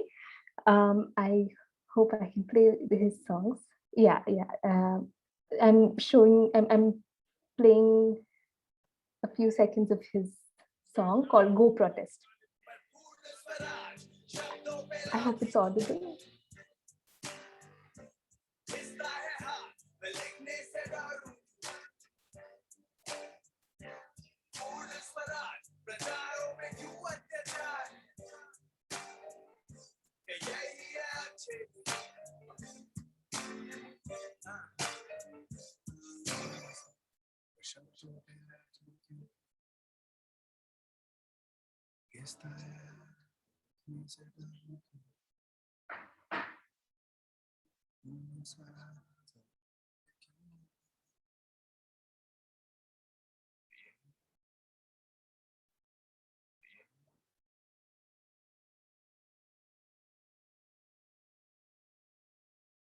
So as we saw in this clip that I just shared, he also uses powerful lyrics in which he is questioning why there is suppression of dissent happening in the country right now. And he's also calling people, as the title of the song itself suggests, to come out and protest. He notably also uses this visual of violence, which was violence perpetrated on the students of the University of Jamia Millia Islamia. This clip became very popular then, and he by using this imagery in his video, he's trying to show people, to kind of awaken people's conscience by showing that this is the level of violence being meted out on innocent students, innocent people, innocent citizens who are just protesting for their democratic rights. And he's repeating the rhetoric, repeating this line of "Achhe din, kya yehi hai achhe din?" Are these the good days that they use catchy images that kind of contrast with the grave nature of the violence that is depicted in the chosen to approach both of their performance, both of their music through Diamela Eltit's notion of performance. Eltit is a Chilean writer and academic who formed CADA, which is Colectivo de Acciones de Arte, collective of actions of art, during Pinochet's rule during the 80s, along with some other activists and academics. So CADA staged public political performances. And Malvika, you have 2 minutes to wrap up. I'm just wrapping up. Yeah, so her approach to performance is through the fact that she herself is an artist who has carried out these public interventions as acts of resistance.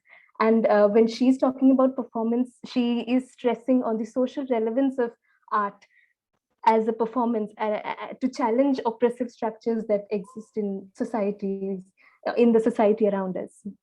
In the music of Roy and Piju, we see that their public performances also include politically conscious lyrics and such kind of catchy hooks and beats, as we saw in the music videos as well. Sorry, the one video that I shared, in which we see that they combine powerful visuals of violence along with certain non-disturbing, we can say, aesthetic elements, which can be GIFs or which can be attractive images or animations that kind of transmit their message, their conscious messaging, which is that protest is necessary, but it need not be violent. Non-violent political participation is very necessary, and this is something and this makes their art so important. Their socially conscious art is so important in today's time, when we know that their contemporaries who may be making music which is much more popular, who are much more well-known artists, but who choose to remain apolitical or neutral. And when we see that people around us of our age who we interact with, when they're growing, their disenchantment or disillusionment with politics is growing, such kind of art which is not just conveying a serious political message, but is doing so in a manner which is catchy and appealing to them, is so important right now. And and through their art, they're raising this awareness that perhaps is not possible to raise in many other ways. So with that, I would like to end my presentation. Thank you. Thank you so much, Malvika, for presenting such a wonderful paper. The next presenter, there are two presenters together, Khushbu Bhutani, who was MPhil scholar from Jawaharlal Nehru University. And with her, I think Prachi Malik from, she's a PhD scholar from Department of English, University of Delhi. And Khushbu is from School of Arts and Aesthetics from Jawaharlal Nehru University. So please start your presentation. Hi, thank you. The title of our presentation today is Mapping Dissent Through Creative Interventions, the case of Shaheen Bagh. Is the PPT visible to everybody? Yes, it is visible. Okay, great. I'll just start with it then. Okay. On 12th December 2019, the President of India approved the Citizenship Amendment Act that granted Indian citizenship to individuals belonging to various religious minorities, except Muslims from Afghanistan, Bangladesh, and Pakistan, who had entered India on or before 31st December 2014. 4 days later, students from Jamia Millia Islamia in Delhi while peacefully protesting in and around their college, were attacked by the police. A few hours later, Muslim women from Delhi's Shaheen Bagh and nearby areas sat down to protest for the next 101 days. With Save the Constitution as the rallying call, the protest was soon joined by people across diverse age groups and backgrounds, attuning the contours of protest as well as the protest space by including diverse art forms. In the course of the next 100 days, an everyday site underwent several spatial transformations, from a repository of individual and collective expressions of resistance to a now ransacked zone of war from the past. The walls of Shaheen Bagh stand as testimonials to a battle well fought. This paper tends to probe the relation between activism and the departure of contemporary forms from classical institutional spaces, interrogating along the way the potential of creating alternate spaces for the production of a culture of protest. This essay is as much about the making of the iconic protest site of Shaheen Bagh as about emergent forms of life, publics, and placemaking in a city and a nation being reconfigured by the normalization of barricades and saffron whitewashing. Protest art allows experimentation and discussion that doesn't only grant interesting reworkings of political and mythic iconography, but also lends a unique voice to the walls of the city whose screams of discontent have continued to be muffled. The extension and reproduction of the despotic regime often comes to be inscribed on its wall, turning them into enormous visual petitions, ephemeral forums, pictorial rants and reprimands, calling for resistance, justice, and a plea for understanding and humanity. Protest art then provides a useful lens to examine the changing modes and limits of subjectivity and connect it to wider mechanisms and everyday practices that rely on what De Soto has called dispersed, tactical, and makeshift creativity. As alternative forms of communication and in the construction of collective nationalist memory and identity, public displays then become important components to discern power relations and provide a visual register to comprehend the hegemony experienced by minorities within oppressive regimes. In the case of Shaheen Bagh, the several images inscribed on its walls led to the positioning of a mundane site as a universal symbol of freedom and defiance, and with the use of local and transnational iconography, stratified the struggles of the afflicted and their position on the global map amid several threats to their identities. Morphing the spatial and aesthetic contours of the urban everyday, popular art inscribes and challenges and alters the way in which we interact with the space and the people within it. Shaheen Bagh soon came to be punctuated with different kinds of artworks and installations that spelled resistance. As you can see in the image, one of them was a 40 feet high iron structure carved in the shape of India's map with the lines written on it that we, the people of India, reject CAA and NPR and NRC as an alternative and inclusive reading of the nation. While one installation was a detention camp big enough to house half a dozen people, another was a mini replica of India Gate with the names of people who had lost their lives at different CAA protest sites. A short distance away from these installations was a nearly 100-meter stretch of the road adorned with graffiti, decrying the new law, depicting political themes, as well as prominent scenes from anti-CAA protests across the country. Among the several layered pieces was one that depicted a student being beaten by a masked man while a blindfolded policeman looked away. The student's voice blurb said, "I am blind." The masked man said, "So am I," while the policeman says, "We'll just watch." Prime Minister Narendra Modi was depicted watching the whole scene unfold in his now famous solar eclipse Mewak glasses. The caption next to Modi read, "Sab changa si," or "Everything's all right." In another poignant illustration, a student from JMI tried to immortalize the moment when a student from the same university, Aisha Rena, was protecting her friend from the police lathis. This confrontational incident soon became the prominent visual of the citizens of the CAA protests. Another artwork depicted a game of snakes and ladders, but the snakes were replaced with issues plaguing the country like NPR, NRC, while the ladders were joining hands in solidarity. The graffiti was all in red. From Brecht's iconic lines, "In the dark times will there also be singing," to Faiz Ahmad Faiz's Hum Dekhenge, Shaheen Bagh reverberated with echoes of creative resistance. Several graffitis were tributes to the women at Shaheen Bagh who were defining the revolution on their own terms, challenging both the dynamics of established power and repressed misogyny of would-be radical posturing, while simultaneously laughing at the patronizing way in which liberal secular progressives offered to quote-unquote save Muslim women. The overbred bridge at Shaheen Bagh turned into a makeshift museum of anonymous artists and poets, where slogans, jokes, messages of love and longing shared space with each other. An advanced digital ecosystem further exposed protest art to resistance motives, tactics, and ideas from other geographies and cultures, which further modified the ways in which protest was being produced and consumed. Over to you, Prachi. I'll be discussing impact of social media on the protest. So here I begin. Mini Shaheen Bags cropped up throughout the country via social media. The manner in which the citizens of India took to Twitter, Facebook, Instagram, YouTube, and WhatsApp became an example of citizen journalism. The protest brought into limelight the changing nature of sharing news and the shift from professional journalism to amateur citizen-led narratives. Or in the words of Manuel Castle, the notion of mass self-communication. Twitterati and bloggers built up virtual communities in order to provide authentic news. Information shared on digital platform was raw, immediate, independent, and unapologetically subjective, making most of the resources of web-based initiatives, collective intelligence, crowdsourcing, wiki collaboration, and the like within and across diverse, evolving virtual communities. Social media became a tool not only to protest, but to question the policies of the government. However, in the face of online protests... Prachi, you have 2 minutes to wrap up. Okay, fine.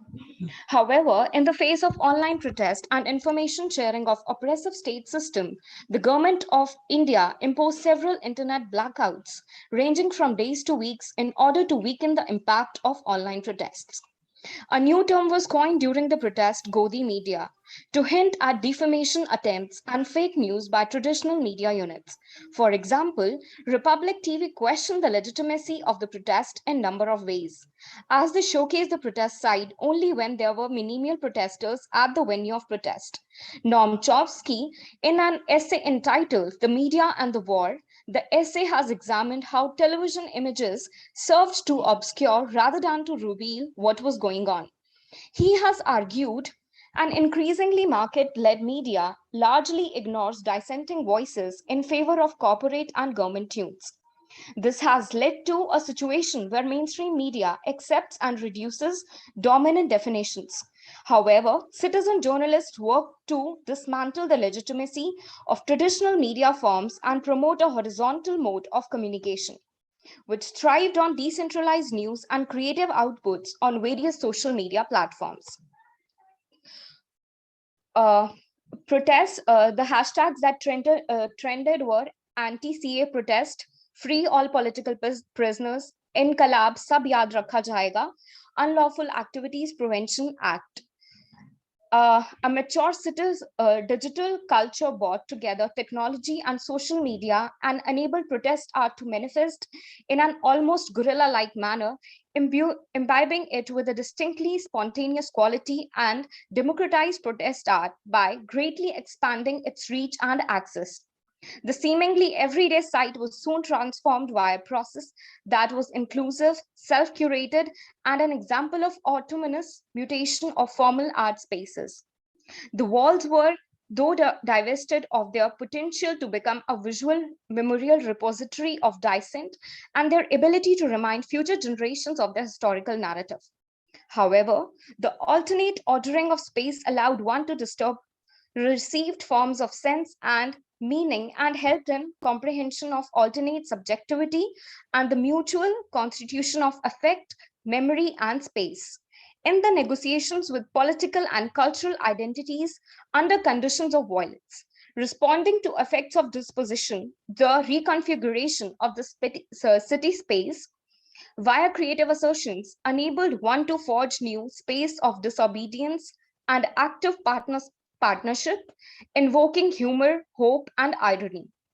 Protest art in its myriad manifestations thus allowed a creative play with geographies of inclusion, exclusion, and managed chaos, and enabled the emergence of an alternate defined discourse of comprehending and experiencing the everyday reality that resists easy punctuation.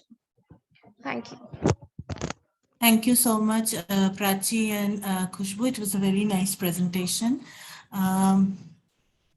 The next presenter is Dr. P. Kumar Mangalam. Mangalam is Assistant Professor in Spanish Department of Foreign Languages Studies in Central University of Karnataka. Mangalam, are you there? Yeah, okay. Yes, I am. Hello, everyone. Good evening. Buenas tardes, buenos dias, as our participants are spread across continents. So greetings of the day to all of you. Thank you for giving me this opportunity. It's very nice, it feels very nice to be part of this initiative. As you may have seen, the title of my paper is, I'm going to talk about murals in murals created by Chicano artists. And I would request Neus to kindly share my PPT if possible.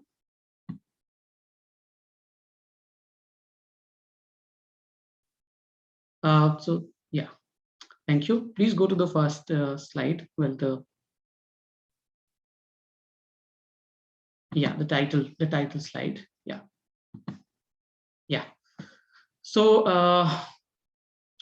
So my presentation, I'm dividing in 3 parts.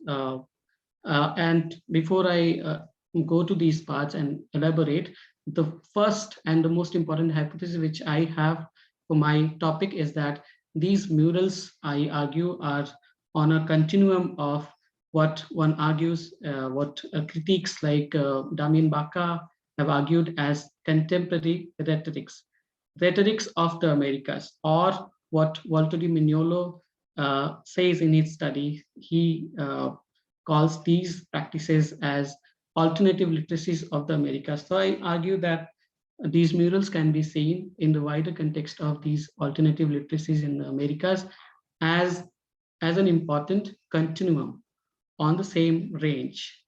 I divide my paper in 3 parts, and the first part will talk about some defining aspects of these, what I just mentioned as alternative literacies of the Americas.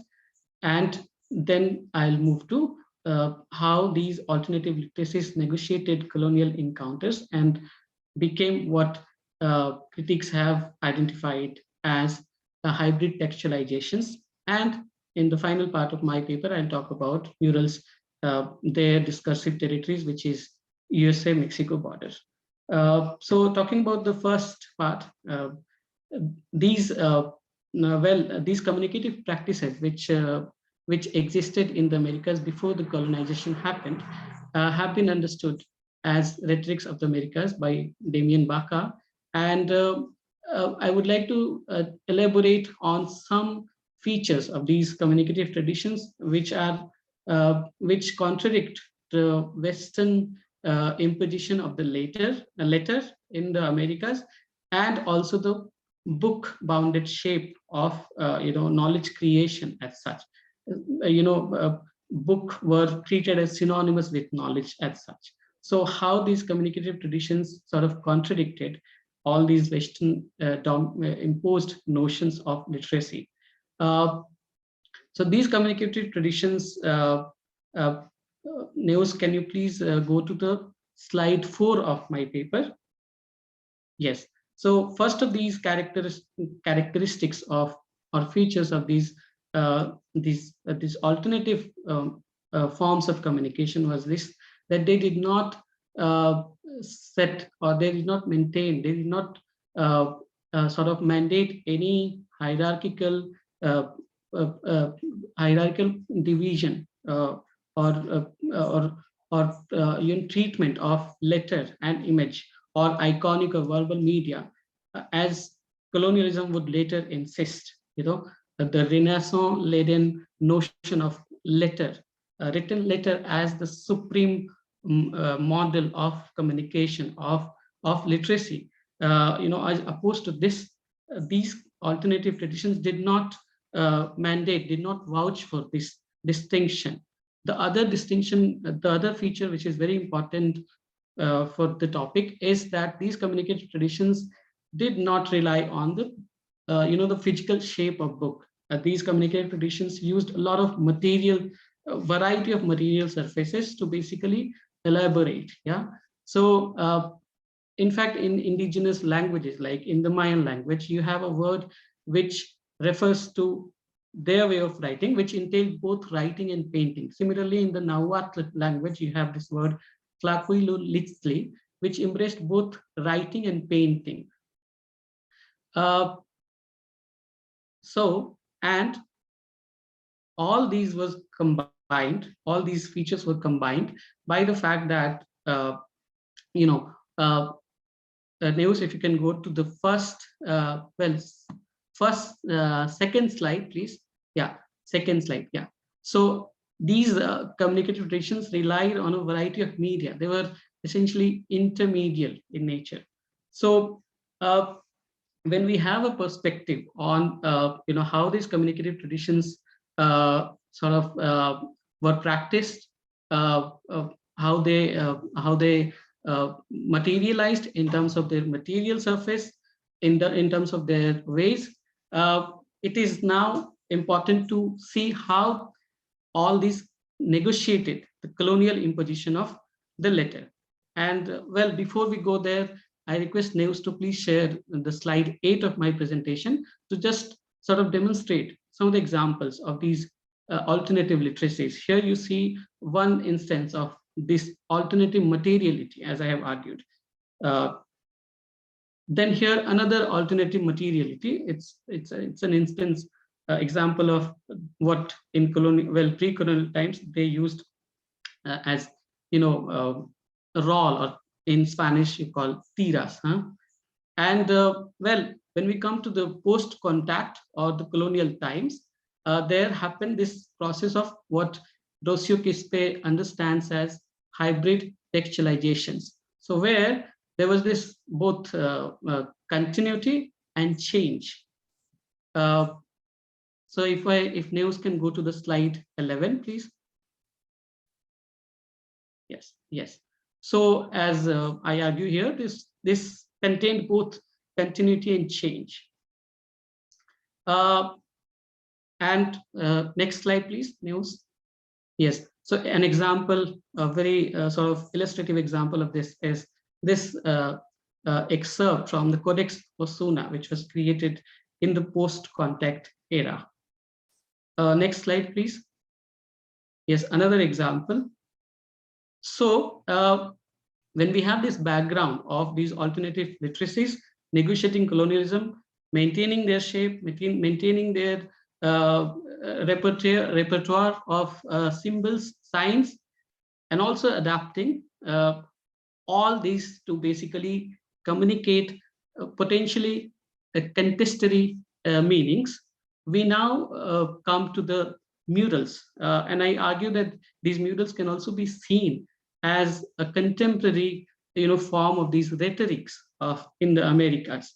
And it is important to highlight before we go to the murals that these border territories, the USA-Mexico border territories, which are the discursive material homelands, as it were, of the murals. These are the territories which also bear witness to the continued legacy of what Anibal Mangalam, yes. You have 2 minutes to wrap up. Okay. Okay, thank you. What Anibal Quijano identified as colonial metrics of power.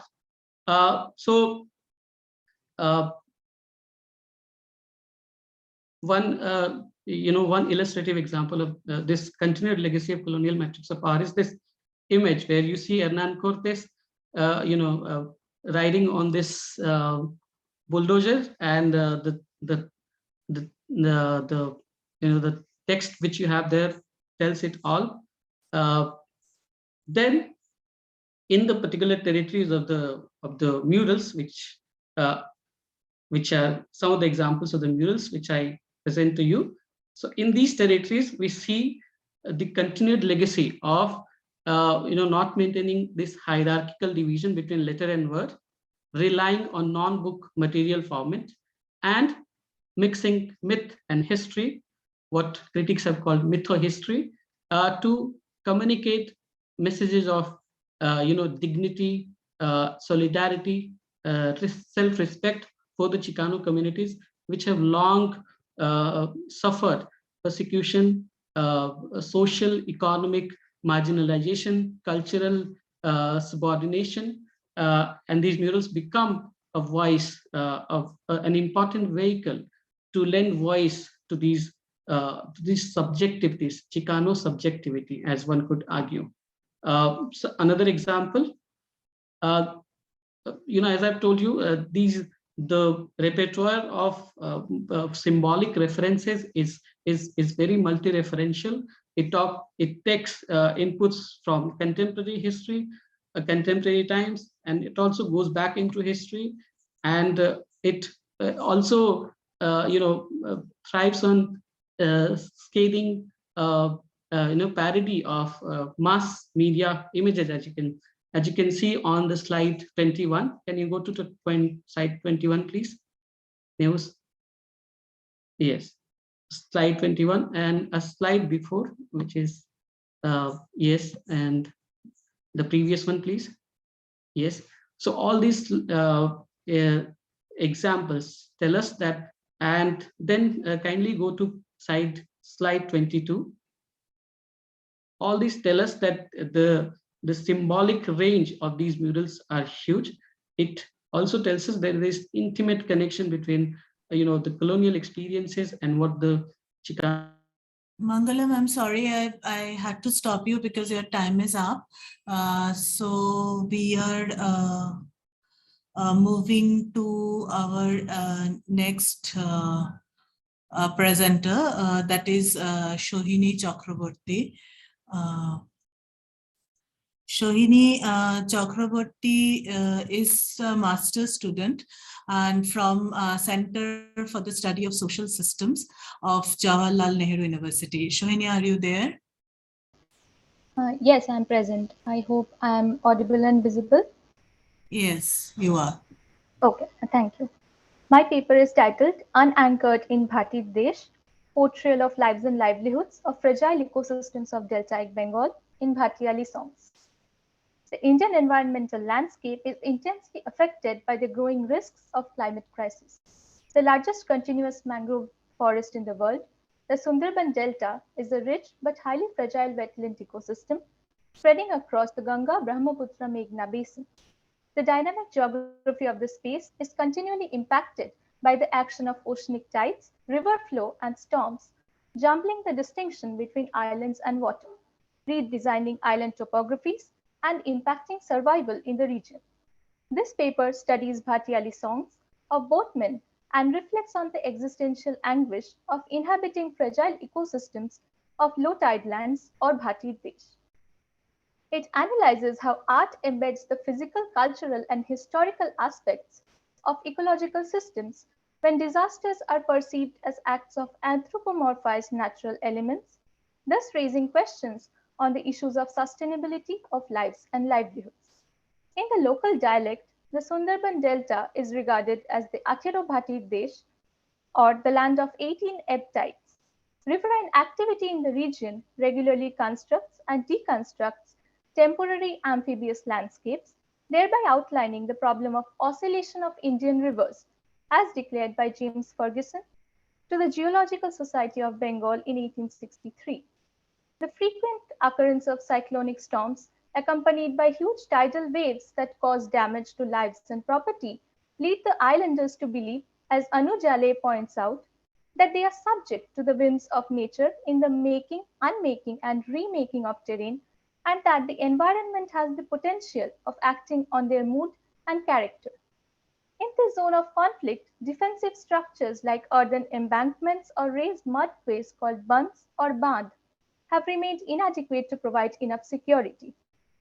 Devjani Bhattacharya, in studying the river border complex in South Asia, notes that riverine people acknowledge the sovereignty of the flow of tides, thus revealing the complicated entanglement of nature and livelihoods. The river and the boat have been integral to rural livelihoods and vocations, and therefore spread over symbolic vocabularies and imaginations.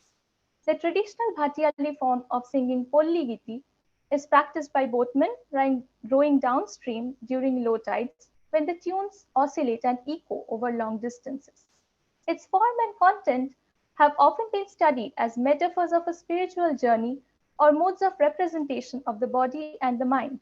However, in this paper, Bhatyali songs are analyzed as representations of experiences of inhabiting ecologically conflicted locations, observing how artistic performances provide a conceptual framework for its articulation. Methodologically, it is significant to note that the access to such songs is mediated at various levels during their transformation from oral to textual form by authors and enthusiasts. A reading of such translations necessitates the adoption of critical self-reflexivity to underline a dialectic understanding of experiences. Polli Kobi, a rural poet and folklorist Jasimuddin in Murshid Khan specified that Bhatyali songs represent the eternal songs of the heart. Life becomes completely dependent on boats amidst an endless expanse of rivers and skies with nothing beyond. In Bhatyali songs, rivers and boats are envisioned not as inanimate objects, but as living entities.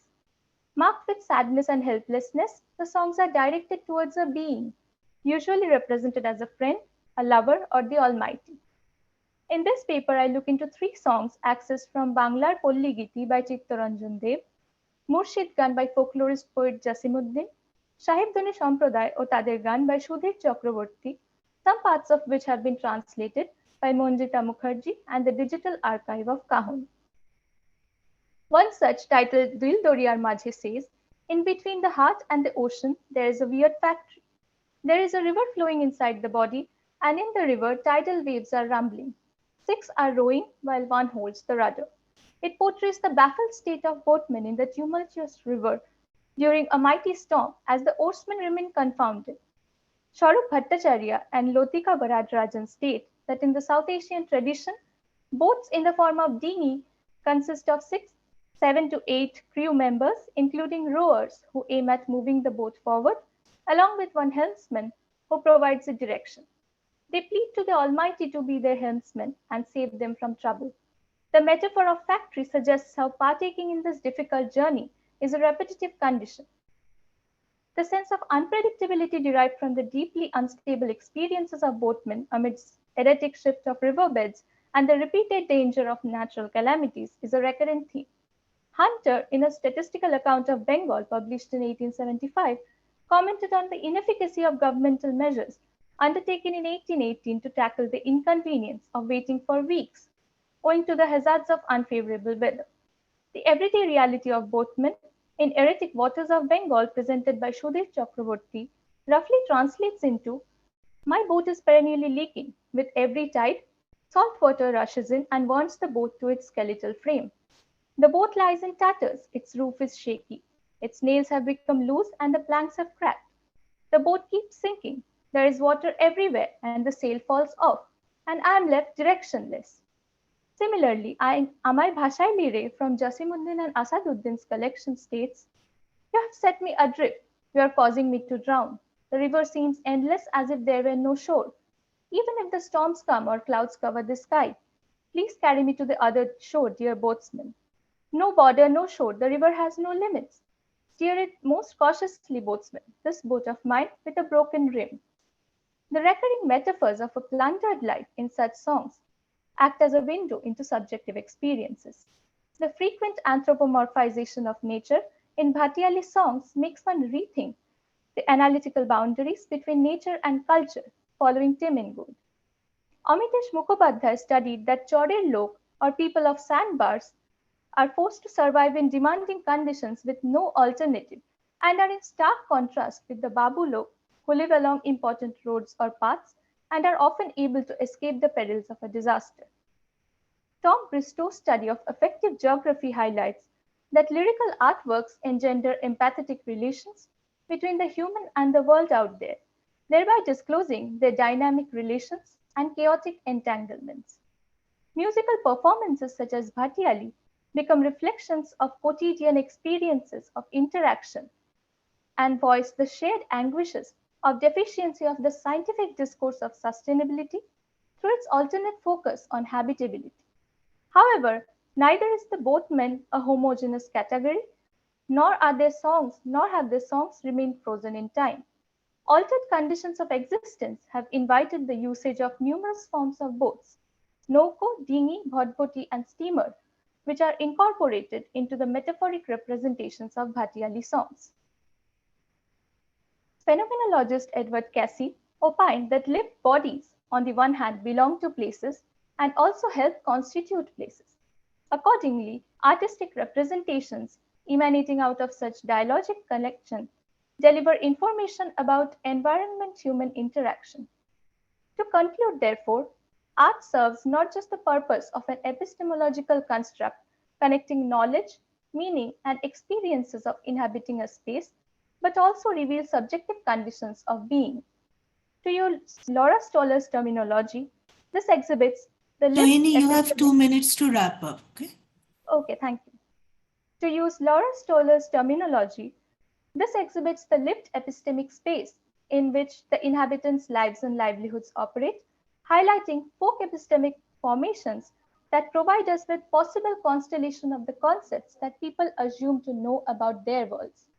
Such a negotiation directs scholarly analysis to move beyond just the form and structure of art and instead contextualize the content to understand subjective experiences. Thank you for being patient. Thank you so much, Sohini, for such a wonderful presentation. And I will move on to the next speaker. Please forgive me if I'm pronouncing your name not in proper manner. So Roberto de Carvalho, he is from Instituto Federal de Santa Catarina, and he's a researcher and technical assistant in Department of Infrastructure. So Robert, please start your presentation. Okay, thank you. Good evening for all. Let me share my screen. Okay.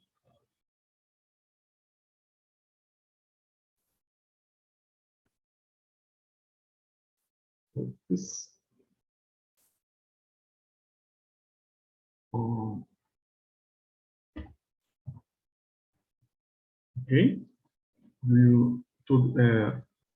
Vocês veem me contar no screen? Okay. Sí, sí, sí.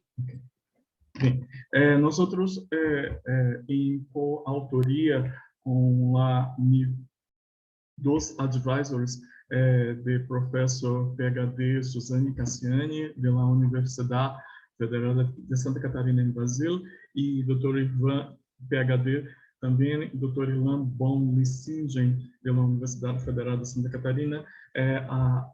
Nós outros hemos pesquisado, investigado as nanoinfluências da tecnologia a partir do movimento hip hop, que nós outros temos construído o que pensamos como afro-latin. Déjame hablar um pouquinho em inglês para que vocês possam entender. African, Latin America, science, technology, and social thought. Okay. Nuestra atención cae en los lenguajes socioculturales de las periferias del sur global, en las cuales hemos visto el movimiento hip hop producir sentidos importantes em países cujas democracias e tecnociências han sido debilitadas, elevando-se contra seus projetos neoliberais de direita, com sesgos negacionistas, supremacistas e neofascistas, como lo hemos estado vivendo em meu país, aqui em Brasil. Elegimos as linguagens de hip hoppers como nano-influencers, que atraem nicho de followers, ou likers, ou sharers, ou matchers, ou miradeiros, com dimensões de hasta 10K, ou seja, es decir, 10.000 personas. em torno de um tema, um evento, um conceito, uma petição, uma protesta, uma discussão, comentários. Podemos entendê-los como redes de discussão, uma participação interativa, algo cercano a círculo de cultura, como lo havia dito Freire. Paulo Freire não é produtor da educação nacional em Brasil, que tem um sujeito mobilizador das ideias, das concepções, lo lança em las redes e seus seguidores, seus matchers, seus miradeiros podem produzir novos sentidos em torno cercano destas ideias. Com a análise de discurso franco-brasileira, French-Brazilian Analysis of Discourse, em Eni Puccinelli Ordandi e Michel Precheil, o filósofo francês, nós entendemos, a partir desse aporte teórico, deste approach, a não transparência da linguagem e a polissemia dos significados que podem surgir em nichos online, ao passo que ressaltamos o valor de los diálogos entre sujetos e sujetas, cercando a política, os direitos, a democracia, a saúde pública, a educação, o antirracismo, o antissexismo, a liberdade sexual, as dissidências de gênero, a raça, é decir, produzindo sentidos em la produção da tecnociência comunitária. Então, também, a partir do nosso campo, da nossa área de investigação, que é a educação científica e tecnológica, nós, junto com os líderes, né, os advisors, professora Suzane Cassiani, que é licenciada em Biologia, e o professor Irlan von Linsen, que é licenciado em Engenharia, eles têm produzido um compilado, um livro, um e-book de livre acesso chamado Resistir, Reexistir e Reinventar a Educação Científica e Tecnológica de livre acesso. Depois passo o link para vocês. Como primeiro tipo de análise, nós fazemos os grafites. Os grafites em fachadas públicas em Brasil e de prédios públicos financiados pelo governo, que produzem sentido de libertação dos poderes hegemônicos, a contra-opressão, o anti-autoritarismo, organização personal para lutas coletivas. Então, nós temos uma fachada traseira de um clube de amigos de la Pentanca,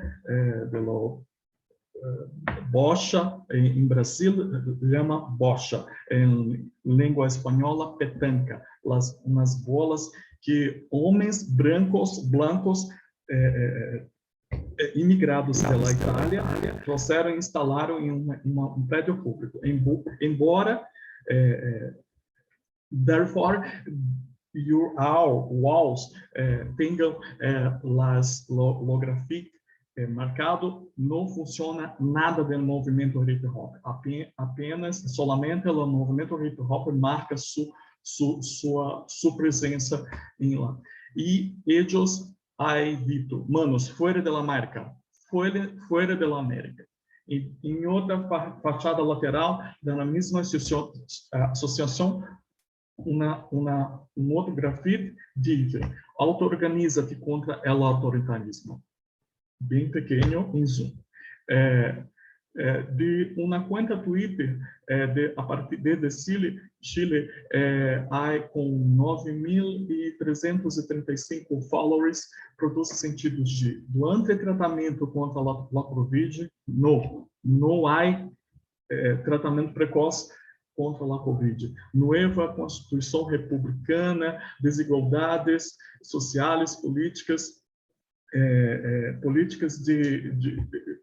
sociais também, movimento de trabalhadores, a conta chamada Funk Flu, né, traz todos estes sentidos. Uma página de Angola chamada Hip Hop, Universidade Hip Hop, com 8.708 followers, produz sentidos sobre elementos... Robert, you have 2 minutes to wrap up. Ok, thank you. De desordem comunitário, justiça, igualdade, antirracismo. Outra conta Twitter, Hip Hop Mulher, produz com 3 mil de Brasil, de um boy transgênero, produz sentido de saúde mental, territorialismo, cinema, luta, sexismo, pautas, queerness, enfim. Este mesmo queer boy tem uma conta em SoundCloud que produz suas músicas, feminismo, hambre, realidade, gênero, posição de mulheres na sociedade. Este outro cubano hace uma batalha de palavras de hip hop e com 2.700 miradas, ética, confiança, amizade e relações. Outro movimento de Filipinas com 502 likes traz sentido de solidariedade, direito à alimentação, enfim. Com isso, o que nós outros queremos dizer é a importância desses grupos hip hop como nano-influencers, produzindo justiça racial e social, assim a luta por direitos e a políticas locais, para que todo contribua em uma forma de uma identidade sobre soluções tecnocientíficas para as comunidades do sul global. Muitas graças a todos e todas e todos. Saludos desde o Brasil. Suzane, Irlan, Robert, nossos medios. Graças. Thank you so much. Thank you all for such wonderful presentations. Once again, Mangalam, we had to stop you because of the time constraint. Your presentation was excellent. Really, no, actually, it is our miss only. We couldn't hear it. Totally. Anyway, so I will now wrap up this paper presentation session. This was the last one of the conference. Now over to Neus and Dr. Solanki, who are going to chair the panelist session from to Neus and Dr. Solanki. Thank you, Vaishali. Robert, could you please stop sharing the screen? Please. Oh yes. Okay, thank you. Okay. Yeah, thank you.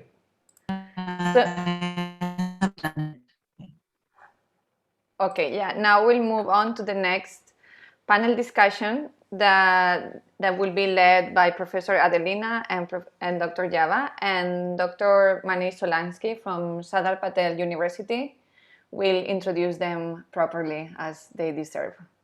So over to you, Manish.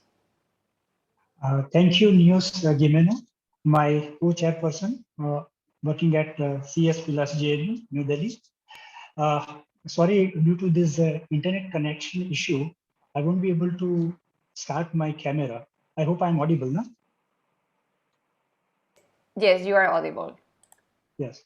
So it gives me immense pleasure to be the chairperson of this sixth session of this two-day conference. The sixth session was titled as Performances, Photographs, Posters, Graffiti.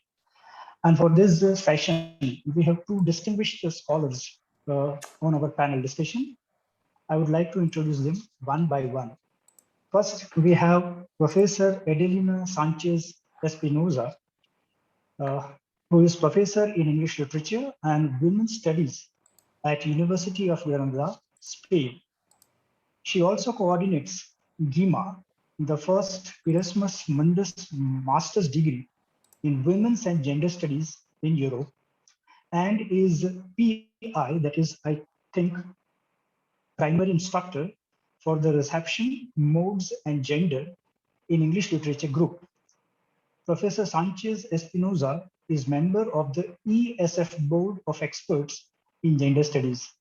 Madam, I welcome you on my personal behalf as well as on behalf of this conference. Thank you for joining. Now I move on to the second resource person on our panel, Dr. Java Singh. Dr. Java Singh is an author of fiction And at present, she is a visiting lecturer in the Spanish department at Doon University, Dehradun. Apart from that, she is also a chief learning officer with Turn the Bus, which is a US non-profit organization focusing on delivering digital education solutions to underserved communities.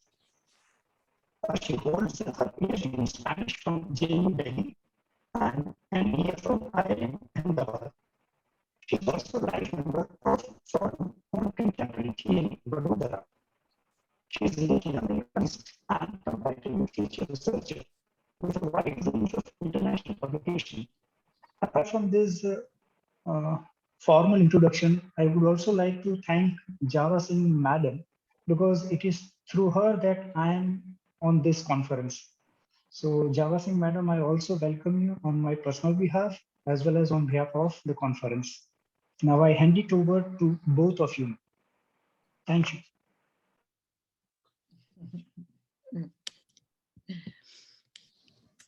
Well, okay, I don't know exactly the format. This is my first participation in this forum, and well, first I want to say thank you. And sorry, Java, for taking the floor. Maybe that's not what I should do, but since I'm a bit lost about the format, then I might as well just do that. So, well, thanks for inviting me to be here. Thanks for your presentation, and well, perhaps to say that it's just a pity that we didn't have time to really interact face to face as I would have loved to do, because it would have made such a lot more of this, which is a fantastic conference. And the papers here, when I read the proposals, I was impressed. But after seeing you doing very well with time, because you only had 10 minutes, and obviously there was so much more to be said there, well, I would say that I was inspired. And inspired to continue researching along some of the, well, lots of the lines that you've suggested there. And I suppose what we can do, I don't know, Java, how you see this, but I don't know whether we are going to have a dialogue, I suppose, with all the panelists to give you a little bit more room for, to talk about some of the points here. Or I don't know, Java, perhaps you can just tell me, or we are going to talk about some of the topics that we see there. Thank you for taking the lead on this, Profesora Adelina, and thank you, Manish, for your kind words. I don't think there is any fixed format that we need to follow, but as in any other panel, it is helpful to draw convergences, contrasts, and maybe see some thematic unity in some of the presentations. For example, the first thing that came to my mind was the contrast between Dr. Mangalam's paper, which was about murals and the use of the pictographic element, and Amrit Raj's paper, which was also graffiti, which is entirely textual and devoid of any pictures altogether. The mural is anonymous, the graffiti is signed Creando Mujeres. So I actually would invite both of these speakers to look at these art forms in view of the colonial heritage and post-colonial thought. Is one more decolonized than the other? Or how do they see them on this spectrum of coloniality, decoloniality? Mangalam and Amrit, this is a joint invitation to the both of you.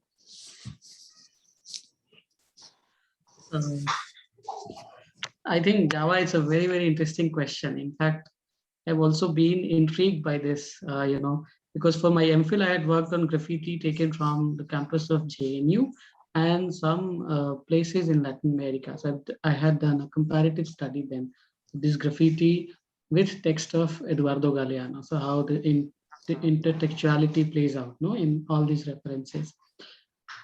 So it has always been this, question for me as well, how to differentiate, and how to look at graffiti on one hand and mural on the other hand.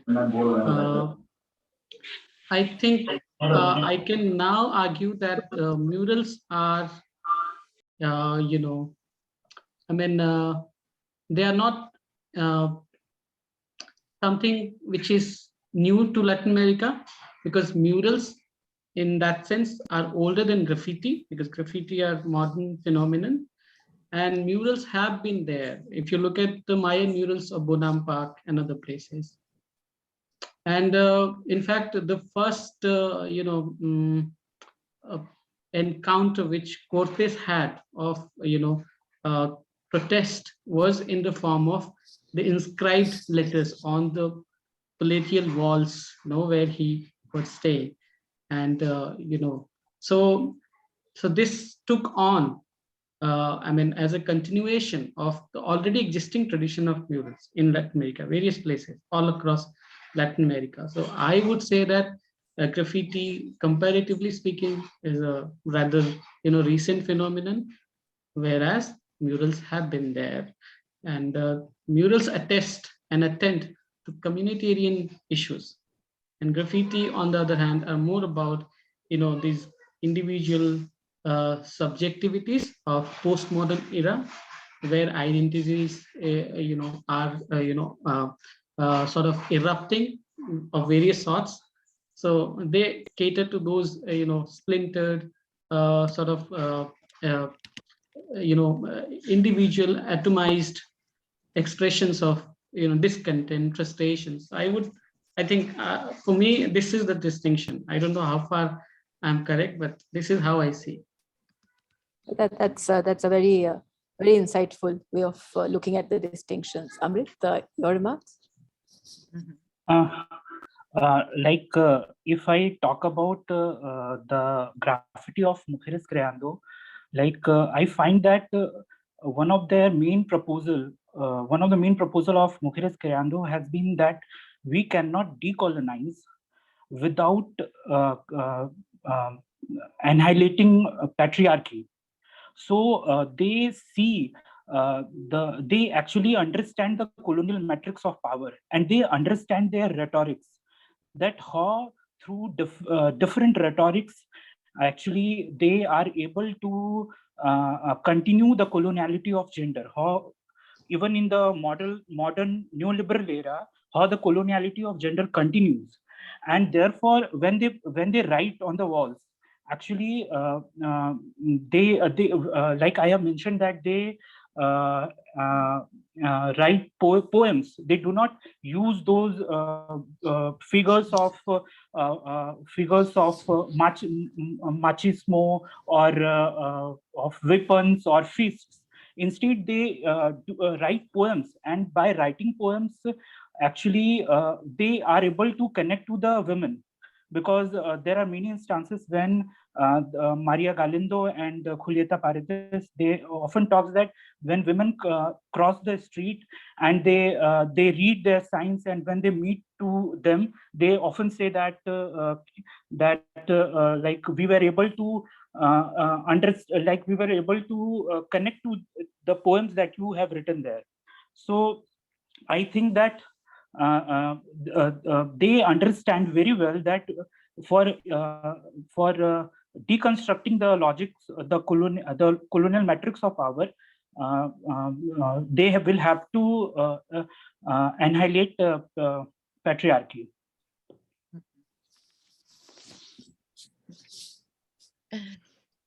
I would like to offer a few thoughts and see, you know, sort of feedback from what you know, the many ideas that reached me when I was listening to you and reading your proposals, and which, in my opinion, are common topics to all the presentations here. And I think one of them, you know, and I'll just mention them, and then I open the floor for any of you participating here.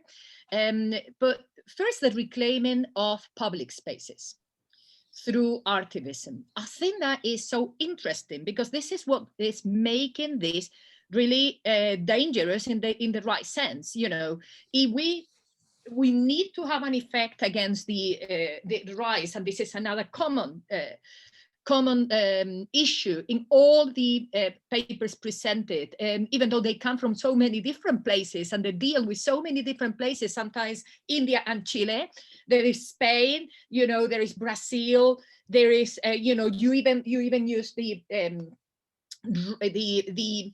so-called literature of Damiala El Tit, for instance, and how there is this first breaking of genres, traditional genres and areas, and how we cross boundaries and from one area to another, from one country to another, in a search for a different type of language, which blends so many others, sort of like a multi-language, and which breaks also the conception of disrupts and is dissident to the construction, the official hegemonic conception of the public space.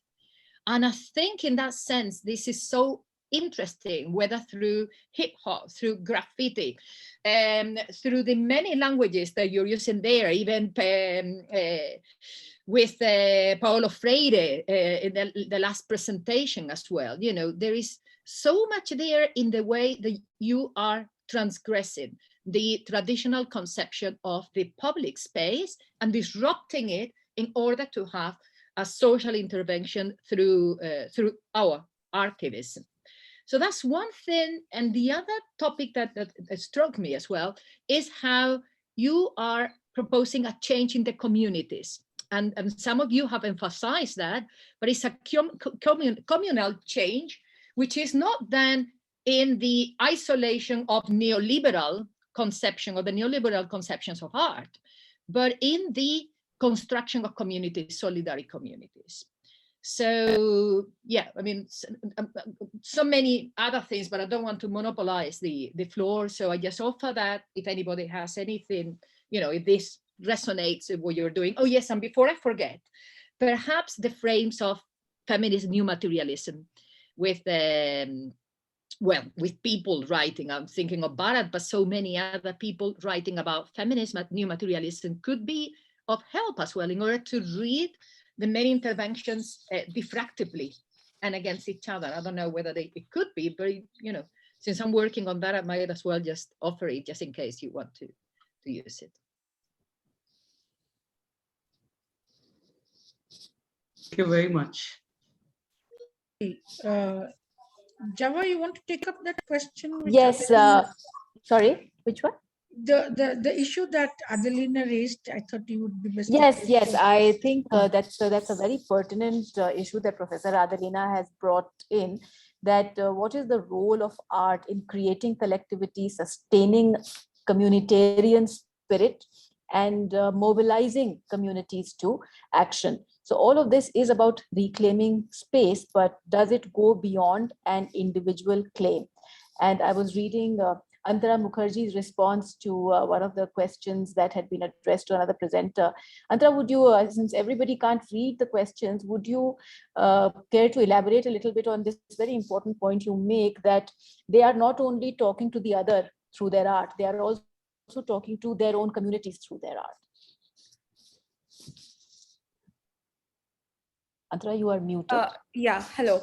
Hi, yeah, I want to also add to that point. So in response to what Adelina said first, in 2018, there was a program which I was in the organizing team for. It was a countrywide civil organizations, you know, they came together to put up this program called Artists Unite. And it was done at Red Fort, which is currently a very contentious region because, you know, that's where the Prime Minister stands and gives his Independence Day speech from, including Prime Minister Narendra Modi has given a lot of speeches from there. You know, one of the key observations I had there was that, you know, even though we were not allowed to enter the Red Fort, artists from different states, theater artists, and all of them were talking about revolutionary ideas. They were talking about freedom, they're talking about emancipation, they were talking about rights.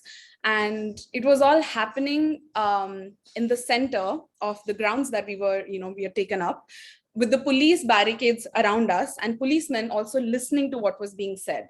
So there were artists who were talking in Hindi and who were clearly using not so friendly languages against the government, present government.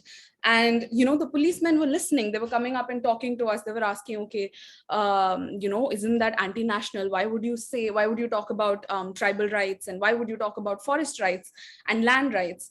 And so these were all, these performances were happening in a very public space. The Red Fort is, very, very popular for tourists to visit. And at night time, the concerts happened, which were, there were varied artists, but also a lot of hip hop artists who were, singing revolutionary music, both in Hindi and English. And beyond the crowd of people who from the city mostly who were listening, from Red Fort, you can actually see across the road where all the settlement areas are, where there are a lot of people residing in that area. And, every balcony, every terrace, even across the road, there were children, there were people who were listening to what was being, what was being sung, what was being said. And, this kind of taking over of a public space, we had a lot of difficulty in getting permissions for this, because the authorities knew that what kind of topics will be talked about, and the fact that civil organizations were behind arranging this. So it played a very important role, because at the end of the day, beyond people who were able to enter the grounds and listen to it, it was the people who were listening on the sides, who were hanging off of their balconies, kids who were listening to music in Hindi, which was talking about, how to stand against oppression, and, from different states for that matter. So it played a very important role. And, the answer that I said to another person in the comments was that, currently, from what we are seeing, underground hip hop plays a big role, because a lot of the artists, which I couldn't quote in my paper, but there are artists from different states who are singing about the issues particularly that are plaguing those states. More importantly, this music plays a role in educating the community, especially the youth of the community, who are slowly being pulled away from their roots. So more than what role it plays in the society, the first role it plays is in educating the community. And from the dissertation that I had written for my master's, I had interviewed a lot of indigenous youth who told me very openly that, the only ways that in the city they were able to keep in touch with their origin stories about their struggles was through their parents' art, who were mostly street artists, performing music and puppetry and talking about their own communities. So I think taking over public spaces in that sense is a very, it's a very brave, bold move in this country at the moment. But for it to happen in contentious areas, surrounded by the police, who themselves become curious and actually put down their baton, and they want to talk and find out why people are saying certain things and why so many youngsters are there. I think that's the role that I think art, especially revolutionary art, plays. Thank you, Andra. I wanted now to request Malvika to weigh in on this, because for the artists, Malvika, that you spoke about, it's a little more difficult to see whether this wonderful term that Professor Adelina has just used, is their work artivism or is it just art? Mm-hmm. Thank you for this interesting point that you raised, Java. I would say that it is, from the vantage point that I have, I feel that artivism includes the art aspect of it. So I definitely see it as artivism.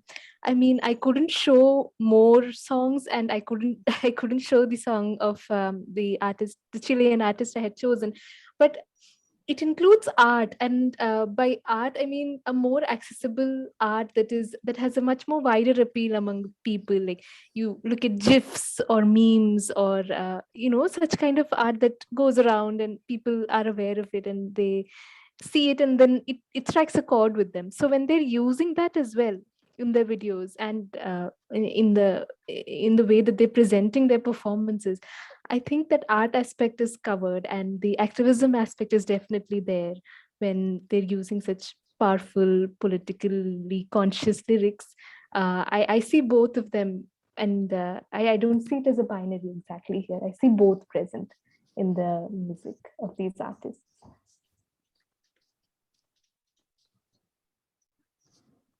Thank you, Mark. Professor Adelina, I think it would benefit all of us here if you could speak a little bit about Barad's new materialism and how do you see it connecting with any or some of these papers that we have heard today. Oh my God, Karan Barad, I'm sorry. Just we have about 2 minutes to wind up. Thank you. Okay, well, in that case, I just offer my email. You got it there because it's just there. It's Adelina at the University of Granada.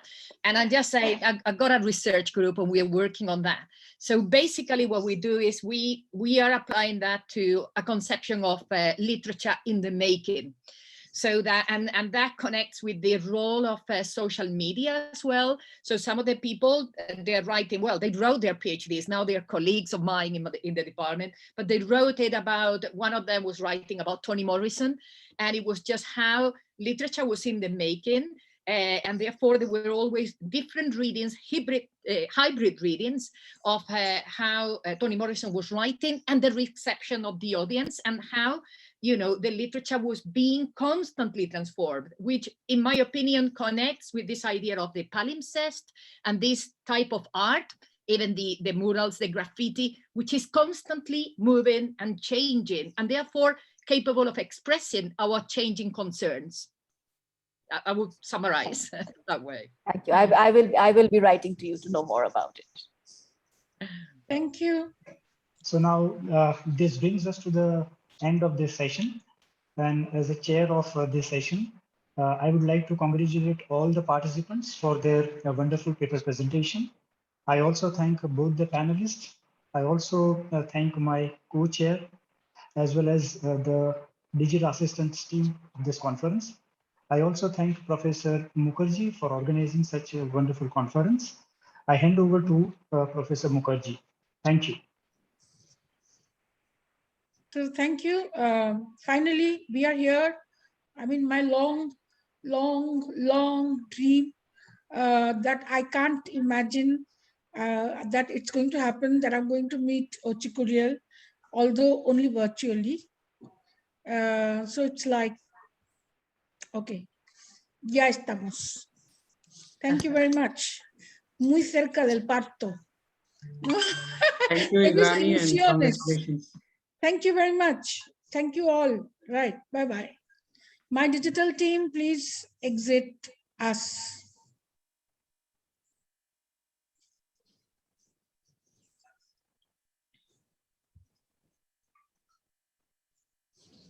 Thank you, everyone. In a couple of minutes, we'll move on to the next session with the keynote speaker, Ochy Curiel. So please bear with us for a few minutes.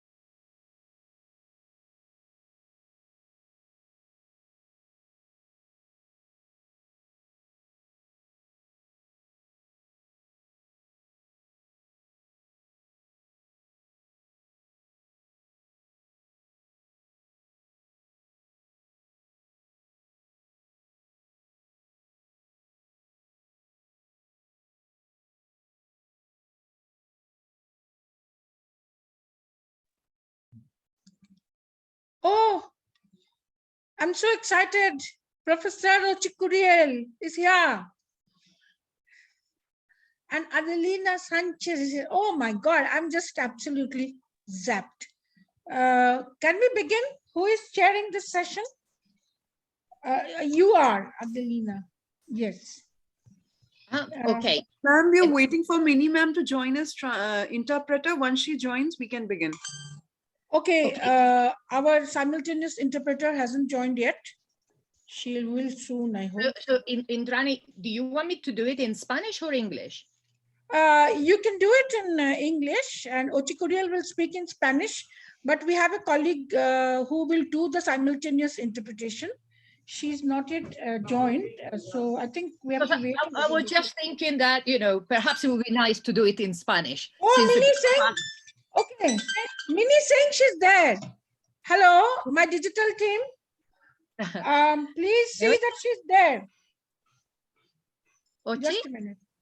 Hola, ¿qué tal? ¿Cómo están? Buenos días. ¿Cómo están? Buenas tardes. Muy bien, emocionada de estar aquí. Igualmente. Yo muy emocionada. El año pasado conocí al profesor Miñolo en persona. No, año pasado no, el año pasado, si no recuerdo mal. Y ahora estoy, bueno, no en persona, pero bueno, virtualmente a dos colegas. Oh, qué ilusión, ¿no? Que tengo mis corazón ahora fuera de control. No sé qué me va a pasar. Sí, muchas gracias. Y Minnie también está aquí, no la veo, pero mi equipo digital está arreglando cosas para facilitar la traducción simultánea al inglés. Y en cuanto nos diga, pues mira, si quiere, Indrani, yo lo que puedo hacer, lo voy a hacer en español y en inglés. Hago lo mismo, como va a ser breve, porque yo lo que quiero es oír. No nos da tiempo, porque tenemos que terminarlo dentro de una hora y con interpretación simultánea. Sí, este problema se resuelve. English, Spanish interpretation is available. All of you who are listening to me, please, you can choose either English or Spanish according to what language you want to hear. Thank you. Are we ready? I think we are. Yes, ma'am, we are good to go. We are good to go. Okay. Vamos a empezar. And I think, wait, I can't find my program. I'm so happy to introduce my panelists, but I think in this session, the chair is Profesor Adelina Sanchez, and she's going to introduce, ella va a introducir a la estimada colega colombiana y luego vamos a empezar. Ahora, tu palabra, Adelina. Bueno, pues como tenemos poco tiempo y creo que lo que queremos es oír a Ochy, yo voy a hacerlo muy breve. Simplemente quiero expresar, porque además todo el mundo tiene el resumen del extraordinario currículum de Ochy, pero yo quiero expresar, bueno, mi gratitud por estar aquí, mi emoción por conocerte, Ochy, y deseando, por supuesto, esta una invitación, porque quiero que vengas al GEMA y ya hablaremos, porque voy a insistir muchísimo, me encantaría tenerte aquí. Y bueno, ¿qué os voy a decir? Bueno, pues no solamente es antropóloga social, profesora en una de las instituciones que participa con nosotras en el GEMA, en el máster internacional que dirijo, que es la Nacional de Colombia, y profesora allí. Yo he estado varias veces allí, no sé si nos hemos llegado a conocer, pero desde luego aquí nos reconocemos. Y no solamente es pues, una referencia obligada en los estudios interseccionales feministas, en cualquier cosa que tenga que ver con la descolonización de la hegemonía de nuestro pensamiento feminista, que desafortunadamente cada vez es más hegemónicamente contrario hacia los feminismos que deberíamos estar defendiendo ahora para luchar contra el ataque ultra neoliberal que tenemos ahora mismo, sino que también se dedica al arte, participa en batucadas, es cantante, es decir, what else? Es increíble. Bueno, yo solamente quiero decir que para mí eres una influencia, para mí, no para mí, sino para las comunidades del GEMA eres una influencia imprescindible, porque estamos dirigiendo tesis de máster e investigación doctoral que trata sobre tu obra, sobre lo que tú representas, sobre tus palabras, y para mí personalmente pues me parece ahora mismo también imprescindible para no solamente la descolonización del feminismo hegemónico, sino también de la academia hegemónica, que me parece muy, muy preocupante. Entonces, lo que tú propones sobre otro tipo de academia solidaria, mucho más cercana, basada en la felicidad y en el goce de la gente que formamos parte de ella, sobre todo porque, pues eso, porque es que es parte de nuestra vida, y eso es, esa academia que vivimos es parte de nuestra vida y queremos disfrutarla. Para mí eso es fundamental. Así que, bueno, yo luego hablaremos, quiero invitarte y que estés aquí en Granada. Un placer estar aquí y te paso a ti la palabra. Presento, ya sabéis que hoy Ochy va a hablar sobre el feminismo decolonial y sobre Abya Yala, que es bueno, su tema, y queremos oírte. Muchísimas gracias por estar aquí. Y Gracias Adelina por esa presentación. Buenos días aquí en Colombia. Estoy en Bogotá en este momento, aunque nací en República Dominicana, nací en el Caribe. Yo creo que es muy importante porque es mi punto de partida. Gracias a Indriani por invitarme. Lamentablemente esta pandemia pues no nos permite darnos abrazos, pero de todas formas mi intención es llegarles con mi pensamiento, con mi activismo, para hacer esta conversación. Así que muchas gracias por la invitación. Estoy también súper emocionada por esta posibilidad. Y bueno, además yo creo que esto abre caminos, abre fronteras, ¿no? Para quienes estamos también desde un pensamiento crítico. Yo lo que quiero hacer es precisamente hablar de la propuesta del feminismo decolonial y luego articular todo esto al arte, ¿no? Porque como tú dices, Adelina, pues yo también soy artista y ha sido fundamental en mi vida este trabajo desde el punto de vista decolonial. Entonces voy a compartir pantalla para que sea más fácil inclusive la traducción. Decirles que yo soy parte del GLEFAS, que es el Grupo Latinoamericano de Estudios y Formación Feminista, que es un tejido de varias compañeras, compañeros que estamos en esta región, Abya Yala, y digo Abya Yala a propósito, porque América Latina han sido unos nombramientos que han venido precisamente de la colonización, y retomamos este nombre de Abya Yala, retomando la propuesta o ya el nombramiento que tenían los pueblos originarios, sobre todo particularmente los indígenas Cuna, que están entre Colombia y Panamá, que le llamaron Abya Yala a este continente. Por eso es muy importante también, porque sabemos que el lenguaje también es político, ¿no? Entonces, los puntos que voy a abordar es primero explicar lo que es el feminismo decolonial, sobre todo ese feminismo decolonial del cual yo vengo, cuáles son sus fuentes principales, que son fundamentalmente feminismos críticos, de los cuales nosotros también hemos sido activistas, ¿no? No solamente es la teoría, sino que hay un activismo y hay una teoría que se gesta a partir de ese activismo. Y también voy a presentar otra fuente importante, que es el giro decolonial, para quienes no tienen información sobre esto. En la segunda parte voy a colocar algunas críticas que ha hecho el feminismo decolonial al feminismo hegemónico y también a la izquierda, no solamente al feminismo, ¿no? A muchas de las propuestas que se propone en la transformación social, pero que siguen ancladas en una lógica totalmente euronorcéntrica, ¿no? Luego voy a pasar a las propuestas claves nuestras, ¿no?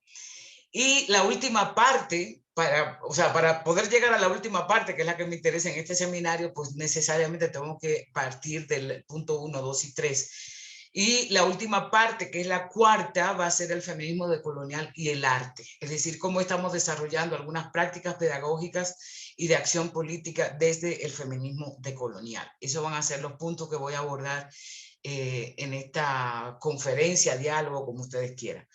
Entonces voy a empezar primero por las fuentes principales, ¿no? Que son, por un lado, las posturas críticas del feminismo y lo que es la opción decolonial. Lo primero que hay que decir es que el concepto, y aquí concepto es teoría y es práctica política también, fue propuesto por María Lugones, que fue una argentina que vivió muchos años en Estados Unidos, la perdimos hace 2 años, y ella se definía como una mujer de color. Recordemos que en Estados Unidos, donde ella hace su pensamiento fundamentalmente, mujer de color no es solamente un color biológico, sino un color político, ¿no? Y este concepto, esta categoría de mujer de color está evidentemente compuesta por compañeras afroamericanas, pero también compañeras de lo que se llamó el tercer mundo, ¿no? Como migrantes, por ejemplo, de diferentes lugares, de diferentes países, de esta Abya Yala, una de ellas precisamente María Lugones, que fue argentina, ¿no? Trabajó durante mucho tiempo el tema de género, raza, colonización, de los feminismos del tercer mundo. Pues María ha desarrollado desarrolló a través de muchos artículos lo que ella proponía como feminismo decolonial. Sin embargo, yo también quiero recuperar una genealogía que es muy importante para muchas de nosotras, que es nuestro propio activismo. Y una de ellas son las afrofeministas, ¿no? Que desde los años 70 y 80 empezamos a hacer en esta región una interconexión entre las experiencias de sexo, raza, clase, que en ese momento le llamábamos variables codependientes, situaciones de opresión, experiencias de opresión interconectadas, ¿no? Donde todo eso también lo relacionábamos con el colonialismo y la esclavitud, ¿no? Pero no solamente ubicar nuestras experiencias en términos de cómo estábamos afectadas, ¿no? Por estos sistemas de opresión, sino también que nos interesó siempre recuperar las luchas y la resistencia que desde el mismo momento de la colonización han hecho nuestros pueblos. Y una cosa fundamental, solamente voy a decir algunas cosas, ha sido la visibilización del racismo en el feminismo, del cual la mayoría de nosotras hemos formado parte. Yo particularmente formé parte de este feminismo hegemónico, ¿no? De ese movimiento de mujeres que se pensaba de manera homogénea. Sin embargo, hemos sido las afros las primeras que, por lo menos en este continente, hemos colocado el tema del racismo en el feminismo. Y por otro lado, algunas que estaban en el movimiento negro a nivel general, el movimiento mixto, también comenzamos a colocar el tema del sexismo en el movimiento negro. Por tanto, es nuestro activismo que empieza a colocar, digamos, estos elementos claves y a partir de ahí entonces a teorizar. Yo aquí tengo algunas caras porque siempre me gusta, no me gusta despersonalizar. Por ejemplo, aquí arriba tenemos a Leila González, que fue una de las primeras pensadoras y activistas en Brasil, donde empezó en los años 70 a interconectar estas experiencias de sexo, de raza y de clase, donde también tenía una propuesta política, donde todos los movimientos teníamos que luchar en torno a ello. Tenemos aquí a Sergia Galván, de República Dominicana, una compañera con la que yo construí este movimiento en la isla, ¿no? Sueli Carneiro, una gran pensadora, filósofa, también Mara Viveros, estoy yo, está Yurema Bernet, que hemos sido clave para ir configurando este pensamiento y este activismo desde el afrofeminismo en Abya Yala. Pero también hay que decir que, a ver, ¿por qué no me quito? Allá. Que hemos también, nos hemos alimentado de otras compañeras afros, negras, de otros continentes, como por ejemplo de Estados Unidos, que van configurando lo que es el Black Feminism, ¿no? Ellas también, desde la época de los 60, por ejemplo, hablaron del entrecruzamiento de opresiones también, de raza, de clase, de sexo, de sexualidad, y a partir de ahí se han desarrollado una serie de conceptos claves, como simultaneidad de opresiones, que fue una propuesta de unos primeros colectivos que se llamó Black Feminism o Feminismo Negro, que fue el Río Combají, ¿no?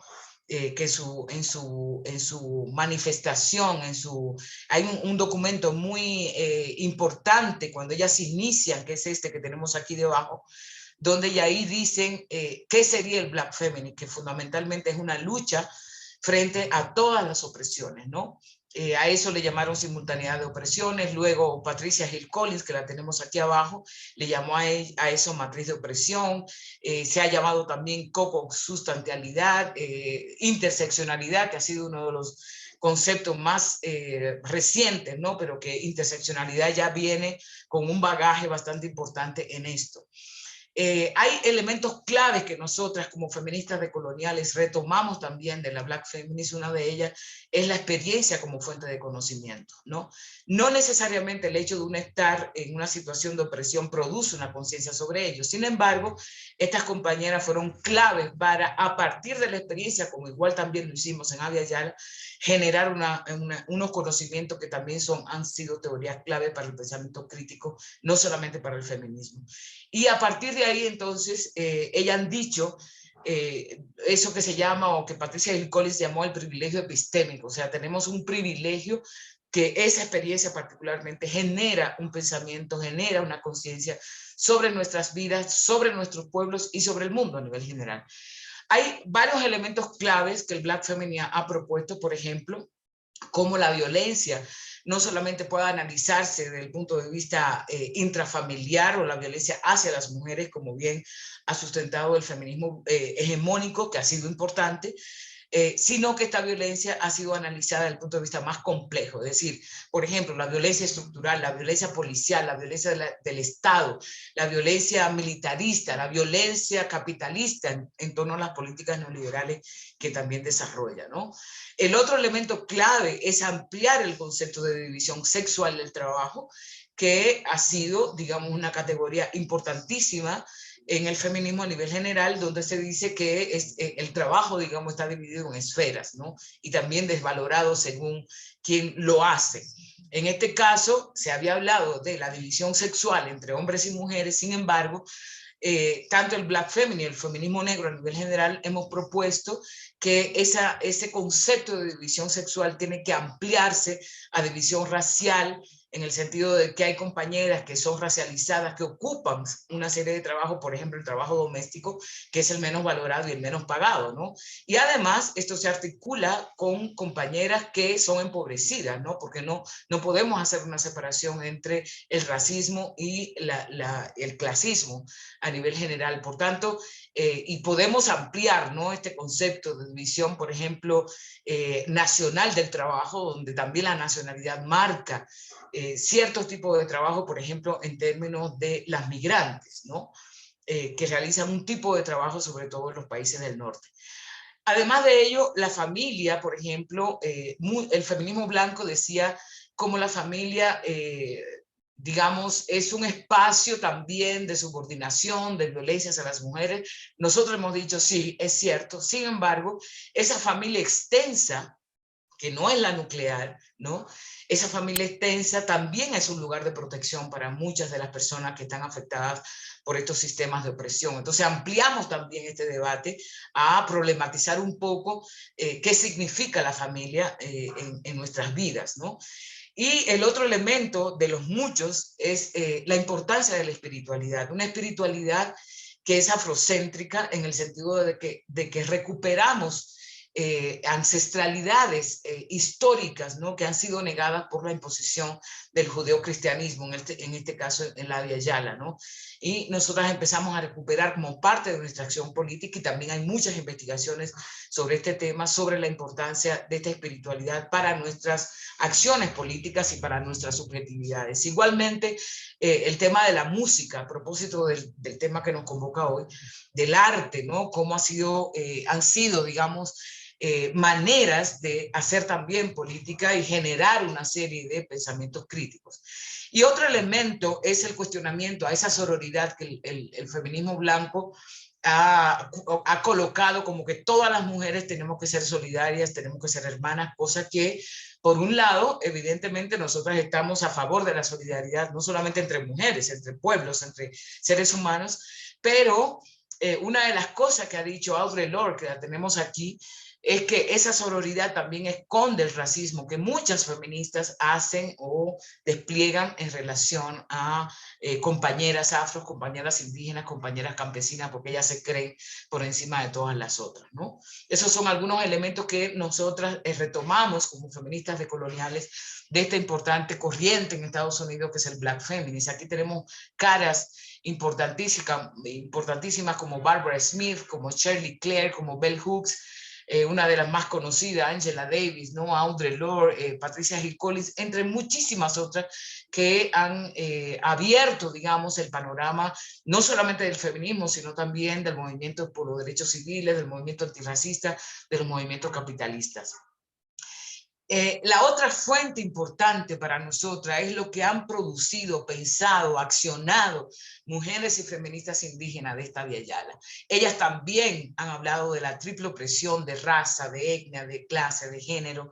Y hay un elemento central que asume el feminismo decolonial a partir de la experiencia de estas compañeras y de otros pueblos, y es la importancia de lo comunitario y de los pueblos. Y esto es muy importante porque una de las cosas que nosotras aprendimos del feminismo blanco era el separatismo, ¿no? Y aquí las compañeras nos han enseñado que ellas no pueden accionar solas, independiente de sus pueblos, de sus comunidades. Eso no quiere decir que los hombres, muchos hombres indígenas, no sean machistas, ¿no?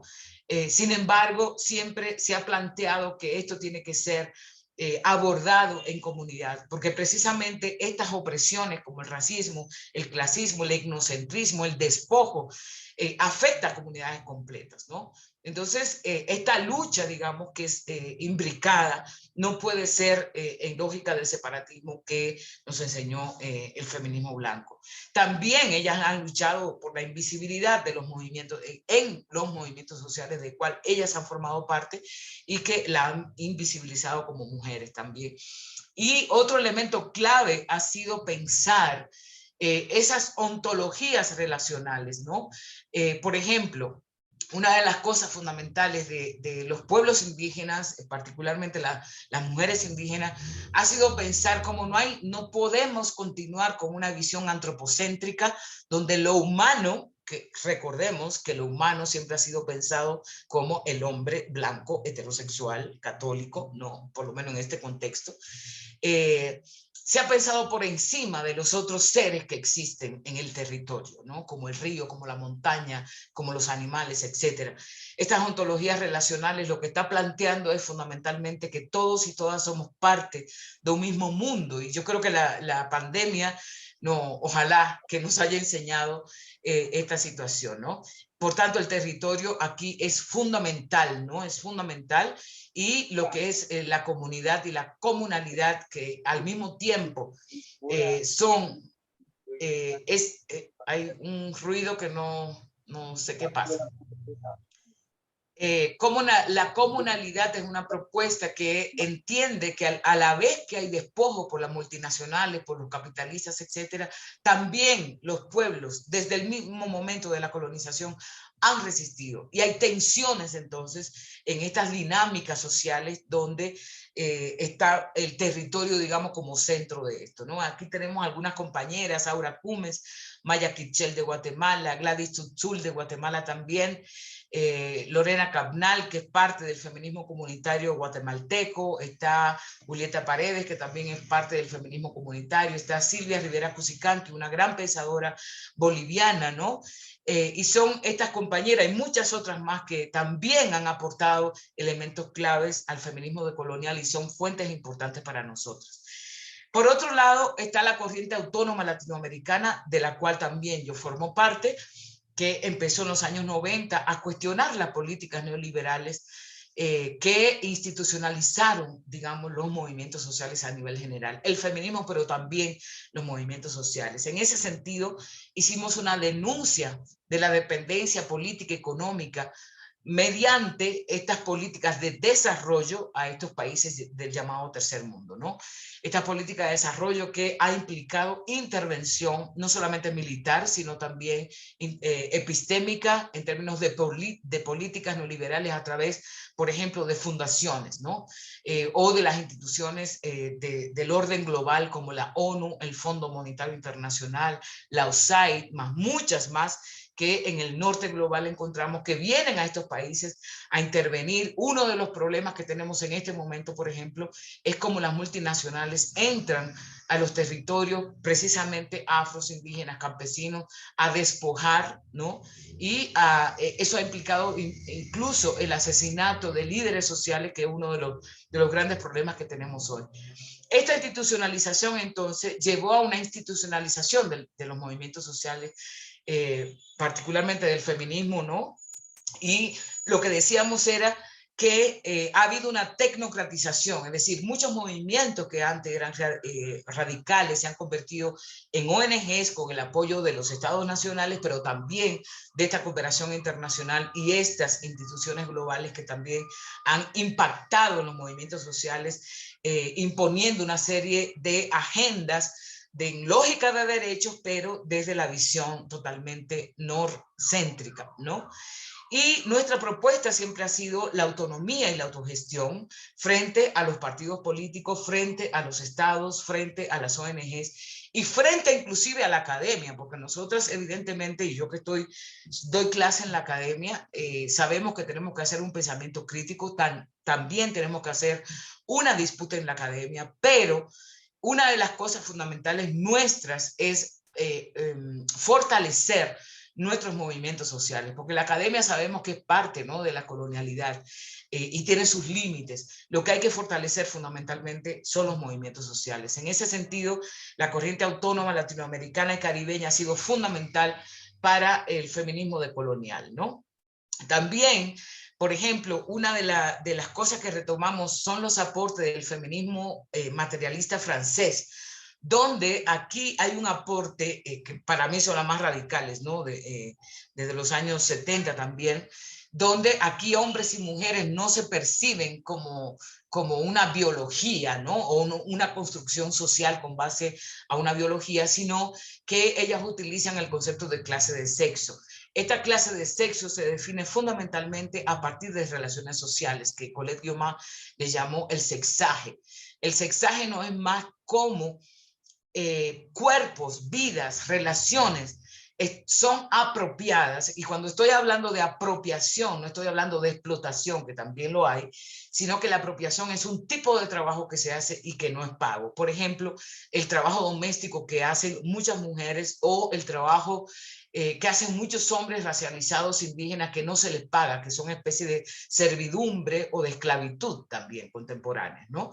Entonces, eso nos permitió también superar esta idea de que solamente hombres y mujeres son construcciones sociales a partir de una cuestión biologicista, que también es cierto, pero complejizamos esta noción para poder hablar de relaciones sociales, poder contextualizar inclusive qué tipo de relación social estamos hablando. Y un elemento clave que nos aportó el feminismo materialista francés es cómo, y particularmente Monique Wittig, cómo la heterosexualidad, cuando estamos hablando del tema de la sexualidad, no es una simple opción como otras, ¿no? Sino que es un régimen político. Y este régimen político tiene que ver no solamente con a quién yo deseo, si es una persona del mismo sexo o no, sino que es un régimen político que atraviesa las relaciones económicas, atraviesa, yo, por ejemplo, en mi libro La Nación Heterosexual, muestro ahí cómo la noción de nación y conjuntamente el Estado-nación ha sido también heterosexual, ¿no? Desde cómo pensar la familia, qué piensan las constituciones nacionales, cómo piensan las mujeres, cómo se piensan los hombres, quiénes son los que toman las decisiones para supuestamente construir una lógica democrática, al finalmente es el régimen heterosexual, ¿no? Por tanto, esto ha sido un soporte teórico y político de una corriente de la cual también yo vengo, que es el lesbianismo feminista, ¿no? Y con esto, como feministas decoloniales, articulamos cómo esta heterosexualidad surgió desde el mismo momento de la colonización, y bueno, hemos mostrado cómo eso ha sido históricamente construido, por lo menos en esta Abya Yala, a partir del proceso colonial, ¿no? Bueno, a propósito de la India, hemos también dialogado, hemos asumido, digamos, una serie de aportes que han hecho Chandra Mohanty y Spivak sobre 3 conceptos claves que para nosotras son súper importantes. Una de ellas es violencia epistémica y colonialismo discursivo, que van, digamos, al mismo tiempo. Y esto tiene que ver con la violencia del tipo de intención que se tiene cuando se vienen, por ejemplo, mujeres del norte o feministas del norte a estudiar a las mujeres del sur, ¿no? Viéndolas siempre como víctimas, con una serie de teorías que no se aplican, por ejemplo, a ciertos contextos de Abya Yala, lo cual constituye una violencia epistémica y un colonialismo discursivo. Hay unos discursos, unos pensamientos, unas teorías que son elaboradas a partir de la experiencia de Europa y Estados Unidos, sobre todo de gente blanca, y que viene a aplicarse entonces a América Latina. Y el otro concepto que para nosotros es muy importante es el que propuso Spivak, Gayatri Spivak, de esencialismo estratégico, porque recordemos que uno de los impactos que ha tenido el feminismo es desde el postestructuralismo y el postmodernismo, donde se decía que las identidades no tenían ningún sentido, ¿no? Que eran contingentes, etc. Nosotros estamos de acuerdo que no puede haber una homogenización de las mujeres o de las negras o de los negros, de los indígenas. Sin embargo, a pesar de que estas categorías, por ejemplo, han sido construidas también desde la lógica colonial como indio, negro, mujer, lesbiana, etcétera, para nosotros siguen siendo importantes, obviamente dándole un giro en términos de su contenido y su intención, y es que estas identidades nos sirven para la movilización política, ¿no? Es decir, no asumiéndola como homogéneas, ni mucho menos, sino como estratégicas, es decir, identidades políticas estratégicas, y en ese sentido Spivak dice, a veces es necesario cierto esencialismo estratégico para poder posicionarnos también frente a la matriz de opresión de raza, de clase, de sexo, de sexualidad, de nacionalidad, etc. Por tanto, de estas compañeras también retomamos estas propuestas. Y a propósito de eso, pues también retomamos algunos postulados de lo que es el feminismo postestructuralista, de asumir las identidades que no son esenciales, sino que son también construidas históricamente, que necesitamos también una deconstrucción en el sentido no solamente de esta construcción de las identidades, sino una deconstrucción de los discursos, de las teorías que han sustentado el feminismo hegemónico en ese sentido. Aquí es importante también entender el discurso como práctica política, que ha sido una propuesta del postestructuralismo a nivel general, esos discursos que no sencillamente son lenguajes, sino que hay significados, significantes, etcétera, y que son súper importantes. Y evidentemente, pues también un elemento clave son los límites de la política de identidad. Es decir, nosotras pensamos como feministas decoloniales que uno de los problemas de los movimientos sociales es seguirse asentando en identidades, ¿no? El movimiento negro, el movimiento indígena, el movimiento de mujeres, etcétera, que muchas veces no tienen un proyecto de liberación, ¿no? Sino sencillamente un proyecto de incluirse en lo que son las instituciones coloniales como el Estado, como la academia, y no hay un proyecto de liberación que realmente ataque lo que son la matriz de opresión de raza, de clase, etc. Por tanto, entendemos que si bien, como dijimos anteriormente, las identidades son importantes, las identidades también tienen límites para un proyecto de transformación social, ¿no? Y esto lo retomamos de este feminismo postestructuralista. Por otro lado, bueno, esas son como las fuentes de los feminismos críticos que nosotras retomamos como feministas decolonial. Ya he ido diciendo más o menos cuáles son algunos elementos. Son muchos más, pero el tiempo no me da para seguirlo explicando con más detalle. La otra fuente importante para nosotras es lo que se llama la opción decolonial, o el proyecto modernidad-colonialidad, o también el giro decolonial, ¿no? Son estos pensadores, pensadoras que han ayudado, digamos, a reinterpretar cómo se ha construido una historia hegemónica, ¿no? Y hay aquí conceptos claves que nosotras como feministas decoloniales retomamos. Una de ellas es la modernidad eurocentrada, una propuesta de Enrique Dussel, que está por aquí abajo, que es un filósofo de la filosofía de la liberación en esta Abya Yala, donde Dussel dice, hay dos maneras de entender la modernidad, entendiéndose aquí modernidad como una matriz civilizatoria, ¿no? Una que dice Europa, que es, ¿no? Que dice, bueno, a partir de la reforma, a partir de la ilustración, a partir del renacimiento, es que Europa entonces se hace mundial. Y que muchos países entonces asumen ciertas lógicas de esta matriz civilizatoria.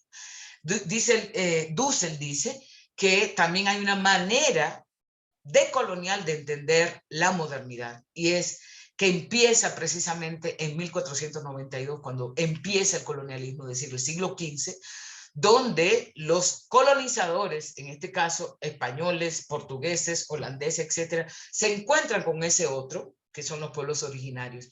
Es a partir de allí, ¿no?, que empieza a Europa a autocentrarse, ¿no?, a autorreconocerse como el centro del mundo, que eso implicó, digamos, desde formas religiosas impuestas, epistemológicas, subjetivas, etcétera. Y esto es importante en términos de una memoria distinta a la que nos han dicho en las escuelas, evidentemente, de que Colón vino a descubrir América o que fue una conquista, etcétera, etcétera. Y esto entonces, a partir de ese hecho, se hace lo que este grupo de pensadores y pensadores llama el sistema moderno colonial, y es que a partir de ese momento se empiezan a hacer unas jerarquías sociales, raciales, de sexo, de sexualidad, etcétera, en el mundo, particularmente en esta América, que Dussel dice que América siempre se consideró como la periferia de Europa, ¿no? Y esto empieza aquí, es decir, estas jerarquías que hoy encontramos, ¿no?, del racismo, del sexismo, del clasismo, de la heterosexualidad, empieza precisamente con lo que se llamó en la historiografía hegemónica el supuesto descubrimiento de América, y que eso genera entonces una articulación a nivel mundial, que es lo que le llaman el sistema moderno colonial, ¿no? Pero, digamos, esta Abya Yala fue fundamental para eso, y particularmente el Caribe, ¿no? De donde vengo yo, la isla que compartimos Dominicana y Haití. Me gusta llamarme isla, porque fueron los colonizadores precisamente que dividieron lo que hoy se llama República Dominicana y Haití. Fue el primer laboratorio, digamos, de la colonización, donde luego se extendió al resto de las Américas, ¿no? Y a partir de ahí, entonces, hay un concepto clave para nosotras que propuso este compañero que está aquí, Aníbal Quijano, que también lo perdimos hace algunos años, que es la colonialidad, ¿no? Le dicen el lado oscuro de la modernidad. ¿Por qué? Porque es la parte que no se ve y que no se quiere ver. La colonialidad no es más que una secuela del colonialismo hasta el día de hoy, ¿no? Con sus jerarquías, con su forma de pensar, con sus epistemologías, etc. Y a partir de ahí, entonces, hay unos conceptos como, por ejemplo, colonialidad del poder, que es una propuesta de Aníbal Quijano, que tiene que ver con relaciones de explotación, de dominación, de conflicto, y que se refiere fundamentalmente a la economía y la política. Es decir, cómo se dan las lógicas de dominación en términos económicos, en términos políticos, que representa el Estado-Nación como el centro, ¿no?, de la vida social, que representa la lógica capitalista, que representa la lógica de la democracia, y cuáles son los impactos que han tenido en estos lugares como Abya Yala, pero también podríamos hablar también de la India, ¿no? Y también hay un tipo de colonialidad, que es la colonialidad del saber, una propuesta de Edgardo Lander, aunque fue primero de Quijano, pero él la desarrolla mucho más, que tiene que ver con la epistemología, es decir, con el conocimiento que producimos, ¿no? Una epistemología, un pensamiento, la filosofía, la ciencia, las lenguas, los conocimientos, un tipo de conocimiento que ha sido desdeñado, ¿no?, por las lógicas euronorcéntricas, y que nos han enseñado inclusive en la universidad, ¿no? Al día de hoy sabemos muy bien que eso todavía en la universidad hay ciertas lógicas de cómo producir conocimiento, y más ahora, donde la productividad tiene que ser fundamental, escribiendo papers en inglés, etcétera. Sin embargo, los conocimientos que la gente hace cotidianamente, que nuestros pueblos han hecho, que además han teorizado, ¿no?, frente a tanto a la opresión como también en torno a la resistencia, pues esos conocimientos no se consideran conocimientos, se consideran saberes, ¿no? Y el otro tipo de categoría clave para nosotros es la colonialidad del ser, que es una propuesta del puertorriqueño que está por aquí, Nelson Maldonado, que él analiza, por ejemplo, cómo desde el mismo momento de la colonización hubo una deshumanización. Esto tiene que ver con todo el debate de Bartolomé de las Casas, Ginés de Sepúlveda, que preguntaba si los indios, así como le llamó Colón, eran humanos o no eran humanos, ¿no? Y este nivel de humanidad, o sea, eran los colonizadores que se consideraban humanos, y primero a los grupos originarios y luego a los africanos y africanas traídas como esclavos. Nunca se les consideró humanos, sino como bestias, ¿no? Precisamente para justificar su esclavitud. Pero como la colonialidad es una secuela, es un patrón de poder que permanece hasta hoy día, esto nos puede permitir ver la continuidad, porque al día de hoy, a esta hora, ¿no? También hay seres humanos que no se consideran humanos, particularmente los grupos indígenas, afros, etcétera, donde hay un racismo estructural, ¿no? No es casual que, por ejemplo, las políticas neoliberales desarrollistas y las políticas que tienen que ver con la intervención vayan a los territorios afros e indígenas donde se están despojando, donde se mete el petróleo, donde sacan los recursos naturales, porque a estas personas no se les considera que son, que son humanos, ¿no? Y el territorio ahí se considera como una mercancía, no como un tejido social como los pueblos lo han hecho. Es decir, no es que estamos hablando solamente de 1492, es que eso continúa hoy en la colonialidad contemporánea. Y por último, otro concepto que nosotros retomamos de esta propuesta precisamente es la de María Lugones, que es la colonialidad del género. María sustentó que el género, como se entiende ahora, es un concepto colonial, en el sentido de que, por ejemplo, en un principio, las indígenas, los africanos, precisamente porque no se lo consideraba humanos, entonces no tenían género, eran sencillamente mercancía para la esclavitud, ¿no? Y una mujer esclavizada, por ejemplo, una esclavizada, podía ser violada como podría ser violada un animal, por ejemplo, ¿no? Y eso hace entonces que cuando el género se construye como categoría, representa fundamentalmente lo que es la experiencia de mujeres y hombres blancos de Europa.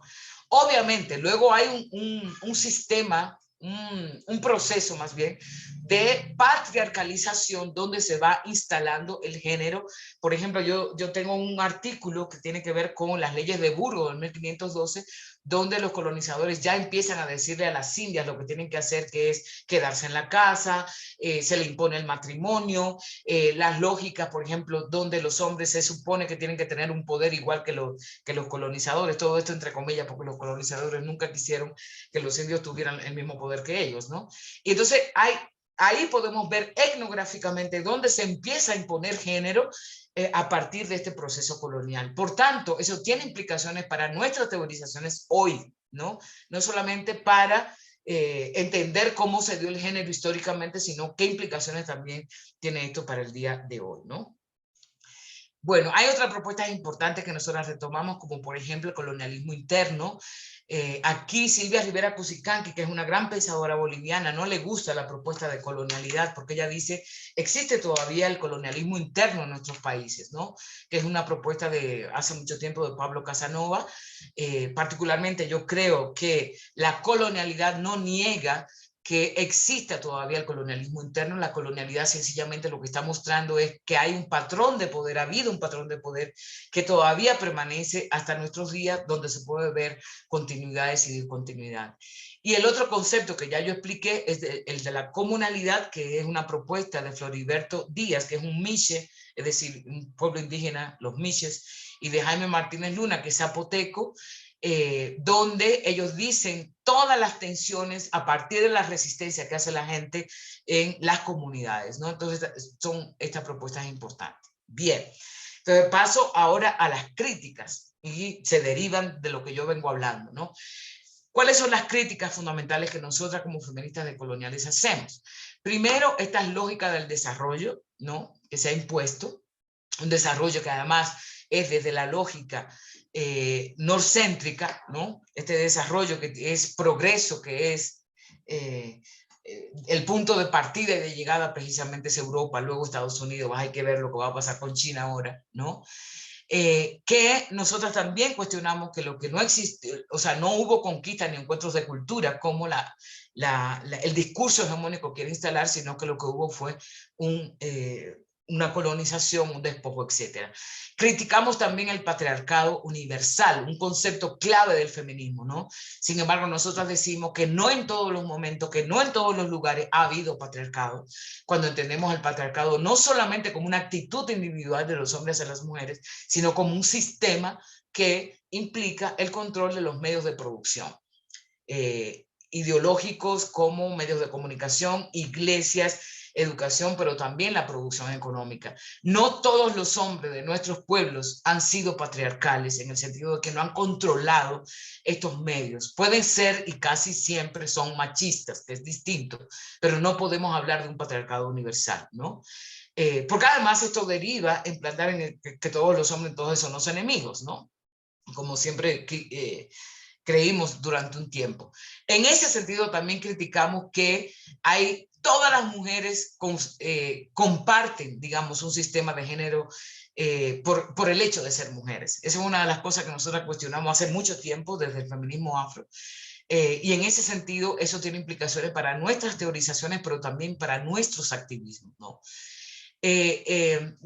Una de las críticas que hacemos es cómo la genealogía, tanto las teóricas como también las prácticas políticas, se hace una genealogía desde Europa y desde Estados Unidos. Nosotros rescatamos una genealogía propia de este continente por parte de las posiciones críticas que han habido y obviamente no descartamos, como lo hacemos por ejemplo con el feminismo materialista francés, visiones críticas que también se han desarrollado tanto en Europa como en Estados Unidos, ¿no? Criticamos también, y una de las cosas clave para esto es cuál es el sujeto de la lucha política. Si la lucha política es solamente la violencia hacia las mujeres, pues obviamente el sujeto de la lucha van a ser las mujeres. Nosotras, como asumimos que una lucha fundamental tiene que ser la matriz de opresión, eso quiere decir que entonces los sujetos tienen que ser múltiples y tiene que haber un compromiso por parte de las personas, de los movimientos, de los colectivos, hacia una lucha, hacia toda la matriz de opresión. No solamente que las mujeres anden luchando por la violencia hacia las mujeres o la gente afro esté luchando contra el racismo, sino que tiene que haber una lucha de múltiples sujetos, ¿no? Obviamente también criticamos esta lógica del progreso de la conquista de los derechos sencillamente porque algunas mujeres que tienen privilegio de raza y clase están en ciertos sistemas de poder, ¿no? Eso no nos representa a todas las que hemos sido marcadas como mujeres. Esto tiene que ver también con la historia lineal que se empezó a hacer en la lógica de la modernidad colonialidad, ¿no?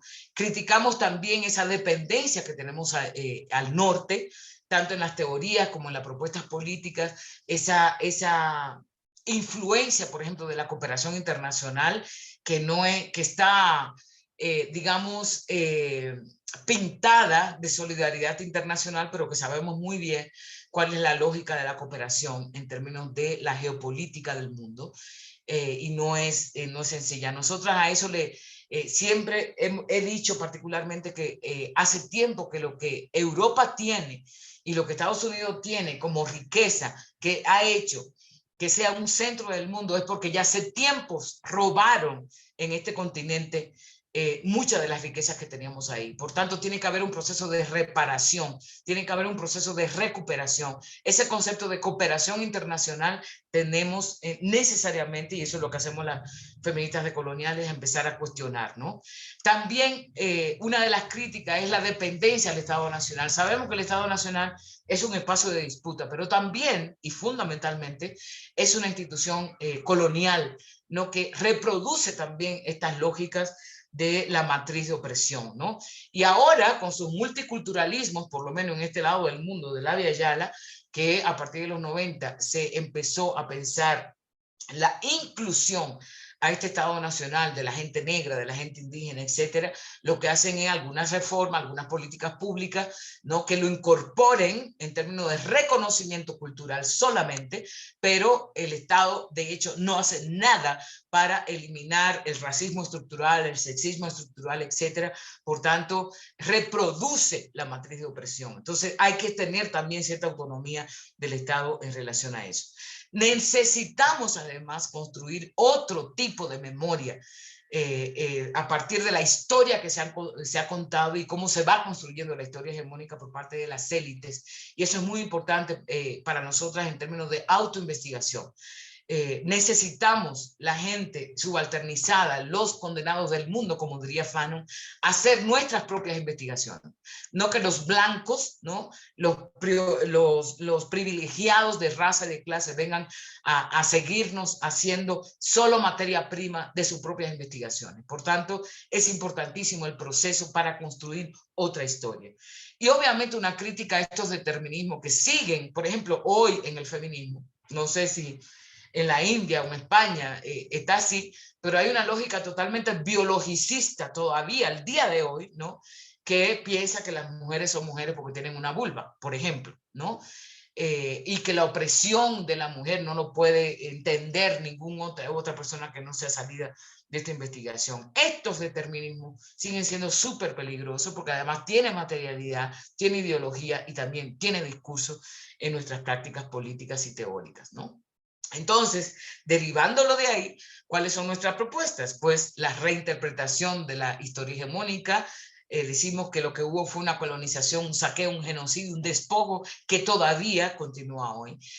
Necesitamos revisar ese feminismo hegemónico y las propuestas de izquierda eurocentradas. Por ejemplo, la izquierda todavía sigue parándose en que la clase es lo fundamental. Y además sus teorizaciones son de Europa, es decir, la clase en Abya Yala tiene que ver con otras cosas, como por ejemplo el mercado informal, ¿no? Donde está la mayoría de la gente, donde la pandemia hoy está tirando a la gente a la calle a buscar comida, porque no hay empresas, fábricas que fueron, digamos, los referentes del marxismo.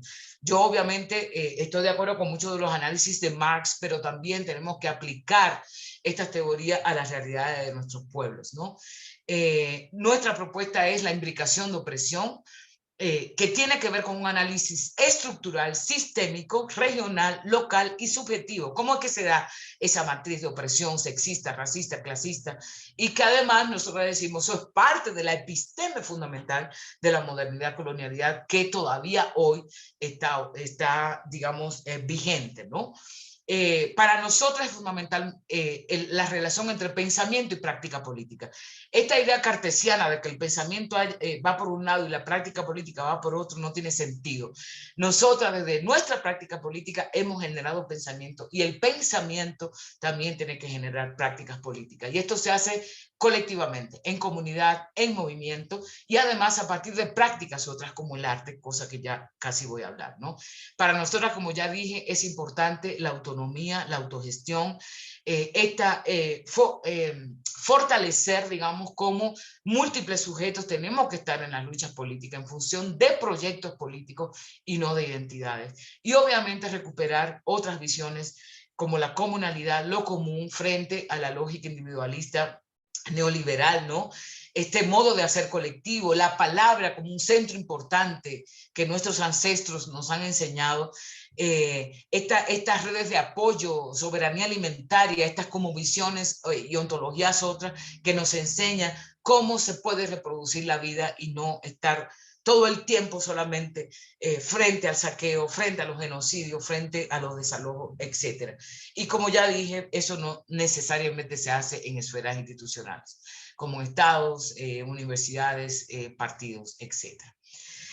Bien, entonces, pasando a la última parte.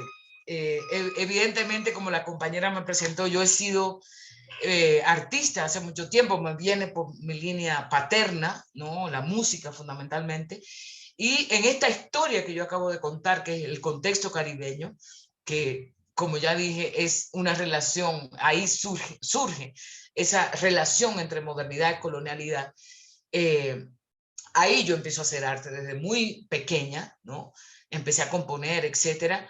Y es desde ese Caribe que yo pues abordo, no con las palabras que tengo hoy como feminista decolonial, ¿no? Pero sí abordo lo que en ese momento decíamos las injusticias, la libertad, etcétera. Y ha sido muy importante para mí. De hecho, el arte me ha permitido conectar con otras personas que no necesariamente la lógica académica y todo esto, pues están interesadas. Yo creo que el arte es tan... es una experiencia tan hermosa, ¿no? Que conecta las emociones y probablemente tú generas una serie de empatía con otras personas. Y luego, entonces, como migrante, ya cuando, bueno, yo migré antes de Colombia, vine a otros países, pero ya en Colombia, donde ya tengo 16 años, yo conformé lo que es la batucada, la tremenda revoltosa. Aquí vemos algunas imágenes con algunas compañeras, que es una batucada que se define como feminista, con personas, compañeras afros, indígenas, mestizas, etcétera, donde el propósito nuestro era precisamente colocar en las calles al ritmo de tambores, cuerpos, consignas, denuncias, pero también propuestas, ¿no? Como una forma creativa de hacer activismo frente a esta gran institucionalización del feminismo en las ONGs, por ejemplo, ¿no?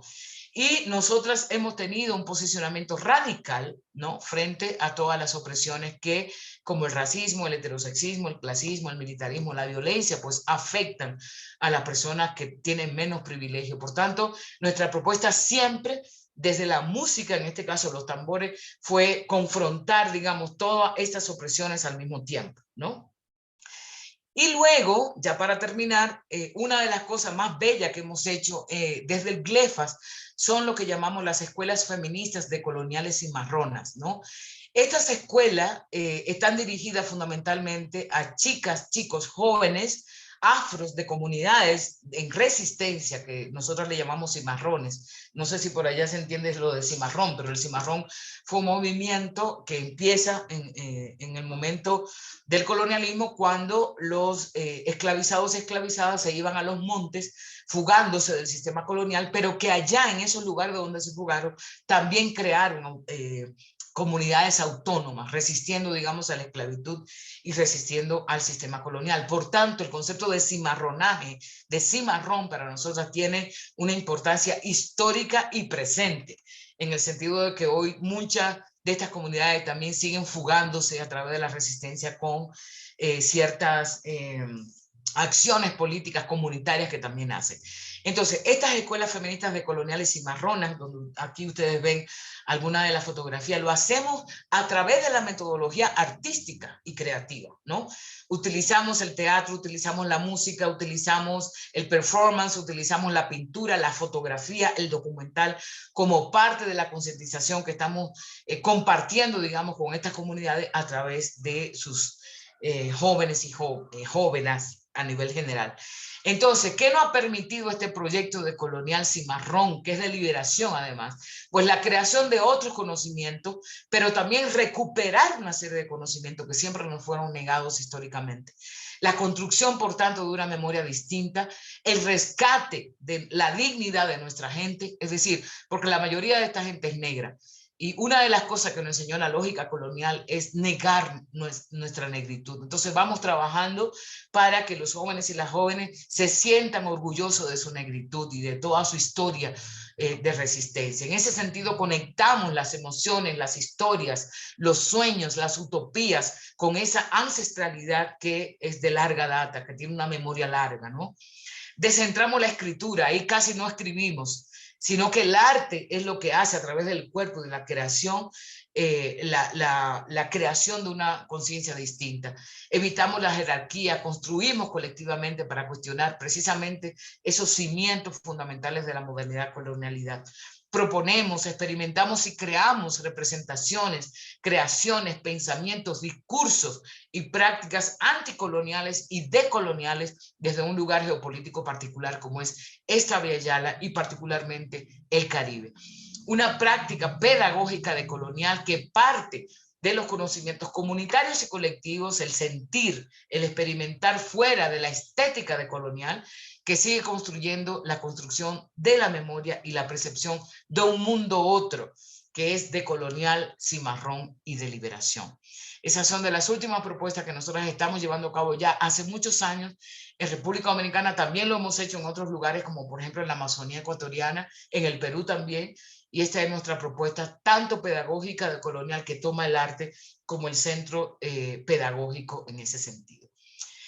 Bueno, ya lo voy a dejar ahí, ya tengo mucho tiempo, espero que pueda dar tiempo para poder compartir. Muchas gracias por su atención.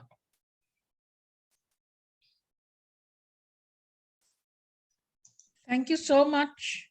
Muchas gracias. And Mini Sani, I would like you to switch on your camera. So I want my experts today to meet you, please. Mini is a professor of Latin American Studies. Thank you, Mini. That was so wonderful. I'm so proud and I'm so happy to introduce Professor Mini Sani. She's chairperson of her department of, Spanish. It's a long name, Germanic and Romance Studies. Yeah, and no puedo escuchar el audio en español. ¿Pueden escucharme? Okay. Sí, ahí me gustó mucho presentarle a profesora Mini Sani, cátedra de la Universidad de Delhi, es jefa del centro de su departamento y es latinoamericanista y también comparatista y tiene una tradición, tiene una formación tremenda con sus publicaciones, con sus cosas que hace, la administración es fenomenal. Y muchas gracias y la traducción y la interpretación que hizo fue muy, muy buena y con lo difícil que es, profesor Curiel, usted quizás no se entera, es muy difícil hacer una traducción. No solo por eso, pero también pero también la complejidad y de su pensamiento no es fácil. Y Mini ha hecho un trabajo tremendo. Gracias, Mini. Muchas gracias, Mini. Okay, so I think ahora la sesión, there will be no more simultaneous interpretation. All the questions that you ask, you have to ask in Spanish, and she will respond in Spanish because it is her political agenda to not talk in English. And she's very serious about it. ¿Sí? Así que tenéis que hacer las preguntas en español. Y como coordinadora de la conferencia, me gustaría hacer la primera cuestión a la profesora Curiel, que su planteamiento de tantos niveles del feminismo, no solo de color, sino de sexualidades, de colonialidades y comunidades. Y mi pregunta simplemente es, me parece muchas veces que está usted quizá muy ensimismada en su territorio, lo cual, no tengo autorización para preguntar su manera de trabajar, pero es que muchas de nosotros que también sufrimos colonialismo, postcolonialismo y tantos ismos europeos, pues quedamos y sufrimos esta, ¿cómo se dice?, una alineación, una marginalización. Por ejemplo, aquí entre mis colegas de otros departamentos de ciencias sociales y de artes, la gente conoce a María Lugones, conocen a Nelly Richards, pero Ochy Curiel, ¿cómo está? No, y no hay material. Entonces, a mí no sé cómo decirlo, es una queja, ¿no? Que de alguna manera se puede resolver esto. Yo no soy una persona quien hago traducción, pero hay colegas aquí que hacen traducción y son muy buenas y somos todas mujeres que trabajamos con Latinoamérica. todas, no hay hombre hasta ahora, ¿no? Las expertas, los profes, bueno, los profes habían antes, ¿no? Pero ahora mismo somos todas las mujeres, ¿no? En las universidades, en Delhi, así como en otras partes. Bueno, entonces, de alguna manera, hacer posible la traducción, por lo menos, y, por ejemplo, no hemos podido, creo que, grabar la traducción de Mini, lo cual nos serviría bien, ¿no? Pero bueno, hacer traducción, por ejemplo, ¿no? En inglés, porque en bengalí, en hindi, yo no leo hindi, yo no leo bengalí, yo he vivido en ciudades y he trabajado y he vivido en muchas ciudades y hablo muchas lenguas, pero no leo, ¿no? No conozco las lenguas tan bien para poder manejar traducciones, pero traducciones al inglés, por lo menos, y luego a segundo nivel a otras lenguas indígenas. No digo indígenas, indias, porque indígenas es otra cosa. Aquí, sí. Sí. A ver, yo creo que eso es una cuestión muy política que estás hablando, ¿no? Y esto tiene que ver con la geopolítica, Indriani. Gracias por tu opinión sobre eso. Cuando uno de los efectos, digamos, de la colonización es precisamente cómo nos ensimismamos, pero no solamente nosotras, también la lógica del poder, y ya yo lo expliqué, digamos, a través de mi conferencia. Uno de los problemas que tenemos, no solamente en relación a otras áreas geográficas, es el problema de la traducción. Mira, te voy a poner un ejemplo. El pensamiento de Leila González del Brasil, que allá hablan portugués, casi no se conoce en el resto de esta Abya Yala, precisamente porque casi no hay traducciones. Y estoy hablando del portugués al español, ¿no? Algunas de nosotras hemos hecho un esfuerzo por traducir para que se conozcan estos pensamientos. Igual nos sucede a nosotras en otras áreas del mundo. El inglés, que es un idioma, digamos, neocolonial, ¿no? Sí, pero estamos... Sí, ya lo sé, que ustedes también hablan inglés, y como nosotros español también es un idioma colonial. Yo creo que tiene que ser una posición política de decidir traducir, ¿no? De decidir traducir tanto del español hacia el inglés como también del inglés para el español, porque por ejemplo, muchas de nosotras leemos, yo no hablo inglés bien, pero digamos, puedo leer en inglés, ¿me entiendes? Cosa que la mayoría no puede hacer. Y uno de los problemas que tenemos es que, por ejemplo, la producción de las afrofeministas en Estados Unidos ha sido impresionantemente traducida al español, por la cual nos han llegado sus conocimientos. Eso no sucede con el pensamiento de Leila González, de Ochy Curiel, ¿no? Sí, entonces y tiene que ver la traducción la debemos encargarnos nosotras, ¿no? Entre la India y Colombia y India Totalmente, y acepto ese reto, me parece súper importante. Bueno, entonces, estaremos en comunicación con usted. Muy bien. Ok, ¿otras preguntas, por favor? Ok, Shilpi Gupta tiene una pregunta. Hola, Ochy Curiel, ¿cómo ves el feminismo postcolonial pensando en casta desde una posición de feminismo decolonial? De las castas de la India, ¿no? Sí. De las castas de la India. Bueno, yo creo que hay una jerarquización de castas, o sea, yo no conozco, o sea, no soy una estudiosa de la India, pero lo que entiendo a nivel general es que tiene que ver con las lógicas también de poder, o sea, cuáles grupos se creen por encima de otros. Y para nosotros, digamos, la lógica del poder, donde quiera que esté, ¿no? No solamente de los colonizadores, los blancos, etcétera, sino también en las comunidades, eso es terrible, porque hay una reproducción también de esta lógica de humanización, de subhumanización, de racismo, de clasismo, etcétera. Y yo creo que el feminismo postcolonial ha hecho bastante aporte en este sentido y que nosotros también retomamos como feministas decoloniales, no solamente como feministas decoloniales, como antirracistas, ¿no?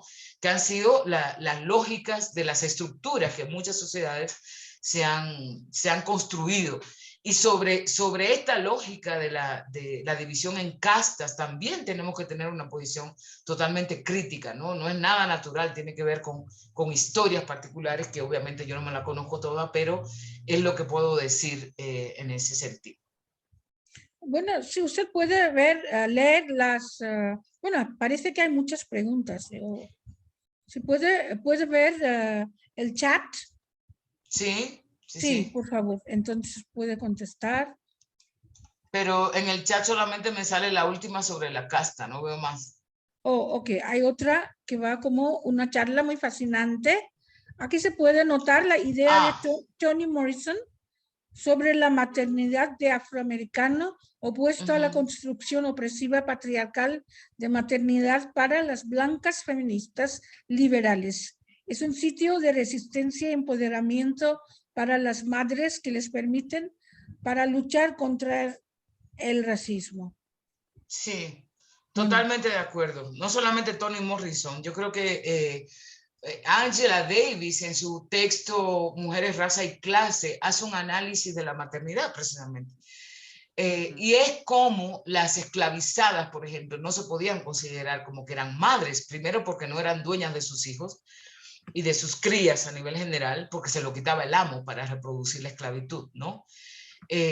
Más allá de que eso desarrollara una serie de emociones en torno a ese crío o esa cría no le pertenecía, era sencillamente un esclavo, un futuro esclavo, ¿no?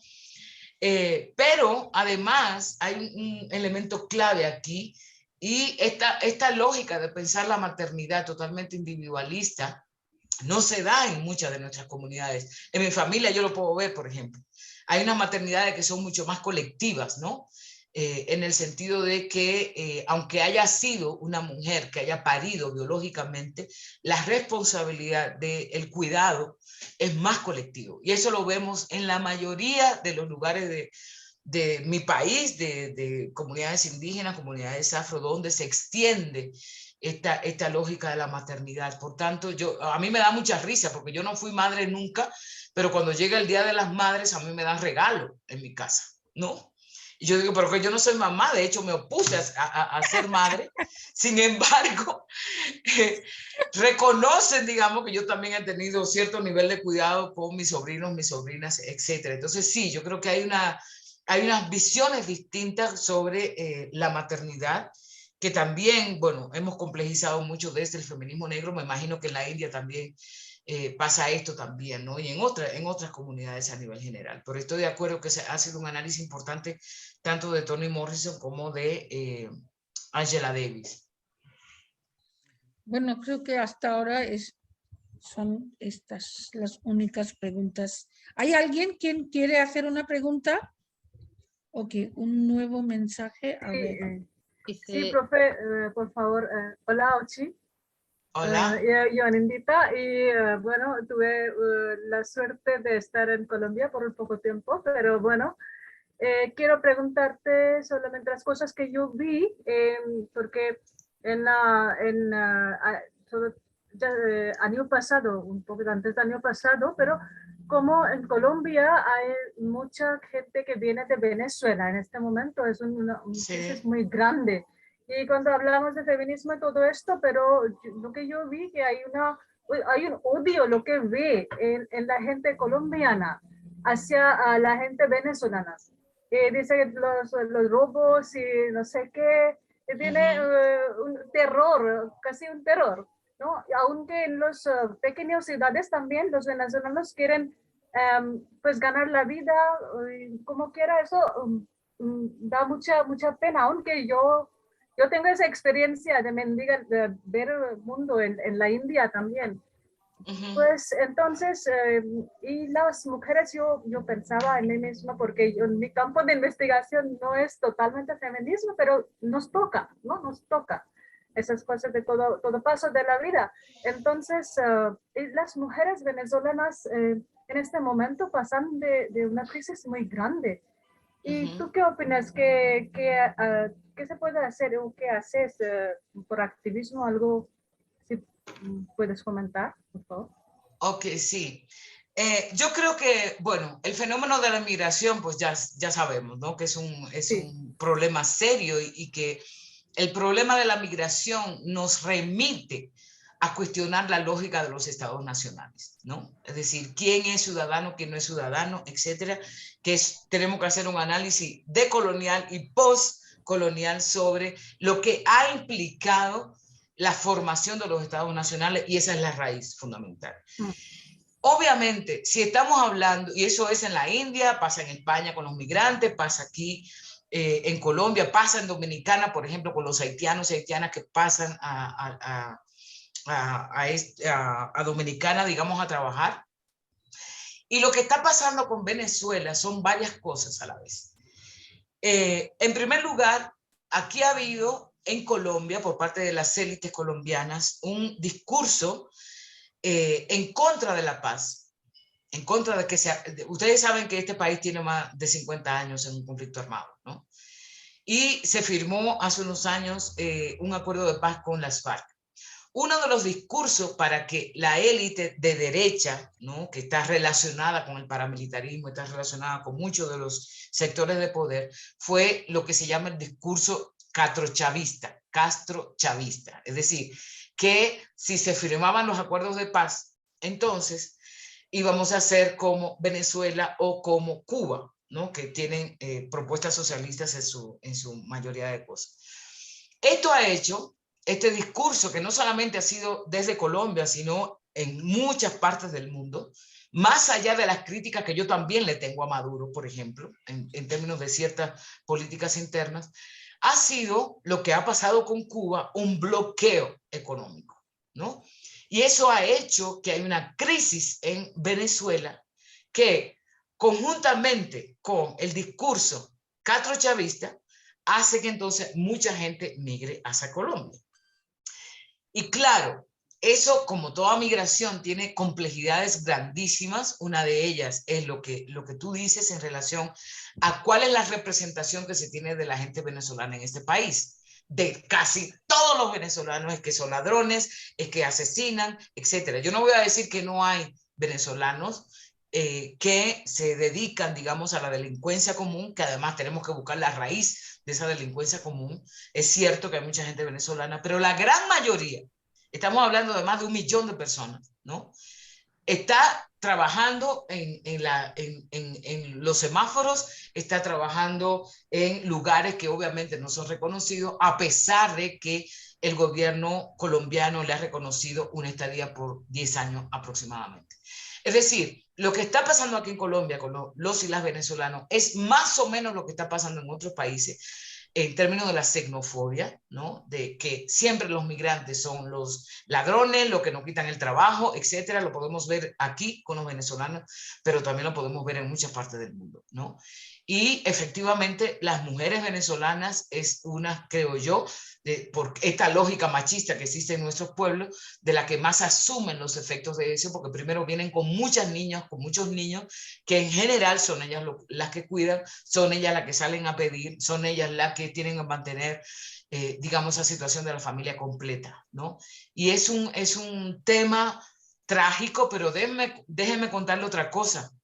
Y es que ahora no solamente es la migración venezolana, la migración haitiana que viene desde Haití, que está pasando por aquí, por Colombia, ¿no? Es una cosa deshumanizante, donde en la selva, en este momento, está muriendo muchísima gente, ¿no? Por parte de esa migración. Y, por ejemplo, Colombia y el feminismo particularmente, las únicas personas que yo he visto que nos estamos interesadas y que estamos accionando en torno a eso, precisamente somos las personas migrantes que tenemos un privilegio y o aquella persona que nos interesa el tema del racismo. El feminismo colombiano no se interesa en su mayoría por este tema, precisamente porque reproduce las lógicas del feminismo blanco, que es sencillamente que cree que su lucha es en torno a la violencia contra las mujeres, sobre todo las mujeres colombianas en este caso, ¿no?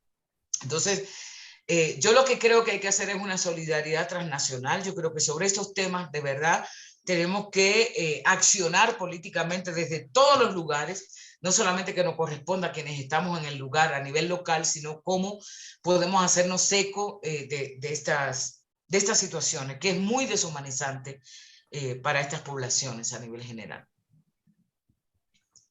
Gracias, muchas gracias. Eso me interesa mucho y me da mucha pena para ver esas venezolanas. Para eso. Muchas gracias. Nada. Creo que había alguna mano levantada. Había, a ver. Kumar me parece que tiene la mano levantada. Lo mismo se quedó de antes. Bueno, pues como tengo la palabra, ya que la he tomado, aprovecho.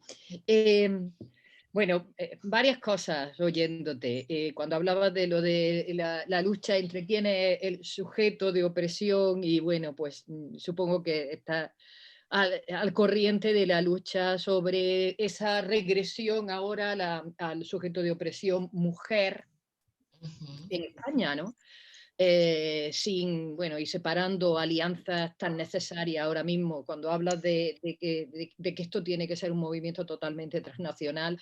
A veces, bueno, yo siento desde el grupo de gente con la que me muevo, pues el respeto hacia vuestra propia lucha, que es una lucha localizada, pero al mismo tiempo, ¿cómo ves, Ochy, qué podemos hacer desde aquí, desde las colonizadoras Europa y en cada uno de nuestros lugares?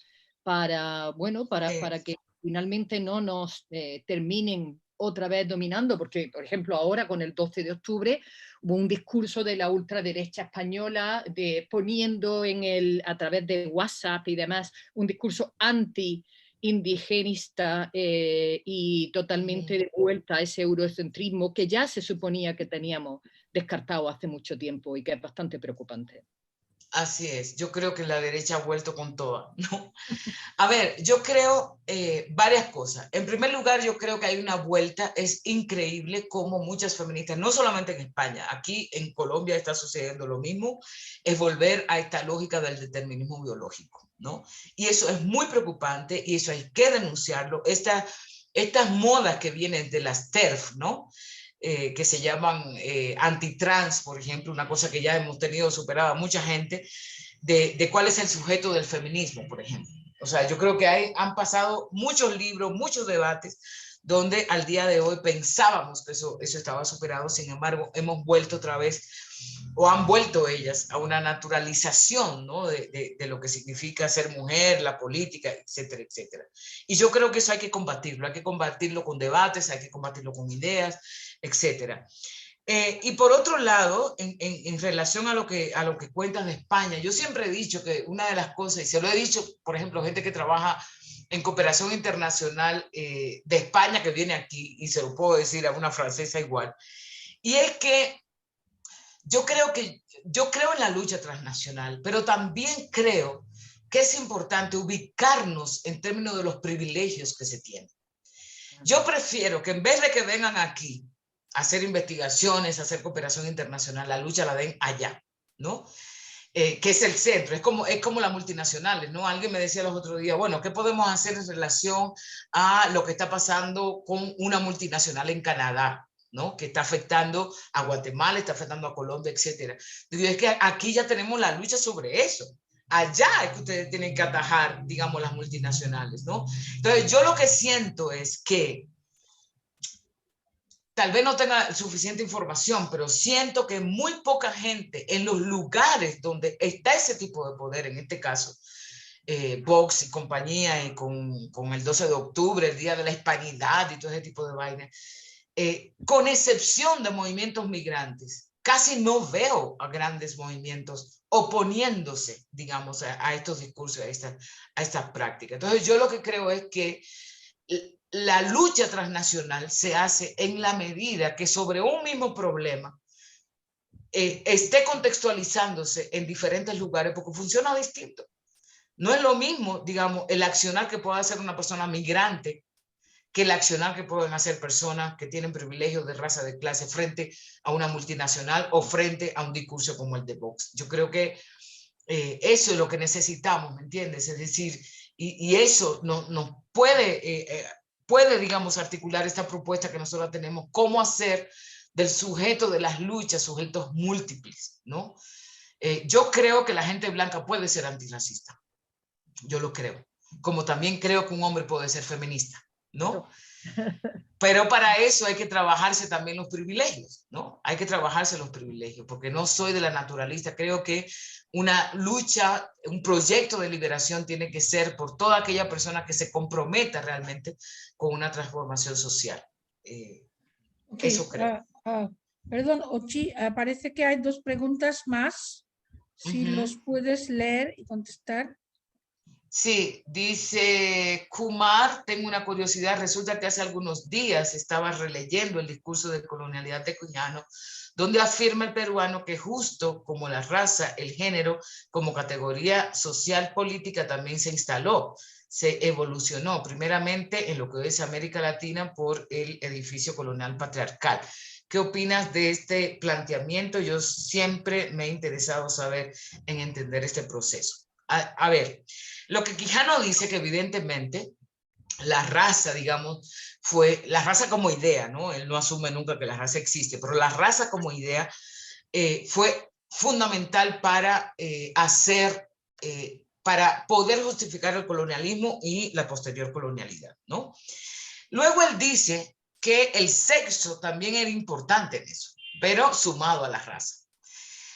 Sin embargo, Quijano tuvo una visión totalmente biologicista de lo que él entendía como sexo-género, que es una de las críticas que entonces le hace María Lugones, que es lo que yo, Kumar, te invito a leer a María Lugones, porque María, en un artículo del 2008, ella retoma parte importante de lo que aporta Quijano, pero también critica a Quijano en esta lógica biologicista. Es María Lugones la que dice, no, el género, es decir, la construcción de género, también es tan colonial como lo fue la raza, ¿no? O sea, Quijano lo que hace es, en Colonialidad del Poder, es decir, la raza es el elemento central y bueno, hay otros conflictos que también se dieron en torno al sexo, en torno a varias cosas, pero es María Lugones la que muestra, digamos, cómo el género, y aquí sexo-género yo lo entiendo igual, para mí son construcciones sociales igualitas, no hay nada biologicista en ninguno de los dos, ¿no?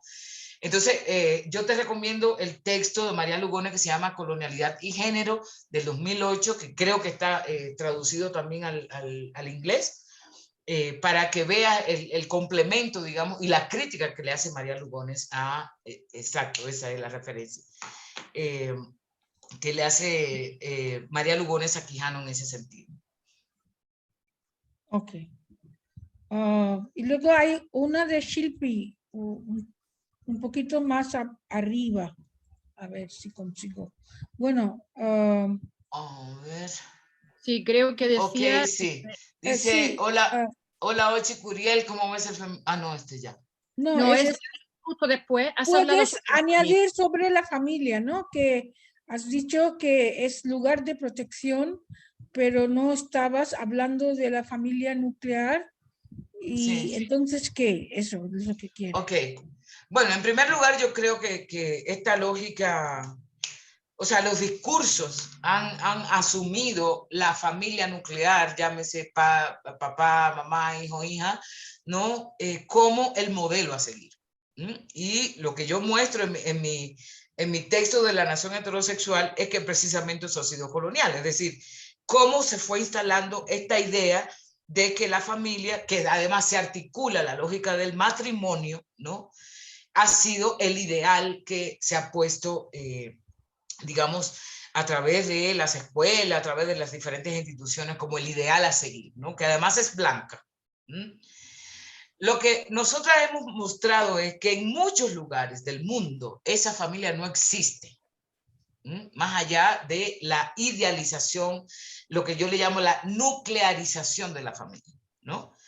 Lo que hay en muchos lugares son familias extensas que no necesariamente incluso tienen que ser por vínculos sanguíneos, ¿no? Hay otras lógicas de parentescos, ¿no? Que es como, por ejemplo, pasa en muchos lugares de donde yo vengo, ¿no? Es la abuelita, es el sobrino, que adaptan un chico de otra comunidad porque se le murió el papá y la mamá, etcétera. Esas son las familias que son extensas en la mayoría de los casos. ¿Y qué pasa con estas familias que frente a eso no quiere decir que no haya relaciones de poder, por supuesto que hay relaciones de poder, ¿no? Y hay violencia en muchos casos. Yo no estoy idealizando ese tipo de familia. Lo que estoy diciendo es que también, que fue lo que el feminismo blanco no vio, ¿no? Primero, que no todas las familias son nucleares. Y segundo, que también esas familias se unen frente a los efectos, digamos, de las opresiones simultáneas. Y eso lo vemos, por ejemplo, en la migración.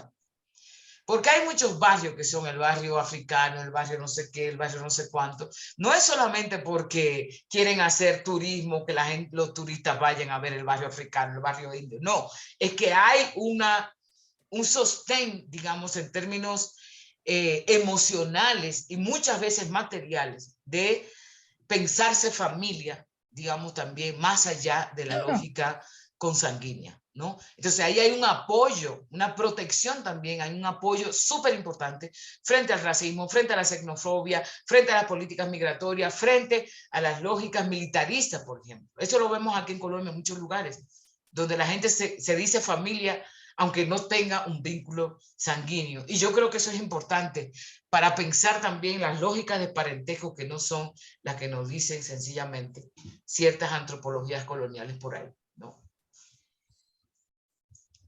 Bueno, qué bien, qué bien. Sí, como todas las cosas de la vida, pues hay que poner un fin y hay que acabar y hay que volver a la porquería de la realidad.